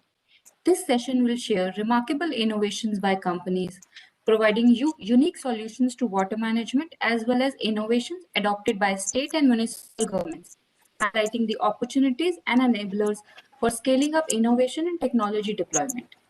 Let me introduce our distinguished panelist, the chair of the session, Dr. A.K. Gosai, who is the member of FICCI Water Awards jury, and he is the professor at Department of Civil Engineering, IIT Delhi.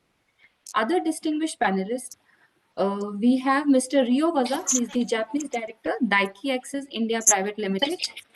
And we have Mr. Ankur Chaudhary, he is the assistant Chaudhary, he is the bioremediation projects at JS Water Energy Life. We have also Mr. Kamal Tiwari from Daiki Access, and we have two recorded messages. Mr. Secretary, Water Resource Department, Government of Rajasthan, and Mr. Jatan Badeka, Executive Engineer, Waterworks from Vadodara Municipal Corporation. Over to you, Dr. Hussain. Thank you, Kritika, and a very warm welcome to all the panelists.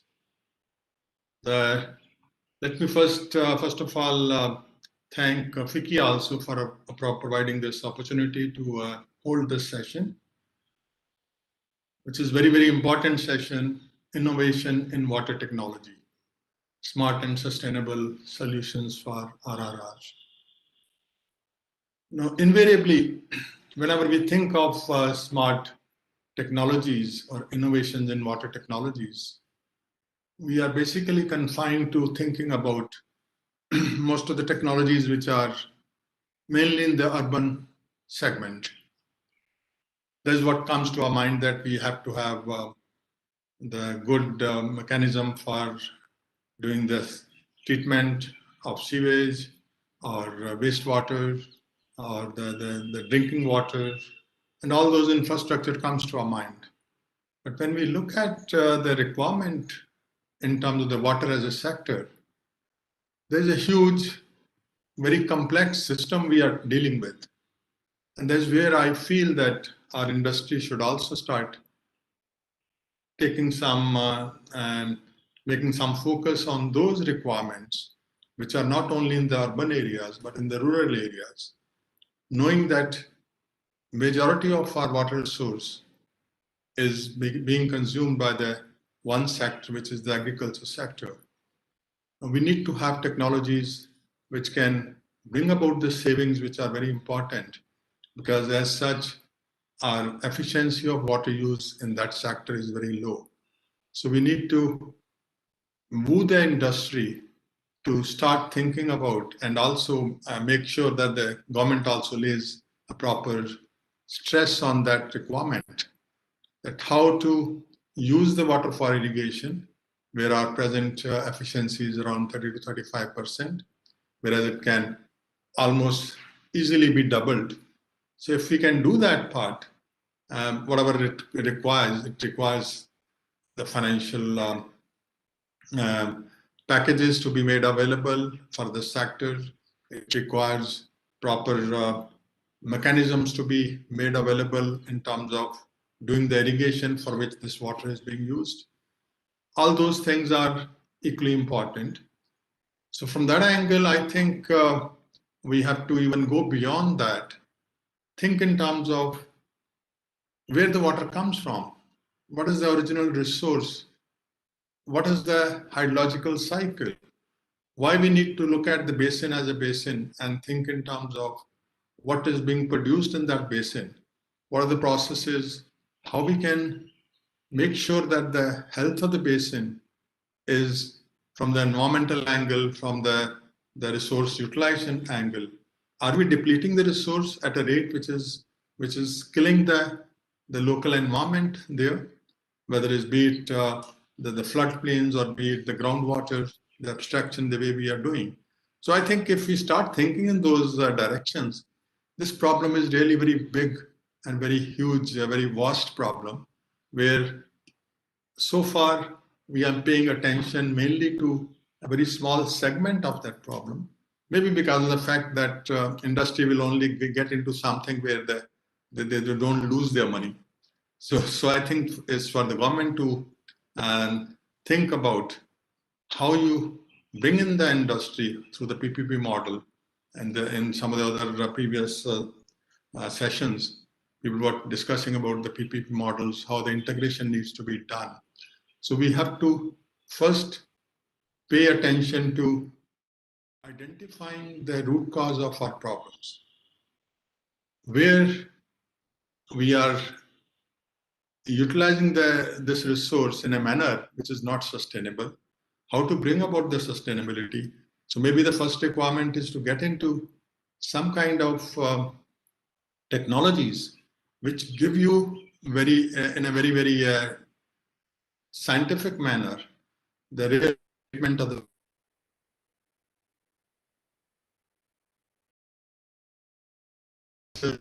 these are locations, and these days the sensors are becoming quite viable, and that's where we have to lay stress. What is the quality of the water, whether it's the groundwater or whether it's the surface water, whether it's the river water, how it can be checked, and we should know that these are the locations which are already polluted. Then you can get into the reasons why they are polluted. So I think in solving any problem, the first requirement is to understand the problem. The industry needs to come in that segment also through creating different kinds of sensors. They are giving you the measurements, continuous measurements on the groundwater table, how the groundwater table is going down. So if we know that the groundwater table is constantly going down, that awareness has to be created amongst all the users. But this is not sustainable. So right now we are only taking 4 readings a year, which is not sufficient if you really want to identify in an urban area which is the location which is actually the main culprit, where they are illegally mining the groundwater. Similarly, in the case of the irrigation also, there's a lot of groundwater which is being mined. Then we can find out the solutions which really can help our end users, because you cannot ask the farmer not to use water for agriculture purpose. If you give them a viable solution that, okay, by using a different method of irrigation, by using the drip irrigation or sprinkler irrigation, you can get the same produce or maybe more by utilizing maybe half the water, then he will be, and you have to showcase that. But for that, you have to come out with the technologies. The technological solutions have to be proven. There's no such, you cannot stop anywhere. There are so many other aspects which I have not even touched upon. For example, what happened in Chamoli 3-4 days ago. Now, we have spent so much money on establishing the systems that we have such a good remote sensing imagery is available, where we can create all this information that what is happening in any corner of the space of our country. But still, we couldn't provide, maybe that information was provided that something has happened and the glacier mass, a part of glacier is broken and is moving in the river. But nobody has realized that the lives of around 200 people could have been saved if a proper warning was given half an hour ago. Just half an hour was available for that mass to move from that location to the point where it has created destruction. That is the early warning system. So we need to really invest in those systems if we really want to look after as the calamities which are created by water, by excessive water, or by in future you'll have situations where you'll have because of the climate change. One thing which we have learned is that the intensity and frequency of floods are going to increase. If we don't have such systems installed, where we can take advantage of the movement of the water from its source to the location of our interest, we will lose a lot of manpower, we'll lose a lot of lives, we'll lose a lot of immobile properties. That's going to happen. So I think when we think of innovations in water technology, there are a very large number of segments related to water which needs to be catered to, and we have to create the environment where as government, through the policies, we have to make scientific studies where all these technologies can be showcased and they can be proven, and we have to go with the intent. You have to go with the intent of first trying to pluck the low-hanging fruits. See, what a developed country can do, you might not be able to have that kind of investment which you can make to create a system which is very expensive, and ultimately if it has to be taken care of by the municipality, even if we talk in terms of creating the sewage treatment plants, they might not be in a position to have that kind of money available with them to be independent, right? With the word go that, okay, you have this much money and you become independent, unless you create awareness for the participants, the local communities, to be agreeing to pay for that maintenance cost of those establishments, those infrastructure. So I think that the multifaceted problems are there. The integration is the key, where you need to understand the problems. You need to come out with the solution only after knowing that this solution is viable to be implemented. It is viable to be upscaled. So while looking at all the cases which you people had made from your side, you were very conscious of this aspect, that getting a technology is not the end of it. You have to implement that technology. So if the technology is not implementable, if it is not able to upscale and is not viable in terms of the financial viability, and that's also in some cases the social viability, the economic viability, then is not a good option available. So I think it's a continuous process. It is not going to stop here. We have to keep on doing research in this direction. We have to keep on coming out with more and more viable solutions. And all of you are already doing a wonderful job. I think that there's the various sectors, subsectors within the water are so many. The previous session we were discussing, and it was a very good presentation being made, that how you cannot look only the sewage treatment as a single standalone segment.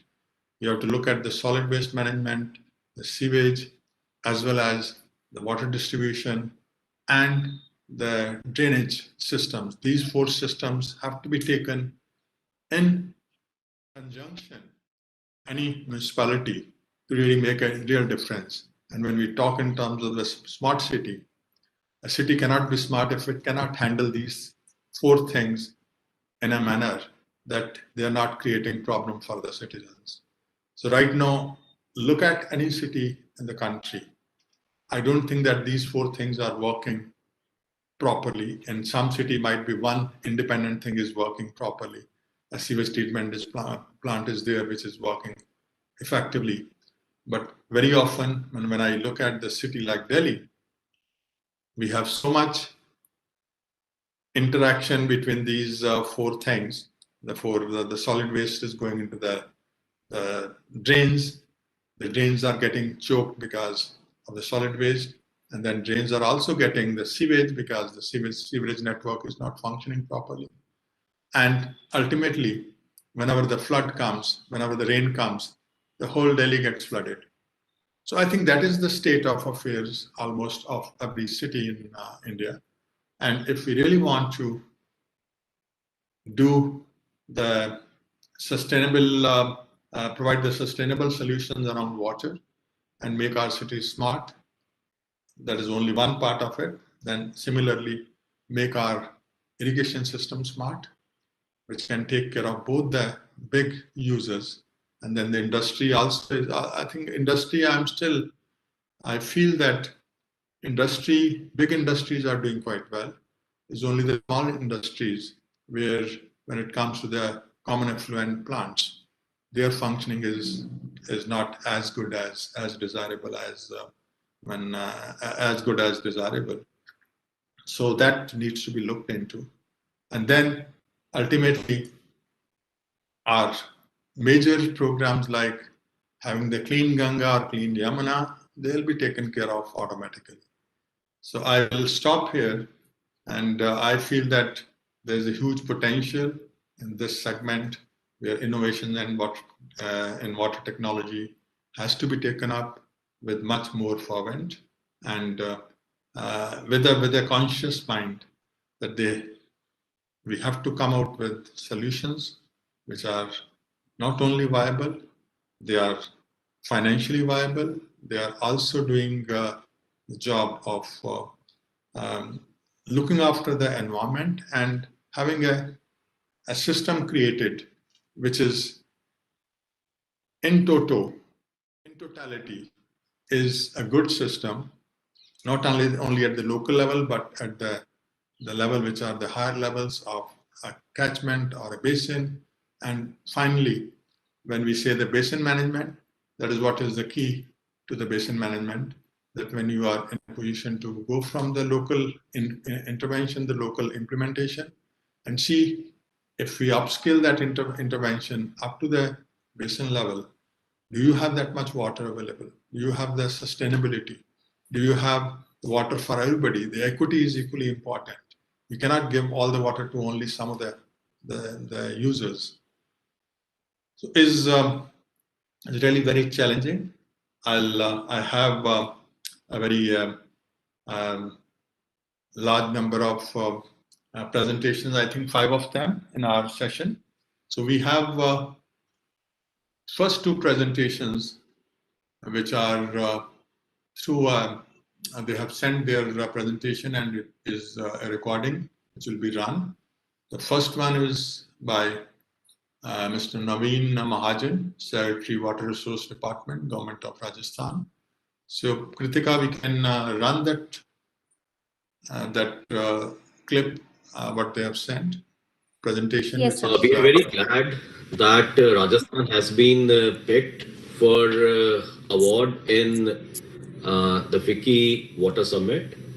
And I give credit to my entire water resources team, which has worked wholeheartedly to inject new age technology in water resource management. Rajasthan, it's an acutely water-starved state. And just to give a perspective, Rajasthan happens to be the largest state geographically in the country, with more than 10% of India's territory. But when it comes to surface water resources, we just have a little above 1% of the entire national resource. And if it comes to the groundwater resources, we are still below 2%. So that makes the situation on water resources availability very precarious. In such a context, it's very important that we manage our water resources very efficiently. So we have taken a conscious decision that all future irrigation projects, they'll be on micro irrigation. So drip and sprinkler is the only way ahead, and flow irrigation, it has to be discouraged. It has to be now, it now has to pave way for pressurized micro irrigation mechanisms. So all our major ongoing irrigation projects, they have been shifted away from flow irrigation, and we are planning all these irrigation systems on drip and sprinkler mechanisms. Secondly, we are trying to bring focus back on asset management. So rather than invest heavily in creating new irrigation potential, what we are trying to do is that the existing projects, they get rehabilitated, and water use efficiency aspect, it's looked at. And to do that, we are banking heavily on technology. SCADA. Now, SCADA in IGNP, when we experimented, it gave us a lot of encouraging results. So SCADA in the canal system, IGNP, it's possibly the country's largest irrigation command system with over 16 lakh hectares of irrigated area. And it provides drinking water to 10 critical border districts of Rajasthan. Handling such a mammoth irrigation mechanism, it's a gargantuan challenge. So we invoked SCADA in IGNP, and the results, they were very promising. So taking a cue from our SCADA intervention in IGNP, we have decided that all our major irrigation canal systems, they'll be put to SCADA. The idea is that dissemination of real-time flow, it gets passed on to the stakeholders. So that makes the whole exercise so community friendly. Likewise, we are planning that SCADA should be invoked in a big way in our key dam projects. We have started with the Bisalpur Dam, which feeds drinking water requirements of Jaipur, Ajmer and Tong districts, apart from having a big command for irrigation. So all the gate operations, they've been automated by invoking a scientific algorithm. And likewise, we are now going to modernize and automize 18-20 of our key dam projects. We are also trying to build an automated grid by installing real-time acquisition devices. In fact, 250 of such RTDAs, they have been installed on key water resource sites all across the state. The idea is that the rainfall which falls on the catchment, the flow can be calibrated in advance, and accordingly real-time gauges in the rivers and channels, they can give us an idea what kind of flow will go to the dams. And then dams also have those automatic water level recorders, and thereafter the next system, the operation of dams, that also gets automated.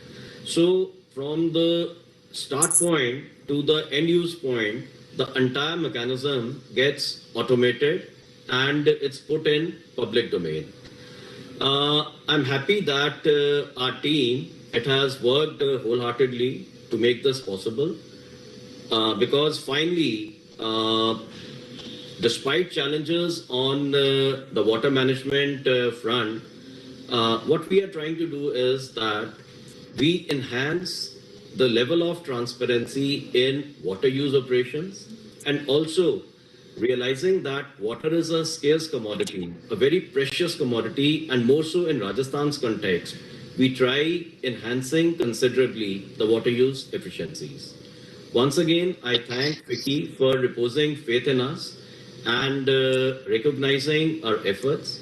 And I hope our team stays motivated, inspired to earn few more such laurels in times ahead.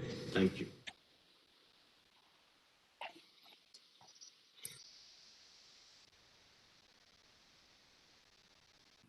This was a nice short presentation, what they have achieved. And this is all what I was just mentioning. And I think the state of Rajasthan, being the water scarce state, they have taken the right direction in terms of making sure that they have a good handle on their water in terms of the information, and then that is a starting point of a good management. And they are installing a SCADA system for their major the Indira Gandhi Nahar project, which is taking care of a very large area of Himachal and Rajasthan. The second presentation has come from Vadodara, and Mr. Jatin Badeka, who's their executive engineer, he has put this presentation together, and we'll run this presentation, which has been received from Vadodara. Kritika, can we run this presentation? Yes. A very good evening to all of you. On behalf of Vadodara Municipal Corporation, I welcome you all in this virtual session organized by Federation of Indian Chamber of Commerce and Industry, FICCI. I sincerely appreciate the effort put up by FICCI for organizing such event, especially to recognize effort and leadership in the area of water and conservation, and to develop a knowledge base on sustainable water management practices adopted by different stakeholders and distribute best practice for encouraging their adoption. FICCI is organizing annual water award event since 2012, and today we all are together for its 8th edition. We are glad to receive the FICCI award in category called Special Juries Award for Smart Water Project for the year 2020. Now let me talk about the water infrastructure we have in Vadodara city. Vadodara city receives around 550 million litre of water daily from various sources like Mahisagar Frenchwell, Dodka WTP, Khanpur WTP and Ajwa Sarovar through primary water distribution network. The raw water from Ajwa Sarovar is treated at Nimeta water treatment plant. The water from various sources is then collected in ground storage reservoir across the city and finally get distributed to the citizen from the elevated storage reservoir through the secondary and tertiary water distribution network. Vadodara Municipal Corporation has developed a grid structure in a primary water distribution so that water can get diverted from one area to other area easily in case when not able to receive water from any of the source. As we all are aware that the world is facing the major problem related to water scarcity, it is very important to provide the sufficient and qualitative water to the citizen.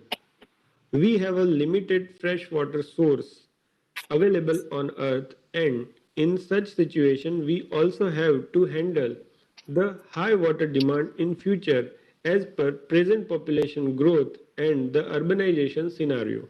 Nowadays, technology infrastructure for SCADA-based smart water audit and energy audit with civil infrastructure is must meet to the present and future water demand. Vadodara Municipal Corporation is on a mission to provide adequate and qualitative water supply to its citizens by considering the future demand. It is very necessary to modernize previous installation with the latest technology and automation so that the growth can be handled effectively. We have started the phase-wise implementation of SCADA-based smart water audit as well as energy audit projects. So, as a part of this vision, we have already implemented the SCADA Phase 1 project for water audit in a primary water distribution network from various water sources to water distribution station in Vadodara city, and it is go live since 1st May 2019.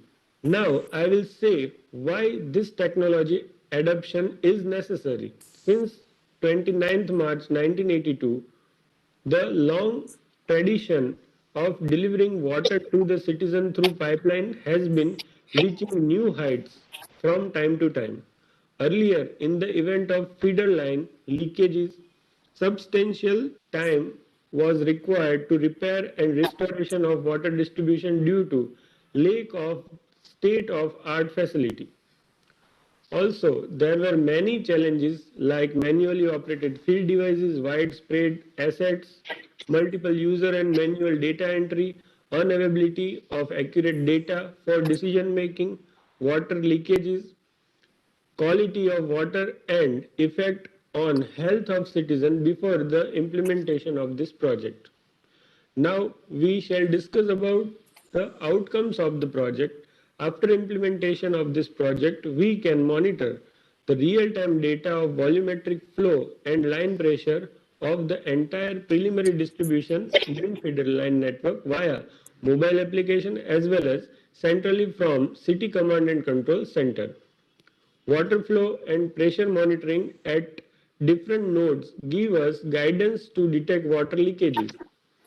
Efficient unmanned remote operation of control valve gives the control on water flow movements. Comparison pattern analysis provide a better overview of the situation and it helps management to make operational decisions. Ensuring drinking water quality to enhance the safety of citizens by monitoring and maintaining pH and chlorine of drinking water at various sources as well as each and every water distribution station. Reducing in non-revenue water by measuring flow at entire feeder line network, VMC has reduced NRW by 6% from 32% in 2016 to 26% in 2020. How this work is indirectly beneficial for the citizen, let me brief.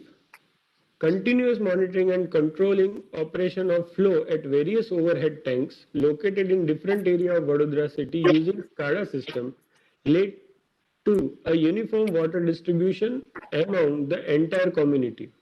It helps in supply of sufficient water to all area and prevent unequal water distribution which may cause scarcity of water in some area and abundance of water in other area.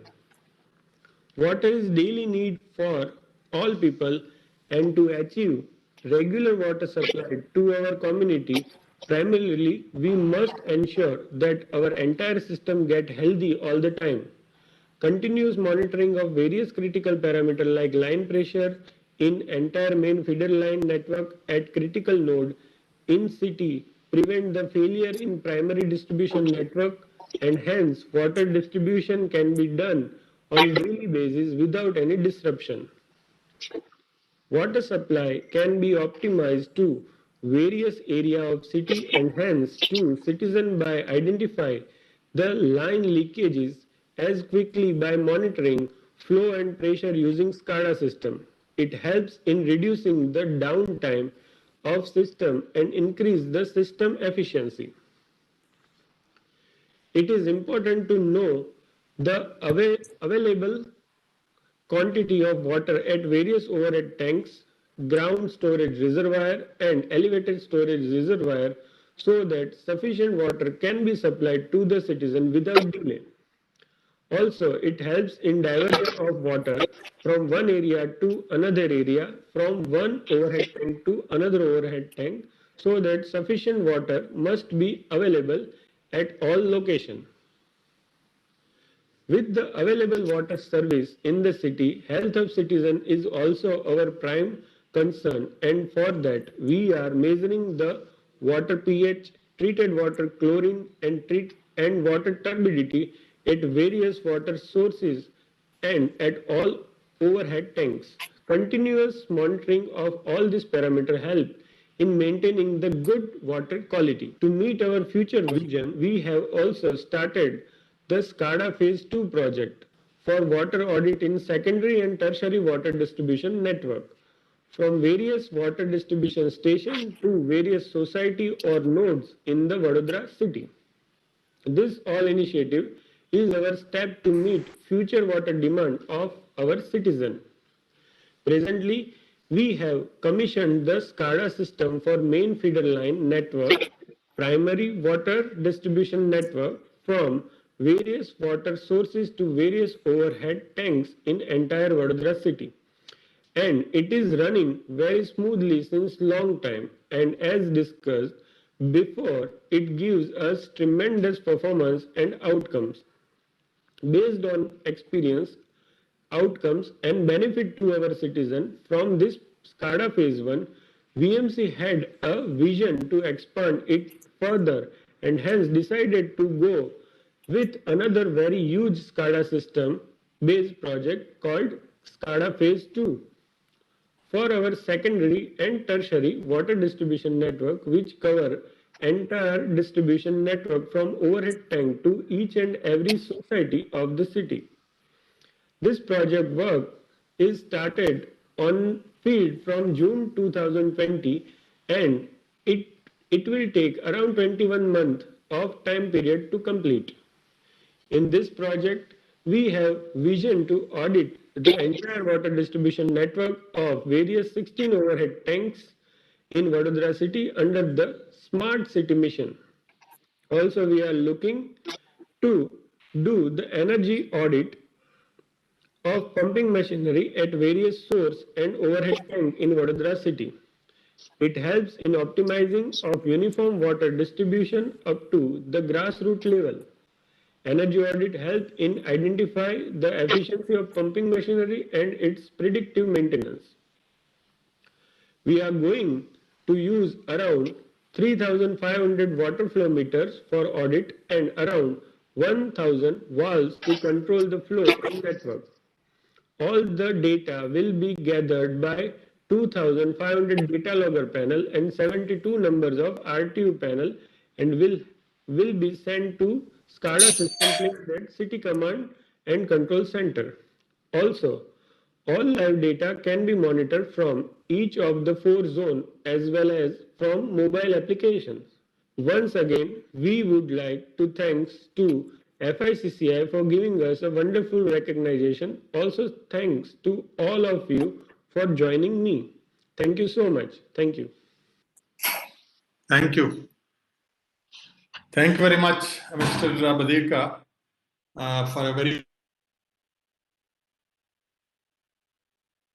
to VMC that they have taken the initiative to really implement the SCADA system and showcase to the other cities of the country that how they can benefit from putting in place the latest technologies to have a complete control on their distribution network and take care of all the problems which they have been facing, whether it's of water due to leakage or and taking care of through the proper connection in the distribution network. And part of the network can be operated without any dependence on the specific area, and all the areas can be up all the time. That is a huge way forward, and I think they must be congratulated. We will like to go to the next presentation, which is by Mr.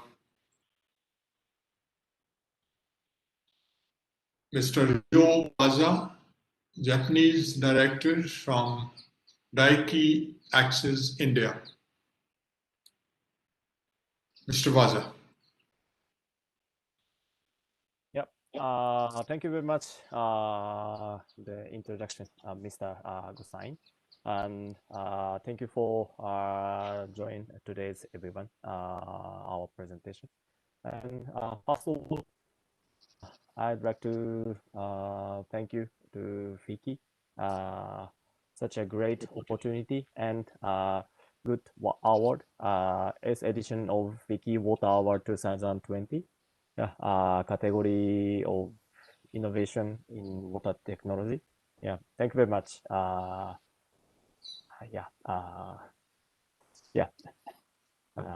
Now I'm sorry. I'm joining this session from Japan. So Japan is now approx 8 p.m. So Wi-Fi and network is very heavy and sometimes slow. I'm sorry. I need to apologize in advance. Okay, so one by one, I will explain about our product and services. Yeah, last session and last speaker, everyone explained very wide and very advanced technology, but our technology and product is not so new and advanced, but yeah, I think current Indian condition, this product and concept is very much suitable. We call Jokaso. This is decentralized STP. Yeah, of course, in India, government try to implement decentralized policy, not only centralized big STP. And so, yeah, 5 years before, we Daiki Axis, based on Japanese, we came to India and started manufacture this Jokaso STP. Jokaso means is Japanese word. Joka is cleaning or purification. So is tank. So Jokaso means purification tank. Now in my presentation shows outside looks just tank, but inside tank already put several function, anaerobic treatment, aerobic treatment, and disinfection, and recirculate. Yeah, and Jokaso STP treat domestic wastewater. It means black and gray can mix. Target BOD inlet is 300, and after Jokaso, that water can use for horticulture, and after tertiary treatment, sand and active carbon filter, that water can use toilet flush and building cleaning or those purpose. Yeah. Next slide, please. Yeah. Basic concept is anaerobic microorganism and aerobic microorganism increase inside tank, especially on the media, anaerobic media and aerobic media. So MBBL and anaerobic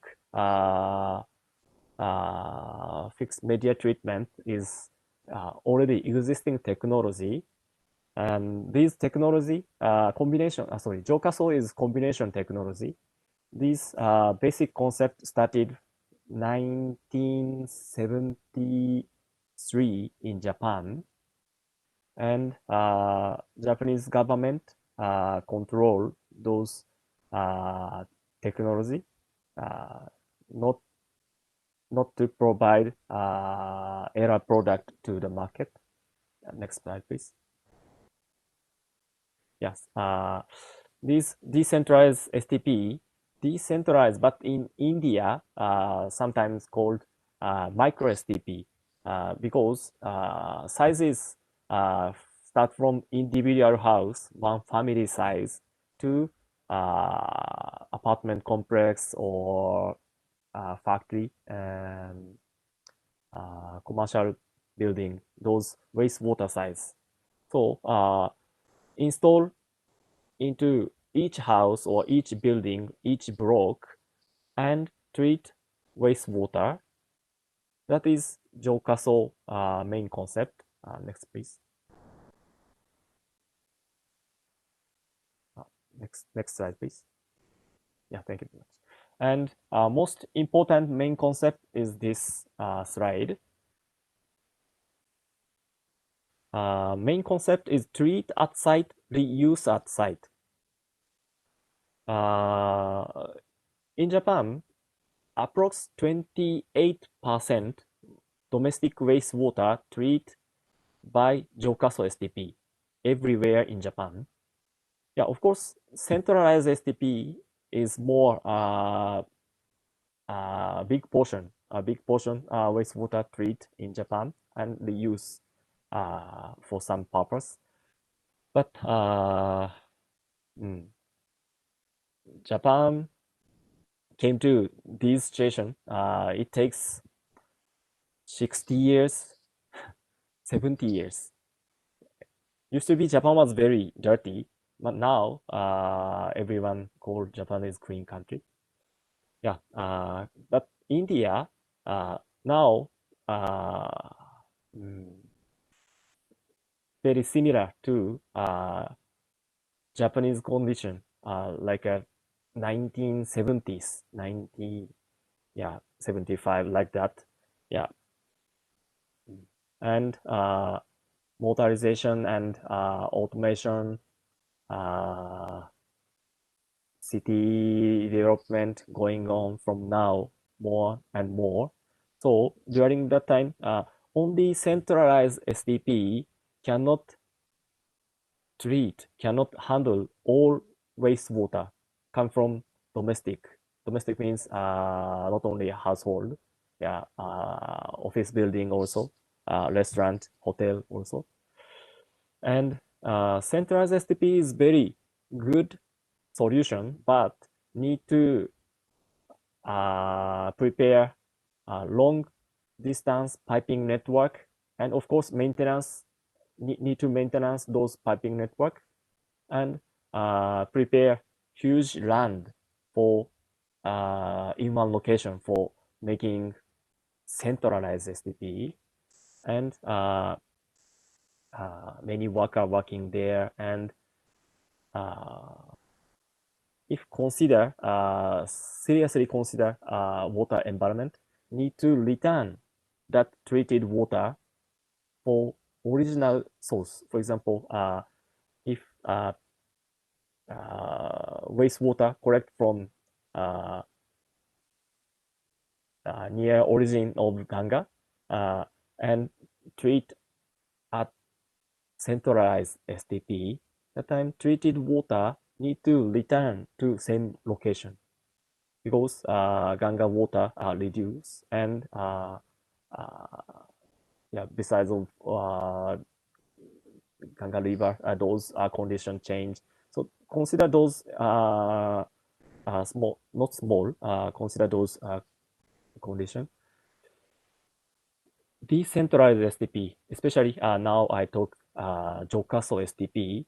No need those long distance piping network, and it means if some building going to construct or city growing up for outside, that time no need to make centralized SDP first. At same time, building construction, small Jokaso SDP install during construction timing, or of course after construction, Jokaso SDP can install. So these concept now India city and rural area everywhere very high speed, rapidly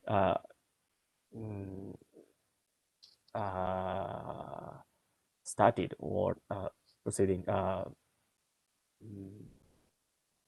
started urbanization or those things. So need to treat wastewater right now. Cannot wait centralized SDP construction timing 3 years, 5 years. So decide now and install small micro size SDP each building and treat at site, and no need return to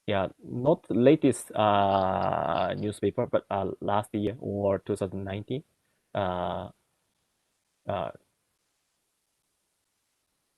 Yeah, NGT, National Green Tribunal, passed an order banning use of groundwater resources for horticulture and directed the local authorities to stop using bottled water. Next slide, please. And the digital board started to give subsidies, install small wastewater treatment plant like a Jokaso STP in building or in community. And so those activities, Indian government, already started. Yes, these news are very happy for my personally and maybe Japanese companies and government, because Japanese Japan, I already mentioned, used to be very dirty, and we don't want any country to feel or to expect to get experience those things again. So next slide, please. One more. Yeah. So just quickly, I explain Japanese government activity and history.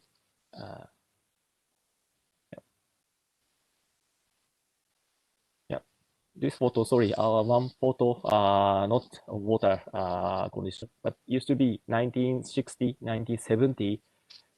Japan was very dirty. Next slide, please. So Japanese government started Jokaso Act. Before this Jokaso Act, Japanese government focused only monitoring which factory or which organization discharge bad water or water level is high alert level, or those monitor and give penalty fee. That was Japanese government activity used to. But after Jokaso Act, Japanese government changed the policy. Have to treat any company or any building, include individual house, have to treat wastewater and discharge, and that using STP have to use government approval product. So Japanese government started testing facility, and only approved test passed product. Of course, factory inspection and everything included that test. Only those products can use in Japan. So it means eliminate error product from the market. That was government activity. And after that, polluted bay become clean. Change the slide. Yes, polluted bay clean. And next slide, please. Mr. Baja, can you please conclude? We are short of time. Okay. Right. Okay, so okay, so page 31, please.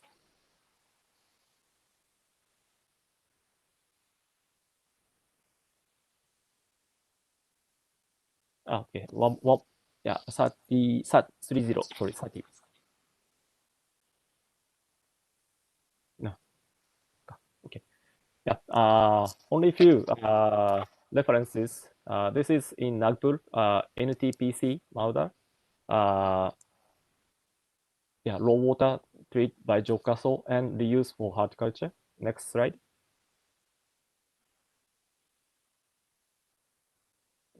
This is DDA in Delhi, one park. Raw water collected from public drain, public sewage line, and be treated by Jokaso and reused for gardening in the park. In DDA, we provide and installed more than 40 or 40 location or more, approx near 50 location. So yeah, this technology and concept gradually, yeah, India, we are started in India. Okay, one more, next. Yes, and yeah, I'm sorry, I didn't realize I speak so much. Okay, finally, this technology is already performed in India, and our Daiki Axis, we are manufacturer and try to promote this concept and technology in India.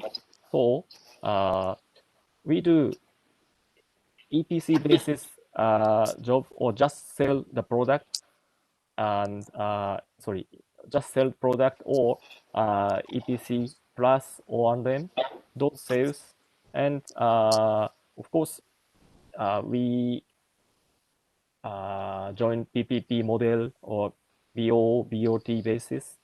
Those sales option we tried to start already started. So we expect this Jokaso technology and our product will contribute India and Indian environment more and more. Yeah. Thank you very much. Thank you, Mr. Vaza. Thank you for a very elaborate and very nice presentation. And I'm sure that you already have mentioned many locations where your technology is working, because such independent, decentralized STPs are very useful, even in cities like Delhi, where we have many localities, unauthorized colonies, and localities where there is no infrastructure. Network is not available. So these can be a very big boon to reduce the pollution of Yamuna, because all these sewage coming from these areas, they ultimately land into Yamuna. So if we can have these decentralized STPs put in place, it can really do wonders. Once again, we'll go to our last presentation, which is by Mr. Ankur Chaudhary. He's from bioremediation projects, JS Water Energy Life. Yes, Ankur, here I'm seeing Kamal Tiwari. You are representing JS Water Energy? No, hello everyone. My name is Ankur Chaudhary. And Sorry. He's from Connaught Biosciences. no, sir. Sir, I represent Daiki Axis. I'm joining Mr. Vaja. So thank you for the introduction. I'm not from Connaught. Okay. I'm sorry, because I was seeing the name here. So we have from JS Water Energy, Mr. Ankur Chaudhary is there? Yes, sir. Okay, please make your presentation. Conserve water, conserve life. We never know the worth of water until the well runs dry. Thank you. I would like to thank FICCI for giving us opportunity, and we're really glad to receive third prize in water innovation technology. Thank you, FICCI. And now on the behalf of our director, they are busy. So on the behalf of our director, I'll giving a brief presentation on our technology, which I'll be sharing now. So technology is phycoremediation. So in simple words, we use microalgae to treat the wastewater in lantic as well as lotic water bodies. So if we see the uniqueness,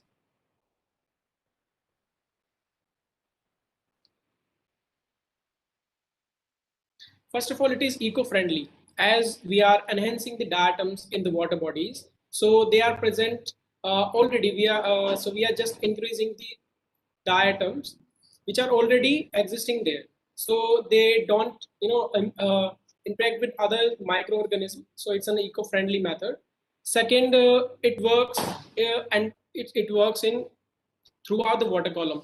It works in benthic level as well as surface, and it has a diverse application as it is present in every water body. It doesn't matter like if it is river, if it is lakes, it works. It already present everywhere.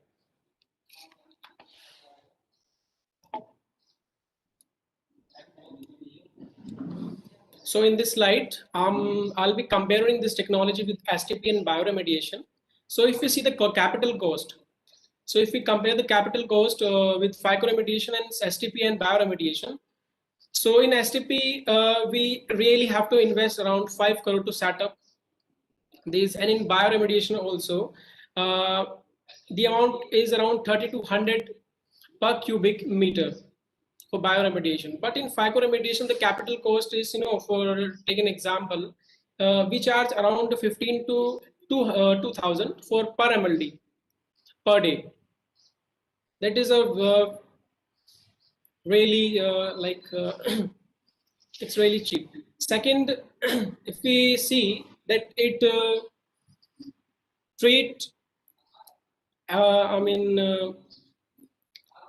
it leads to reduction of ammonia nutrient, the lakes which has the high nitrogen phosphorus contents.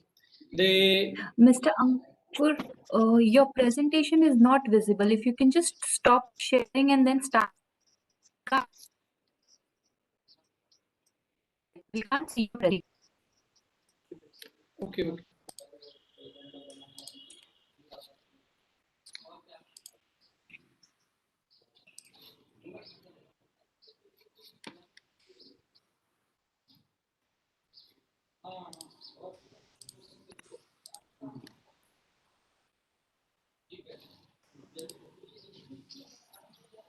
You can stop sharing and then try to load it again.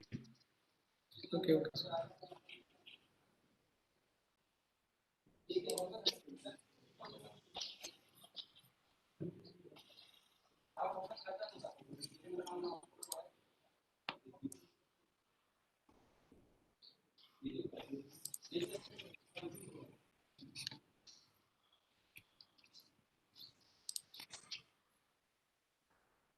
Else we can just go ahead without the presentation.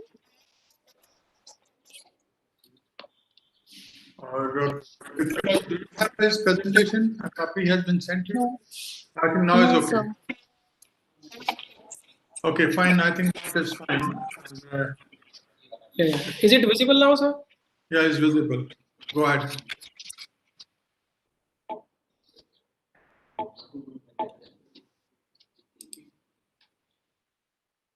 Yeah, So, still I think the size is small. But anyway, you can carry on. Okay, sir. So if we see in STP, there are so many equipments are there. So they create noise. So in this, they are creating noise pollution. And phycoremediation, there is no environmental impact. And because the diatoms are present naturally. And again, in bioremediation, we culture new bacteria to the sites.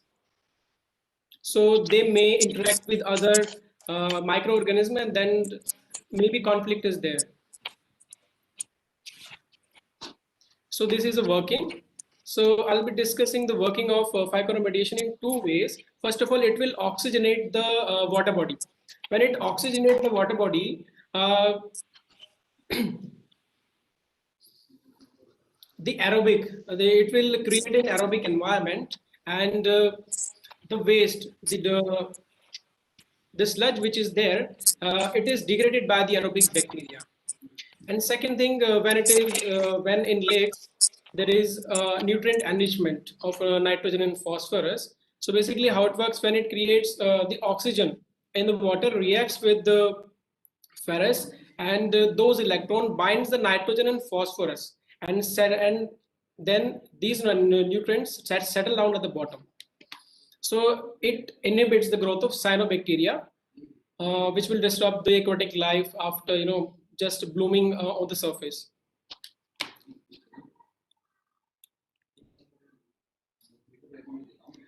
In this slide, it is showing that how it improves drains and rivers. First of all, it will degrade the sludge out there, as it will maintain the oxygen level. So the aerobic bacteria slowly degrade the sludge. Second, it maintains the water quality, and which it will maintain the general parameters like BOD, COD, TDS, TSS, and as all the nutrients which are available, these are absorbed by the diatoms. So there is no other nutrients available for other unwanted plants or other weeds and aquatic life. So they starve out unwanted weed and algae, and included, it will also mitigate the heavy metals also, as diatoms have the shell of silica, which is negatively charged. So the heavy metals which have positively charged, they just mitigate those heavy metals. So these are the benefits of our product. It will oxygenate the water. It will reduce the BOD and COD content, and it will rejuvenate the aquatic life, as it will maintain the it will increase the phytoplanktons and zooplanktons in the water body. So it will maintain the the food chain also. And I also talked about the biodegradation, how it works, how the aerobic bacteria degrade the sludge at the benthic level, as it is aerobic in nature. So there is no odor, there is no foul smell like hydrogen sulfide, which is coming after anaerobic bacteria decompose the waste. So here mitigation of heavy metals. So how it will so in this, the diatom shell has a high binding capacity to these metals. That's why it will mitigate these heavy metals also. Reductions of fecal coliform, as it will as dissolved oxygen increase in the lakes or in the water body, so it will the gene expressions of the fecal coliform are destroyed by these bacteria. And the last, it also eliminates the pathogens. So this is a case study. We did used our technology here. So you can see there are two images. In first images, you can see there is only some fishes, but after the treatment, you can see there is a growth of aquatic life also. So here, the lakes, our product rejuvenate the aquatic life. Also, this is another big project which is going on in Sungai Gong River in Malaysia. So after so many challenges of locals, like they are discharging the sewage water to the river, and they are dumping the solid waste into the river. So our product working efficiently even after these challenges. So these are the improvement in water clarity after 2 weeks of treatment.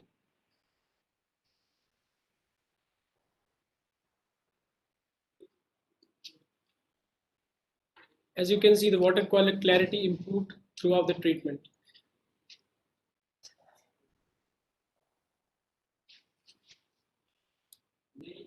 So these are the water parameters which we have taken after the treatment and before the treatment. So in first, you can see like there is a COD reduction from 53 to 8, and the BOD reduction is there from 21 to 2, which is around 90%. And there is also increase in dissolved oxygen, as you can see, to 5.78. Is around 31%.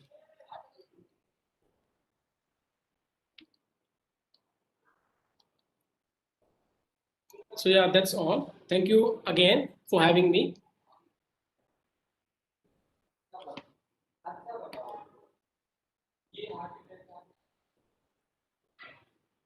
Sir, you are on mute. Thank you much, Mr. Chaudhary. We have been done with all the presentations, and we have still, how much time is there, Kritika? Was the time available with us for discussion? Can have this for 10 minutes maybe, and then we can, Okay, close fine. the session. Okay, thank you. So since our panel is truncated, we were supposed to have a big panel. Now we are having a shorter version because 2 people have made the presentation remotely. So a couple of questions I think which come to my mind. One is, which is very relevant, that as since you belong to 2 different space of industries, one is totally a decentralized STP, which is useful for under some situations. And as far as Mr. Chaudhary has talked about is phytoremediation, which is more for the water bodies and in situ treatment. There is a huge range, and both of them have their own utility in our environment and setting. What do you think you expect from the government to really make these things more viable, whatever you are doing? And what are the enablers you are looking forward to? What kind of enablement you are expecting which can help you in taking your technology to the next level and having impact made? Yes, who will come first? Maybe people from Daiki Axis. Okay, thank you very much. Yeah, yeah. If I can request, yeah, I request government to implement more strict make strict rule and implement more strictly for STP performance. Yep, because current our challenge in the market is fight for error product. Because, for example, our product is yeah, of course, good product, but yeah, for example, 2 years before NGT norm spread and BOD need to treat by 10 milligram per liter, BOD 10. After that, local error product competitor, they just change sticker, BOD 30, and put sticker and change BOD 10. Same product, but yeah, achieve BOD 10. That is not possible. So those things I want government to remove. eliminate from the market. Yeah, only good product, not our product, other companies' product, good product spread in the market, automatically water condition become good, not quickly, gradually. That is my request. So what you are suggesting is that they should not have the requirement of 10 BOD?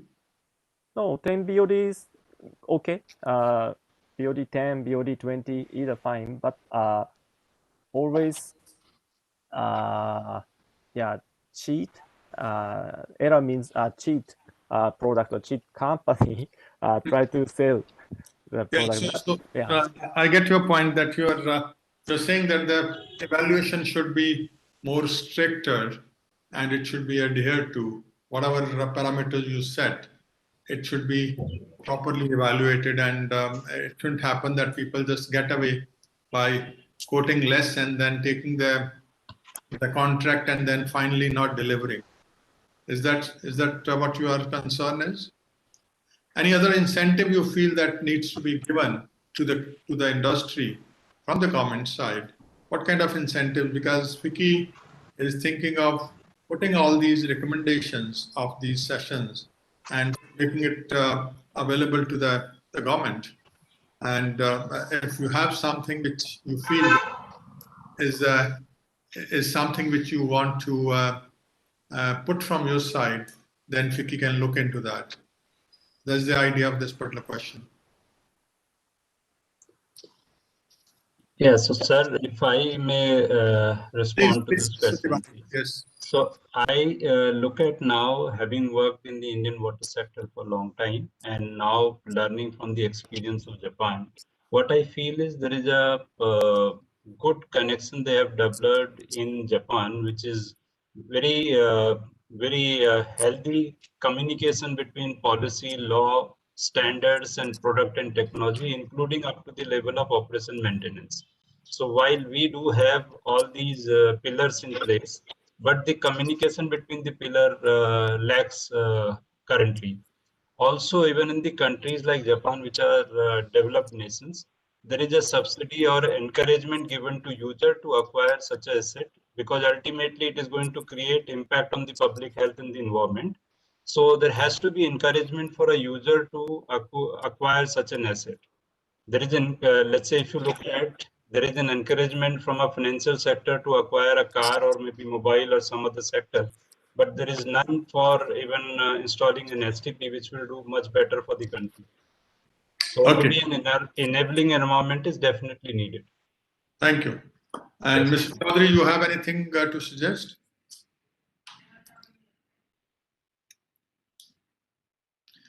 If you are asked to think of what kind of incentive you want for your...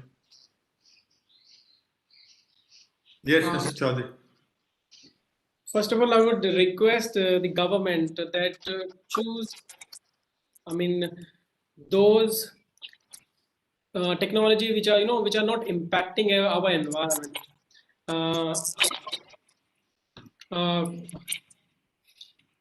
And the awareness should be there that, most of people don't aware of, every technology is there. So maybe in that sector. And okay. And we should be focusing on source of pollution. For example, if any industry is discharging without treating to any river or any any lakes, so they should treat that water first before discharging. So basically, this also brings us to the same question that whatever we are doing in terms of innovation and technology formulation, we must be aware of that there are no externalities on the environment. They are safe technologies. They are not creating problems, solving one problem and creating 10 more problems. So that is what was another question in my mind. That if you are basically looking at from that angle, what is the directive which should be put by the government? In what way these things can be dictated so that this can be taken, the environmental issue can be taken up indirectly through that directive. Do you have any suggestions on those aspects? And the major question is that how do we evaluate that each technology which is coming out, there has to be a benchmarking done for each technology, and there has to be an evaluation done by looking at various parameters that this technology is solving this particular problem, but how many problems they are creating. So, sir, on yes. behalf of the FICCI, we have requested Bureau of Indian Standard, BIS, to actually form a standard for package sewage treatment plant in the country, because we feel the technologies need to come on one platform, and we need to look at cost of ownership on a long-term basis, because right now too much focus is given to capex and very little is given to energy usage and usage of operation and ease of operation. So we have requested, and BIS has taken up a project to standardize these technologies. Also, my request would be to look at decentralized STP in a way. If you look at our history of last 20-30 years, a lot of STPs have been created, but very few work very efficiently. So we are using public money to create large assets, which are not very well maintained, and which ultimately creates problem for both environment and also for public wealth and safety. While as in a decentralized approach, we are able to negate the issue in a localized manner, and we are able to put much better accountability on the whole system. Good point. This is a very important thing, because you cannot just create the infrastructure which is not being used for the purpose for which is created, and it becomes defunct after some time. Yeah. So just to give you another example, again, learning from Japan. Now imagine, let's say 10 years from now, we would have such a large infrastructure of water and wastewater utilities in the country, both decentralized and centralized. While as there is no framework for training the people who are going to operate those plants. In Japan, they have a very beautiful system that every operator engineer who is going to touch upon these utilities which are installed with the environment, they have to necessarily go through a skill training and certification on annual basis, where we lack such a skill development and also a certification program in the country right now. Fine, I think that is a good point. So we are having a paucity of time. So I think we'll stop here as far as the discussion is concerned. We had a very fruitful session. And the good thing is that all the presentations were of different segments. There was no, yes? Dr. Yeah. Dr. Gussi, Yeah. so we have Dr. Dilip Kamath from Conclave Biosciences. Okay. And okay. So Dr. Kamath, you'd like to express your views? You are, I think, muted. Can you unmute him? Kritika? He's not, he's muted.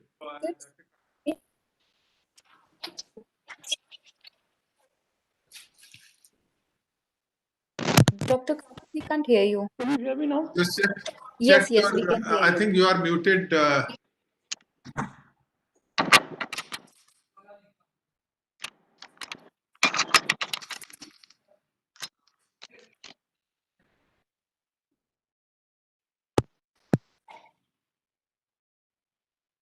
No. Just I check the think mute maybe button. without. Is it? So he's unmuted. No, on his side. You might not have done the mutation from your side, but on his side, check your mic.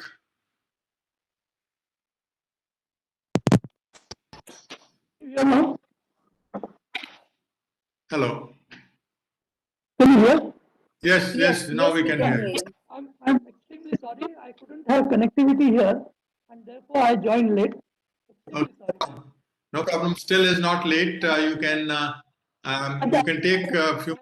FICCI for awarding us the second prize in bioremediation and water treatment.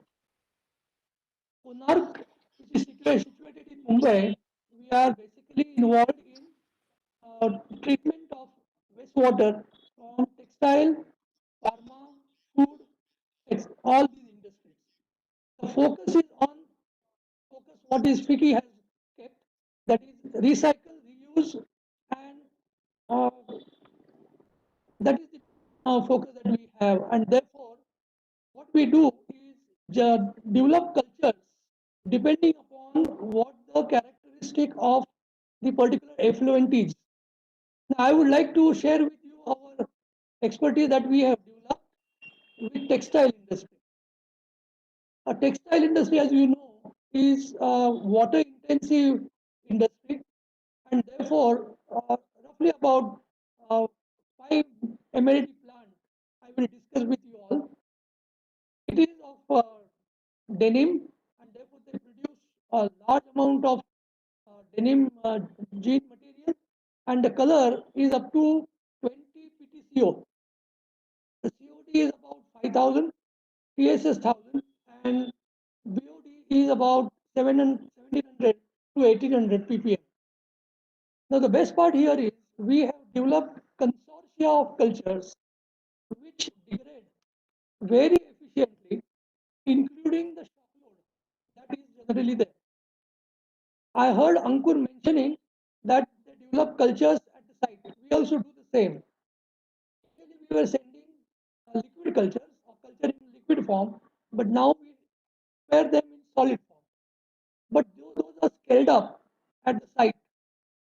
Thereby, whenever there is a shock load, as you know, in case of denim, there is what is known as sulfur black. Very difficult to degrade. But last about 10 years, we have been treating this effluent very efficiently. As you know, it is mainly the biological sludge. We do not use any chemical treatment at all.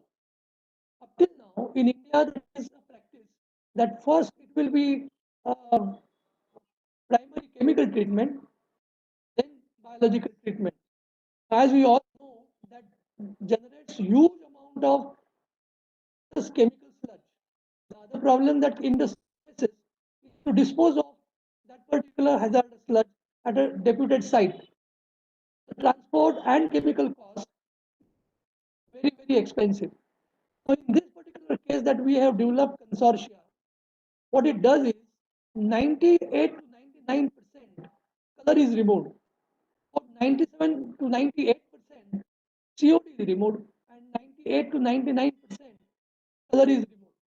Now we do one additional thing. We add what is known as those cultures which form or accelerate flock formation. These are EPS producing cultures, and thereby the TSS is very efficiently reduced. In this particular case, it is about 1000 TSS ppm. And the overall advantage is number one, eco-friendly. There is no chemical sludge generated at all. Recently, I met the MPCB chief and explained to him that the calorific value of this biological sludge is very good. If you can dry that and burn, it will reduce the disposal of sludge cost by almost 90% because the wet sludge has 85% to 90% water. So in this case, if you can dry, there is no hazardous fumes because it is biological sludge. And that is how we have efficiently treated this around 5 MLD effluent every day, very dark, for last 10 years. One more additional point that I will want to stress, that the cost of UF and RO membrane has gone down drastically because the fouling that used to take place has reduced considerably. Initially, the company used to change the membranes, RO membranes, in 2.5 to 3 years. Now I'm very proud to tell you that the efficiency has gone up to 5 years. So overall cost, in many ways, it has gone down. It is absolutely environment friendly because these are the microorganisms which are enriched with respect to the effluent that is there. So it is not one size fits all. It is as with respect to the particular organism that is required for particular chemical or number of chemicals which are present in a particular effluent. Now these organisms are acclimatized to utilize aliphatic as well as aromatic compounds, and that is how the BOD and COD goes down drastically. This is our story already. I have joined late, and I will not waste time. But I thank again FICCI and Dr. Gosen for giving me opportunity to share my success story and awarding a second prize in wastewater treatment, recycle and reuse. Thank you very much. Have a pleasant evening all. Thank you much. Thank you, Dr. Kamath. There was a lot of disturbance in your audio, so we couldn't hear the whole thing properly, but I think that is okay. We had no other choice. So we are coming to the end of this session, and it was a very, very fruitful session, as I was explaining. We had 5 different presentations, and they all belong to different arenas. Presentations on the SCADA systems, how a better management of water can be done. And one was on the irrigation water management in the state of Rajasthan. And the other one is showcasing the SCADA system, how it can work very well and do wonders at the municipality level by the Vadodara Municipal Corporation. They have shown the path to the other states, the other cities, how, if the intent is there, how they can make a huge difference in terms of enhancing their water use efficiency. And that is the main thing. I think no amount of rainwater harvesting can be useful, because rainwater harvesting, you are not producing water. You're not enhancing the efficiency of water. You're only moving water from one location to the other location.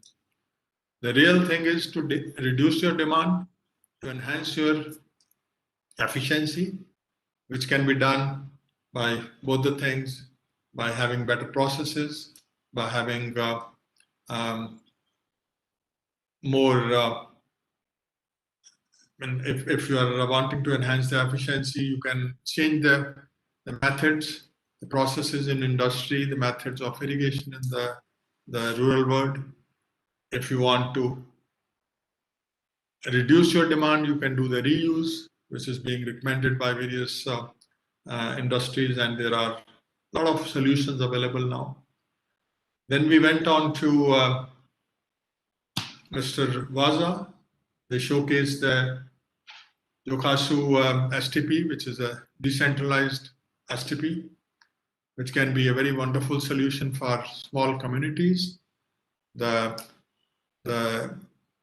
societies and the cities who want to be independent, and they can also have this additional water available to them for their non-consumptive uses.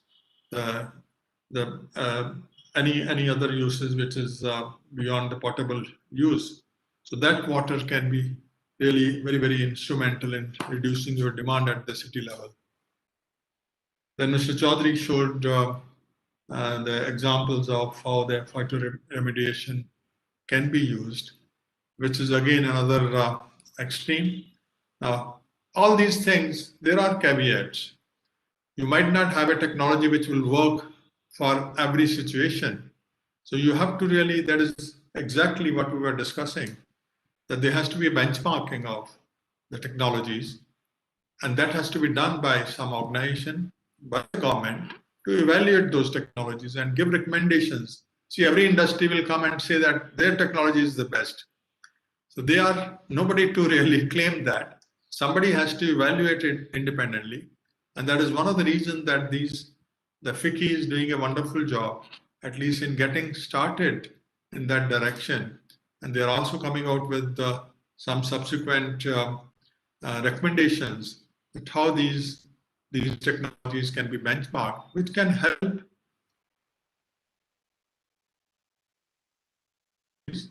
They are laymen. They are people who are wanting to use something.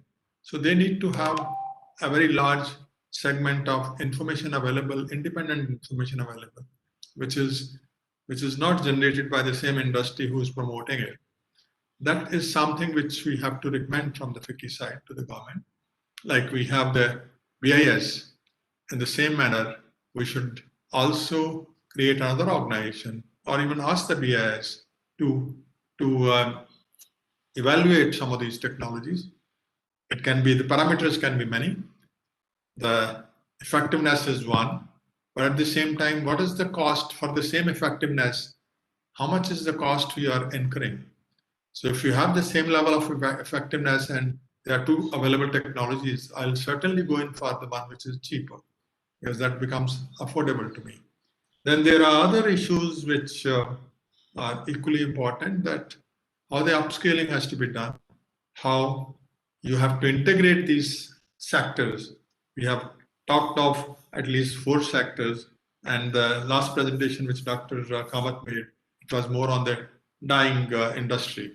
They involve in, I was not in a position to really hear properly. You are basically having the solution for, you have treated the water, which is the outcome of the dye industry.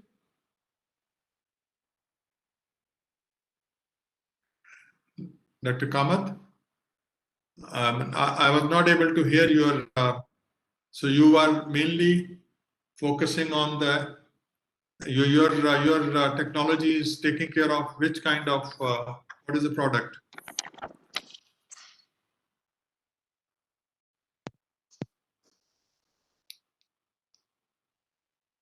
Dr. Kamath? Dr. Kamath, are you hear me? You are mainly Sir, he's not audible. focusing on the, okay. Their case was a dye industry, the treatment of effluent of dye. Kritika? Dr. Kamath? Anyway, is okay. Yes, that's what I get, because I remember when we had seen their presentation. So there is another very, very big source of pollution in our water bodies or most of our cities, and I feel that a huge amount of work is required to be done. Because I remember when we had seen their presentation. So there is another very, very big source of pollution in our water bodies or most of our cities. Kritika, something is happening, there is a feedback. I feel that a huge amount of work is required to be done. Because I remember when we had seen their presentation. So there is another very, very big source of pollution happening. There is a recording going on most of our cities. Kritika, something is happening, there is a feedback. I feel that a huge amount of work is required to be done. I think we'll stop here, Kritika. There's something happening with the system. Very big source of pollution happening. Kritika, there is a recording going on. Yes, sir. Yes, sir. Yeah, something, I think recording has got started somehow. And it is giving the feedback into the system. Now is all right. So we'll stop this session here. Thank you very much once again, all the participants, all the presenters who have made very beautiful presentations, and we have no time left to really look at some of the questions. Maybe if there are questions, you can send those to the respective people, Kritika. I don't see any questions sent by you. So Right, sir. So once again, share it to- thank you. Yeah, you can do that. Thanks a lot. We'll conclude the session here. Thank you much. Thank you, Dr. Hussain. Thank you all the speakers for this interesting session. We'll now close this session, and we will now move to our last part of this today's session, which is we will now screen the short videos of the winners of the edition of FICCI Water Awards.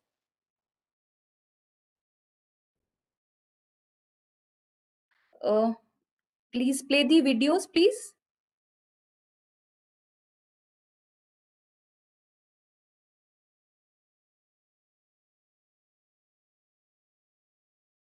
The number you have dialed. With a vision to make the world a better place to live by partnering with path-breaking innovations in agriculture, Tagros marches with a water stewardship which is socially equitable, environmentally sustainable, and economically beneficial. We have excellent production facilities at Kadalur, Tamil Nadu, which is situated in 10 acres of industrial land. Tagros is operating effluent treatment plant with zero liquid discharge system for trade effluent, and it explores the potential to recover the product from the effluent converted as saleable product.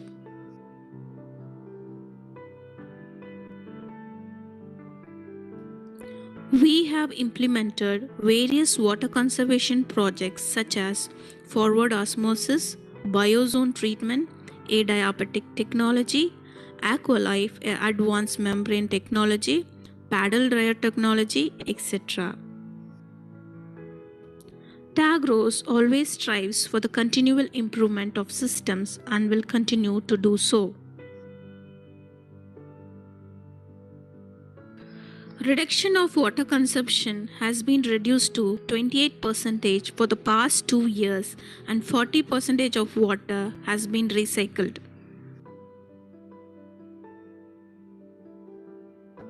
Our efforts to make water conservation effective begins with framing the strong strategies and goals practiced by each one of them in the organization.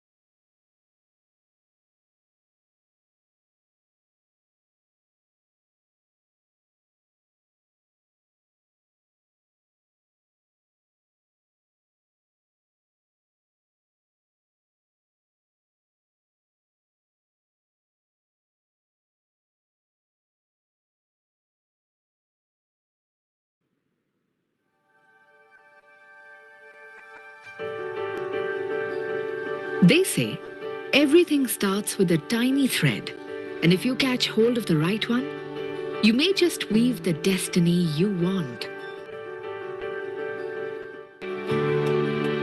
From being a little-known company, today we are the largest manufacturers of terry towels in the world, one of the biggest producers of wheat straw-based paper, among the foremost yarn spinners of the country, and a world leader in bed linen manufacturing.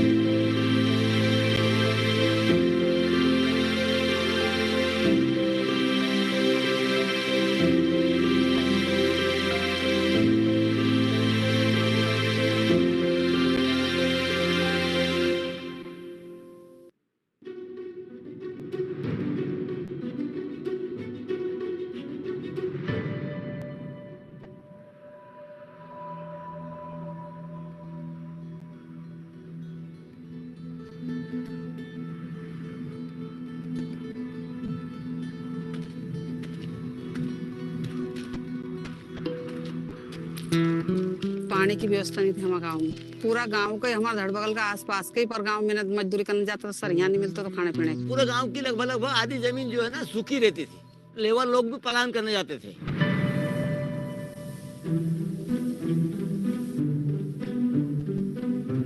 RTC हमारे यहाँ आई, उसने हमसे पूछा भाई तुम्हारे गांव की समस्या क्या है। उनको बैठ के उनको बताया भाई हमारे गांव की ये समस्या है पानी की।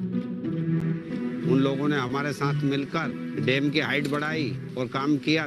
डैम से पहले मुश्किल से 70-80 एकड़ जमीन में पानी जाता था, अब लगभग जाता है 1200 एकड़ में। हम तो ये कल्पना भी नहीं कर सकते थे कि ऐसी जगह में हम पानी रोक सकते हैं।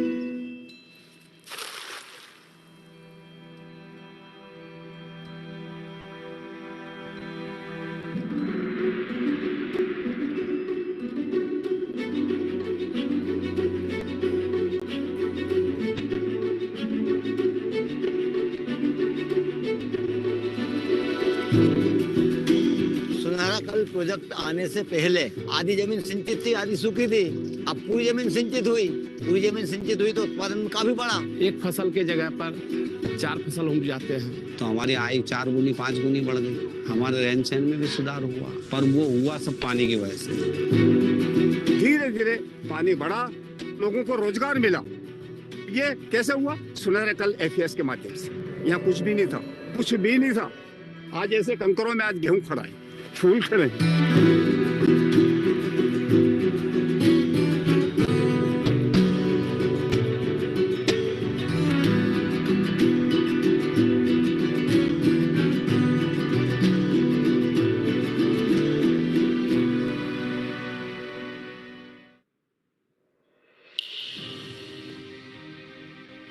Life depends on water.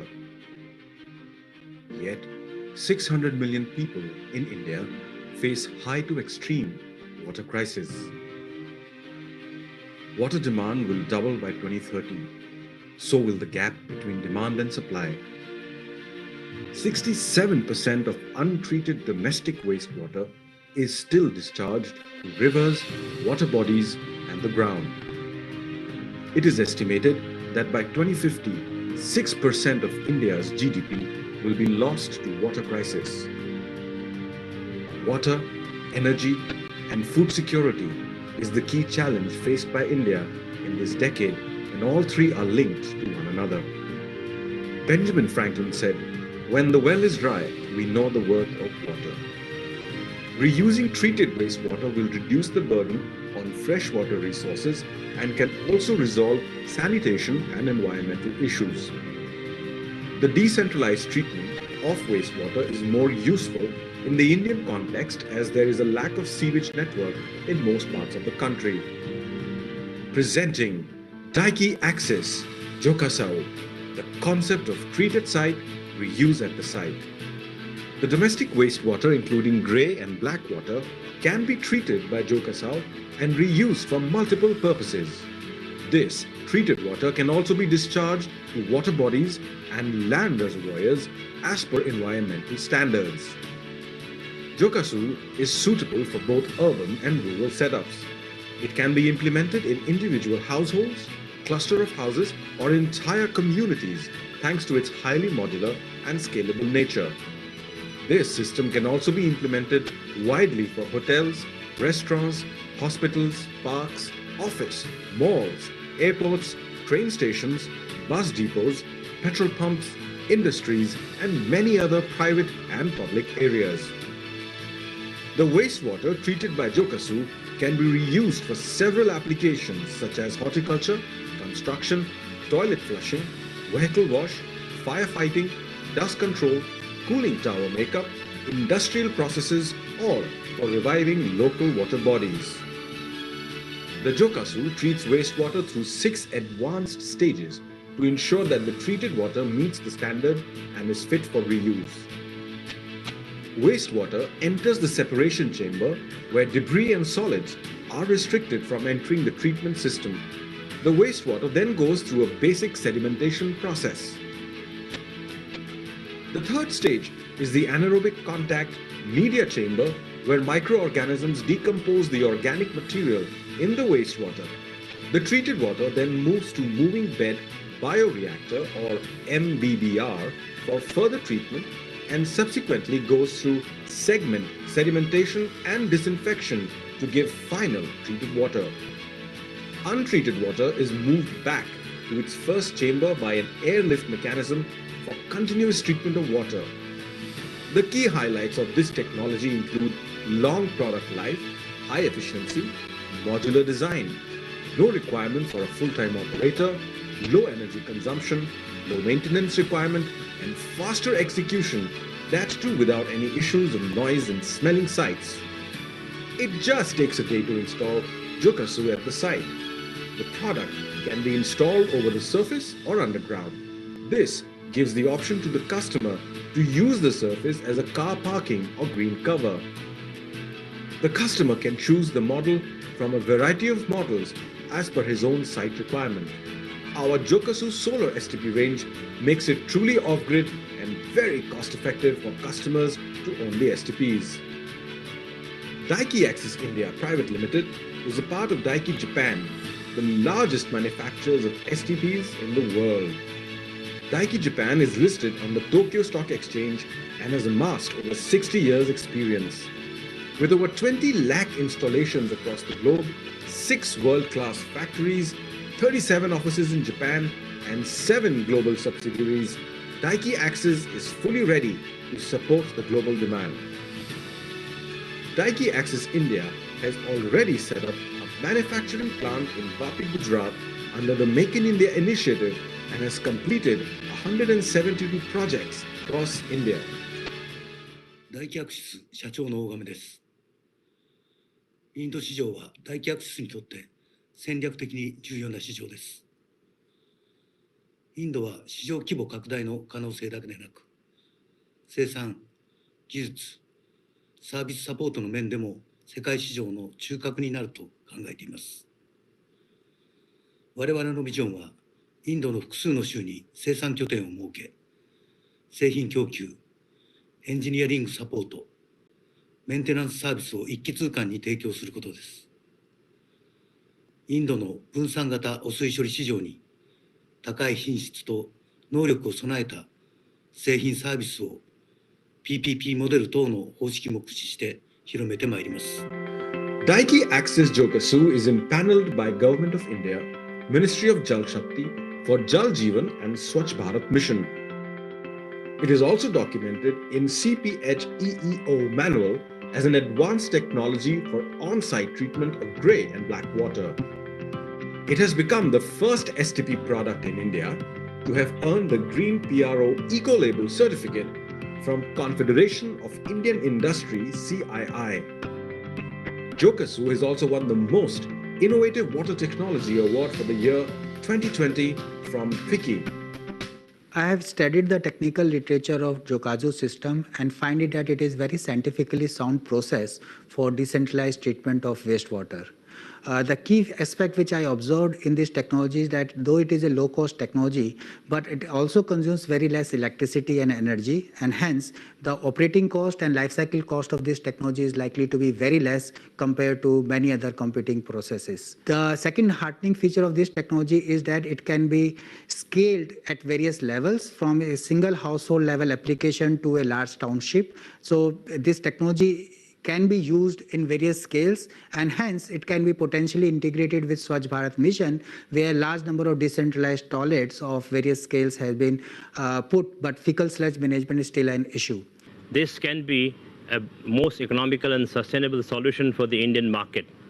This will also go in a long way to meet the government objective of Swachh Bharat and to eradicate the pollution flowing into the rivers, and also solve the larger mission of Namami Gange.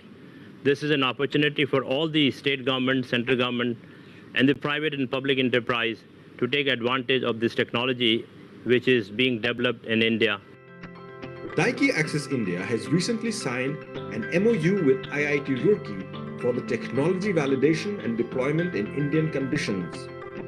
The model fulfills the essential requirement of certifiability as well as the quality that is required in any technology whatsoever it is. In fact, BIS would like this technology and similar competing technologies to be certified by BIS and produced as ISI marked, certified as third-party guarantor of the quality of this technology.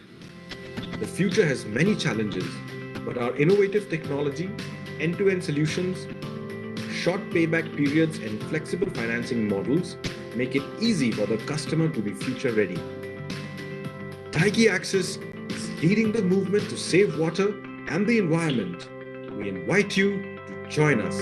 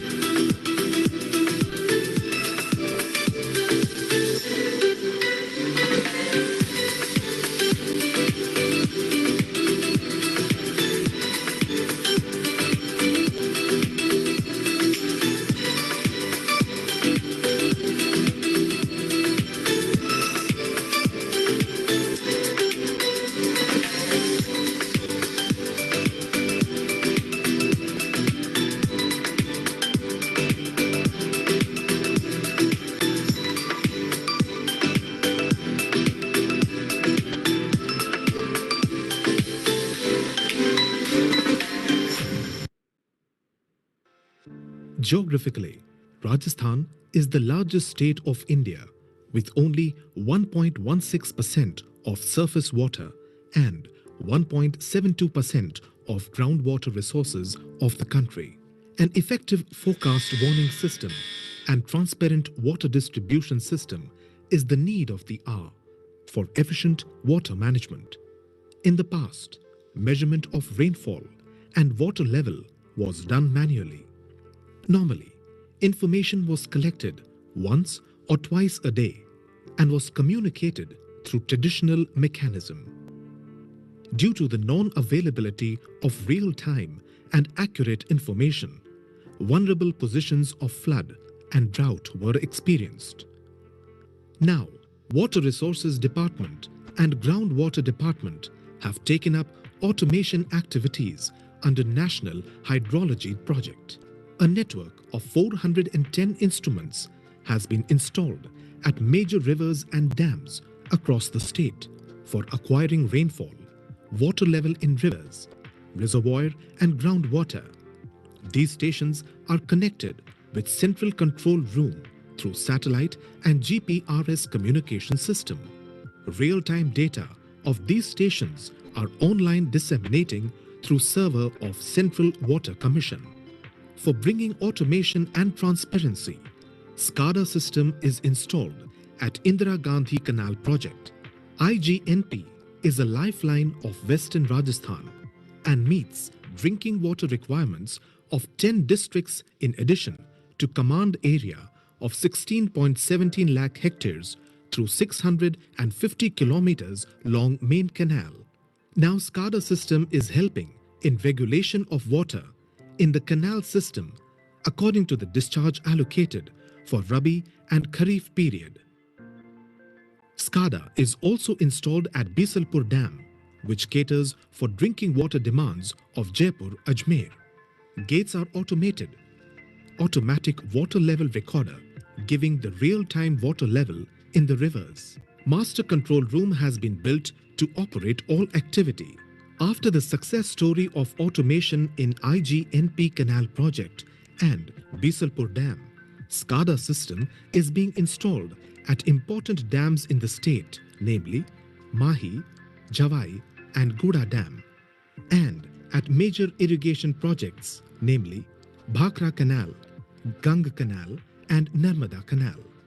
A state data center and water resources information system tool is being developed for integration and dissemination of water-related information. There will be a decision support system and its dashboard that will help in taking decisions for operation of flow in the dams and rivers, management of drought and prevention of flood. Now, the farmers are able to choose the appropriate crop depending upon the availability of water in the reservoirs and canals. Integrated water resource management will ensure a better tomorrow and a more prosperous Rajasthan.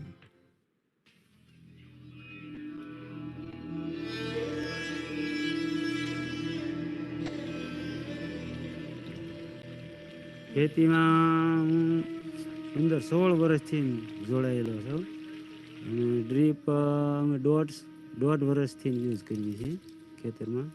જ્યારે deep અમારા ખેતરમાં નથી ત્યારે એક તો મારું ખેતર થોડુંક ઢાળઢોળવાળું હતું એટલે પાણી બધે પૂરું મળી શકતું નહોતું. ઉત્પાદનમાં ઘટાડો જોવા મળતો.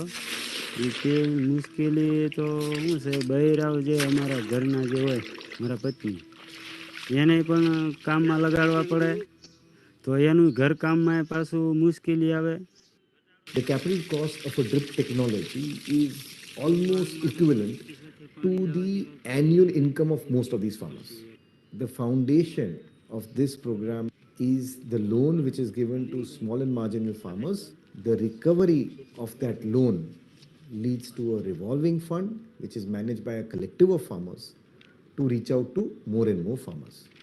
So therefore, the revolving fund is a base of sustainability and a base of growth for this program. જ્યારથી મારા ખેતરમાં ડ્રીપ લગાડી છે એક તો ઓછા પાણીમાં વધારે ઉત્પાદન મળે છે અને કામમાં 80% ખર્ચો ખેતીવાડીમાં ઘટે છે અને કામમાં પણ ઓછું અને બીજા કામે જઈ શકી છે. પછી જ્યારેથી ડ્રીપ લગાવી છે તો મારે 86,000 રૂપિયાનો નફો નીકળેલ છે. બાકીનું જે કડિયા કામ ને ટ્રેક્ટર ચલાવવું એ ઇન્કમ આવે એ તો અલગ છે. ટપક થતા અમને કામમાં સારો ફાયદો, નીંદવામાં લેવામાં આનો ડાબકો અત્યારે સારો થાય. પહેલાં છે ને આમ ફોલવો પડતો, આ ટપક વગેરે હતો ને ફોલીને 1 મણ કપા આખા દીના વીણી, અત્યારે 2 મણ વીણી લઈએ. So institutional sustainability is created by forming 2 sets of community organizations. One at the village level, which is called the farmer interest group. And because that group is not large enough to negotiate with input suppliers or with markets, because the markets deal with large numbers, therefore they are federated into what is called a farmer producers organization. પહેલા તો એ જે group બન્યા છે ને, એક તો પહેલા એકાબીજી ખેડૂને ભાઈચારો વધવાનો છે. So this program has been designed for scaling up because it is seeding an idea and providing tools for the farmers themselves to extend the technology to their fellow farmers. And therefore it's a much more manageable program and a much more sustainable program.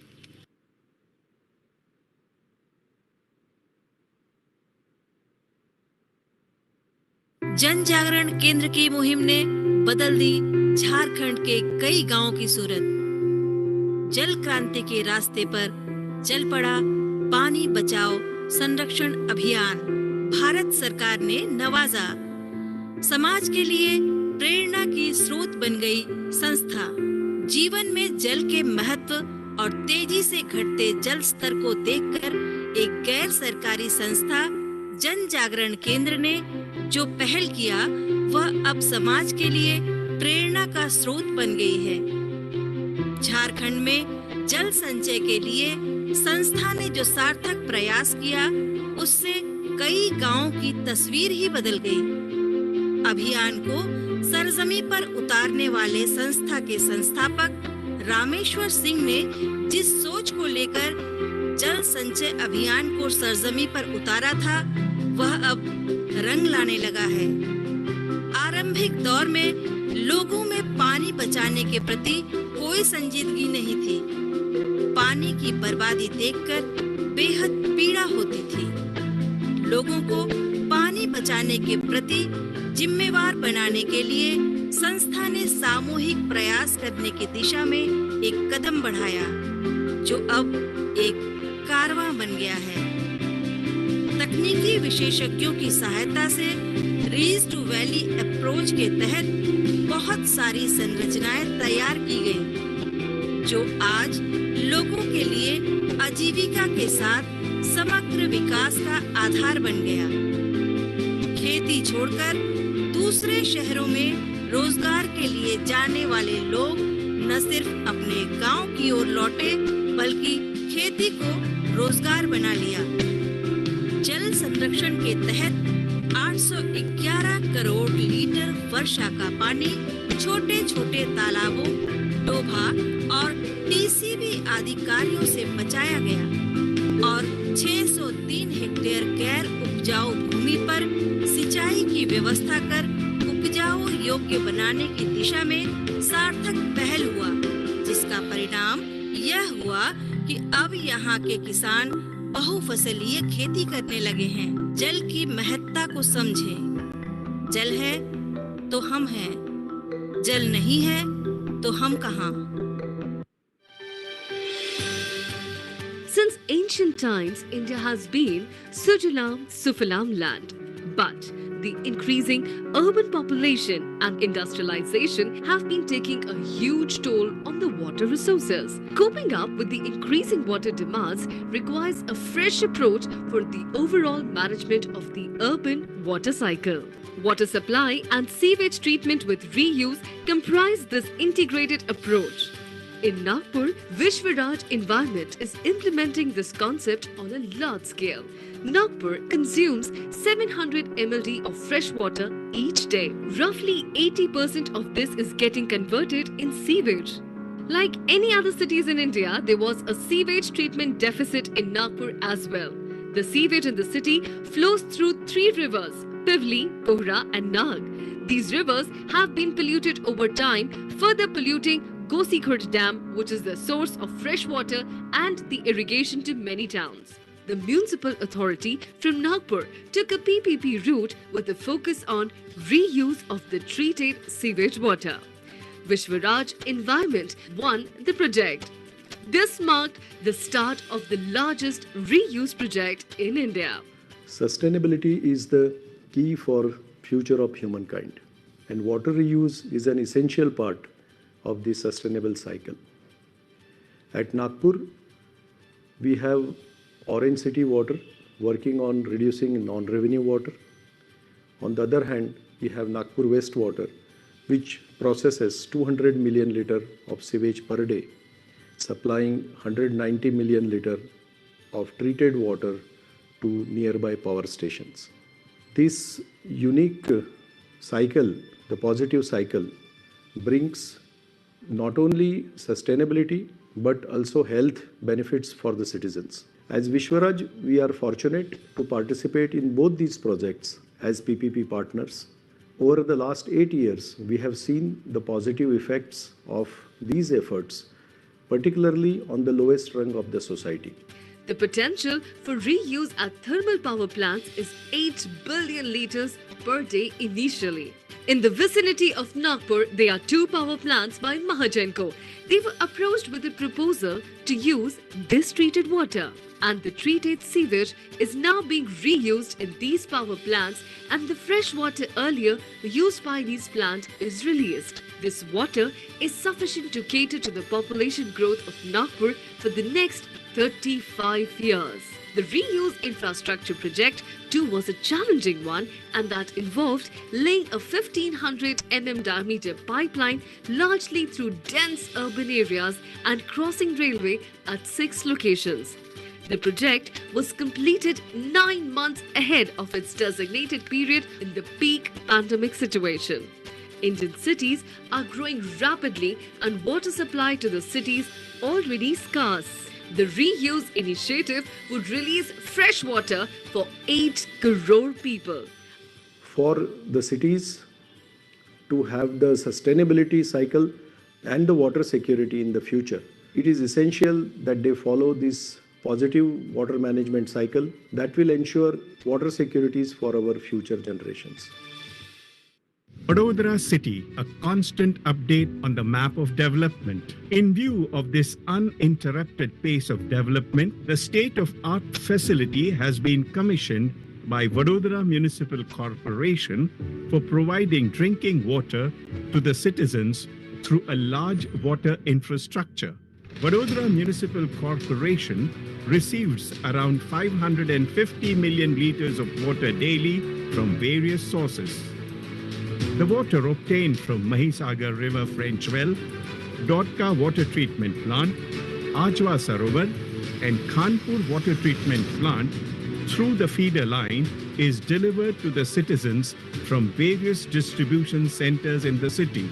Since 29th March 1982, the long tradition of delivering water to the citizens through pipelines has been reaching new heights from time to time. Earlier, in the event of feeder line leakage, substantial time was required for repair and restoration of water distribution to the citizens due to lack of state-of-the-art facilities. Furthermore, accurate distribution was not possible due to lack of measuring and control tools. Also, accurate water usage information was not available due to lack of proper equipment. In order to solve this problem, SCADA-based water management project was developed. In this project, 76 electromagnetic flow meter, 80 butterfly valves and 108 pressure transmitters have been installed on the main water feeder line. Level transmitter, chlorine, pH and turbidity analyzer have been installed at various water sources and water distribution stations. At the time of implementation of this project, care has been taken to minimize the disruption in water supply to the citizens. Central monitoring is possible due to implementation of this project, and it provides all the real-time information of water sources and water distribution stations, including overhead tank level and its amount of chlorine in water. With the use of electromagnetic flow meter, it is very easy to get accurate quantity of water. It also helps in uniform water distribution and reduces wastage of water. This modern technology is also helping in controlling flow of water by operating the butterfly valve from the city command and control center remotely. Since all this information is available on the mobile of the concerned engineers, so water distribution has become more efficient. Water will save us only if we save water. Water is all about the life.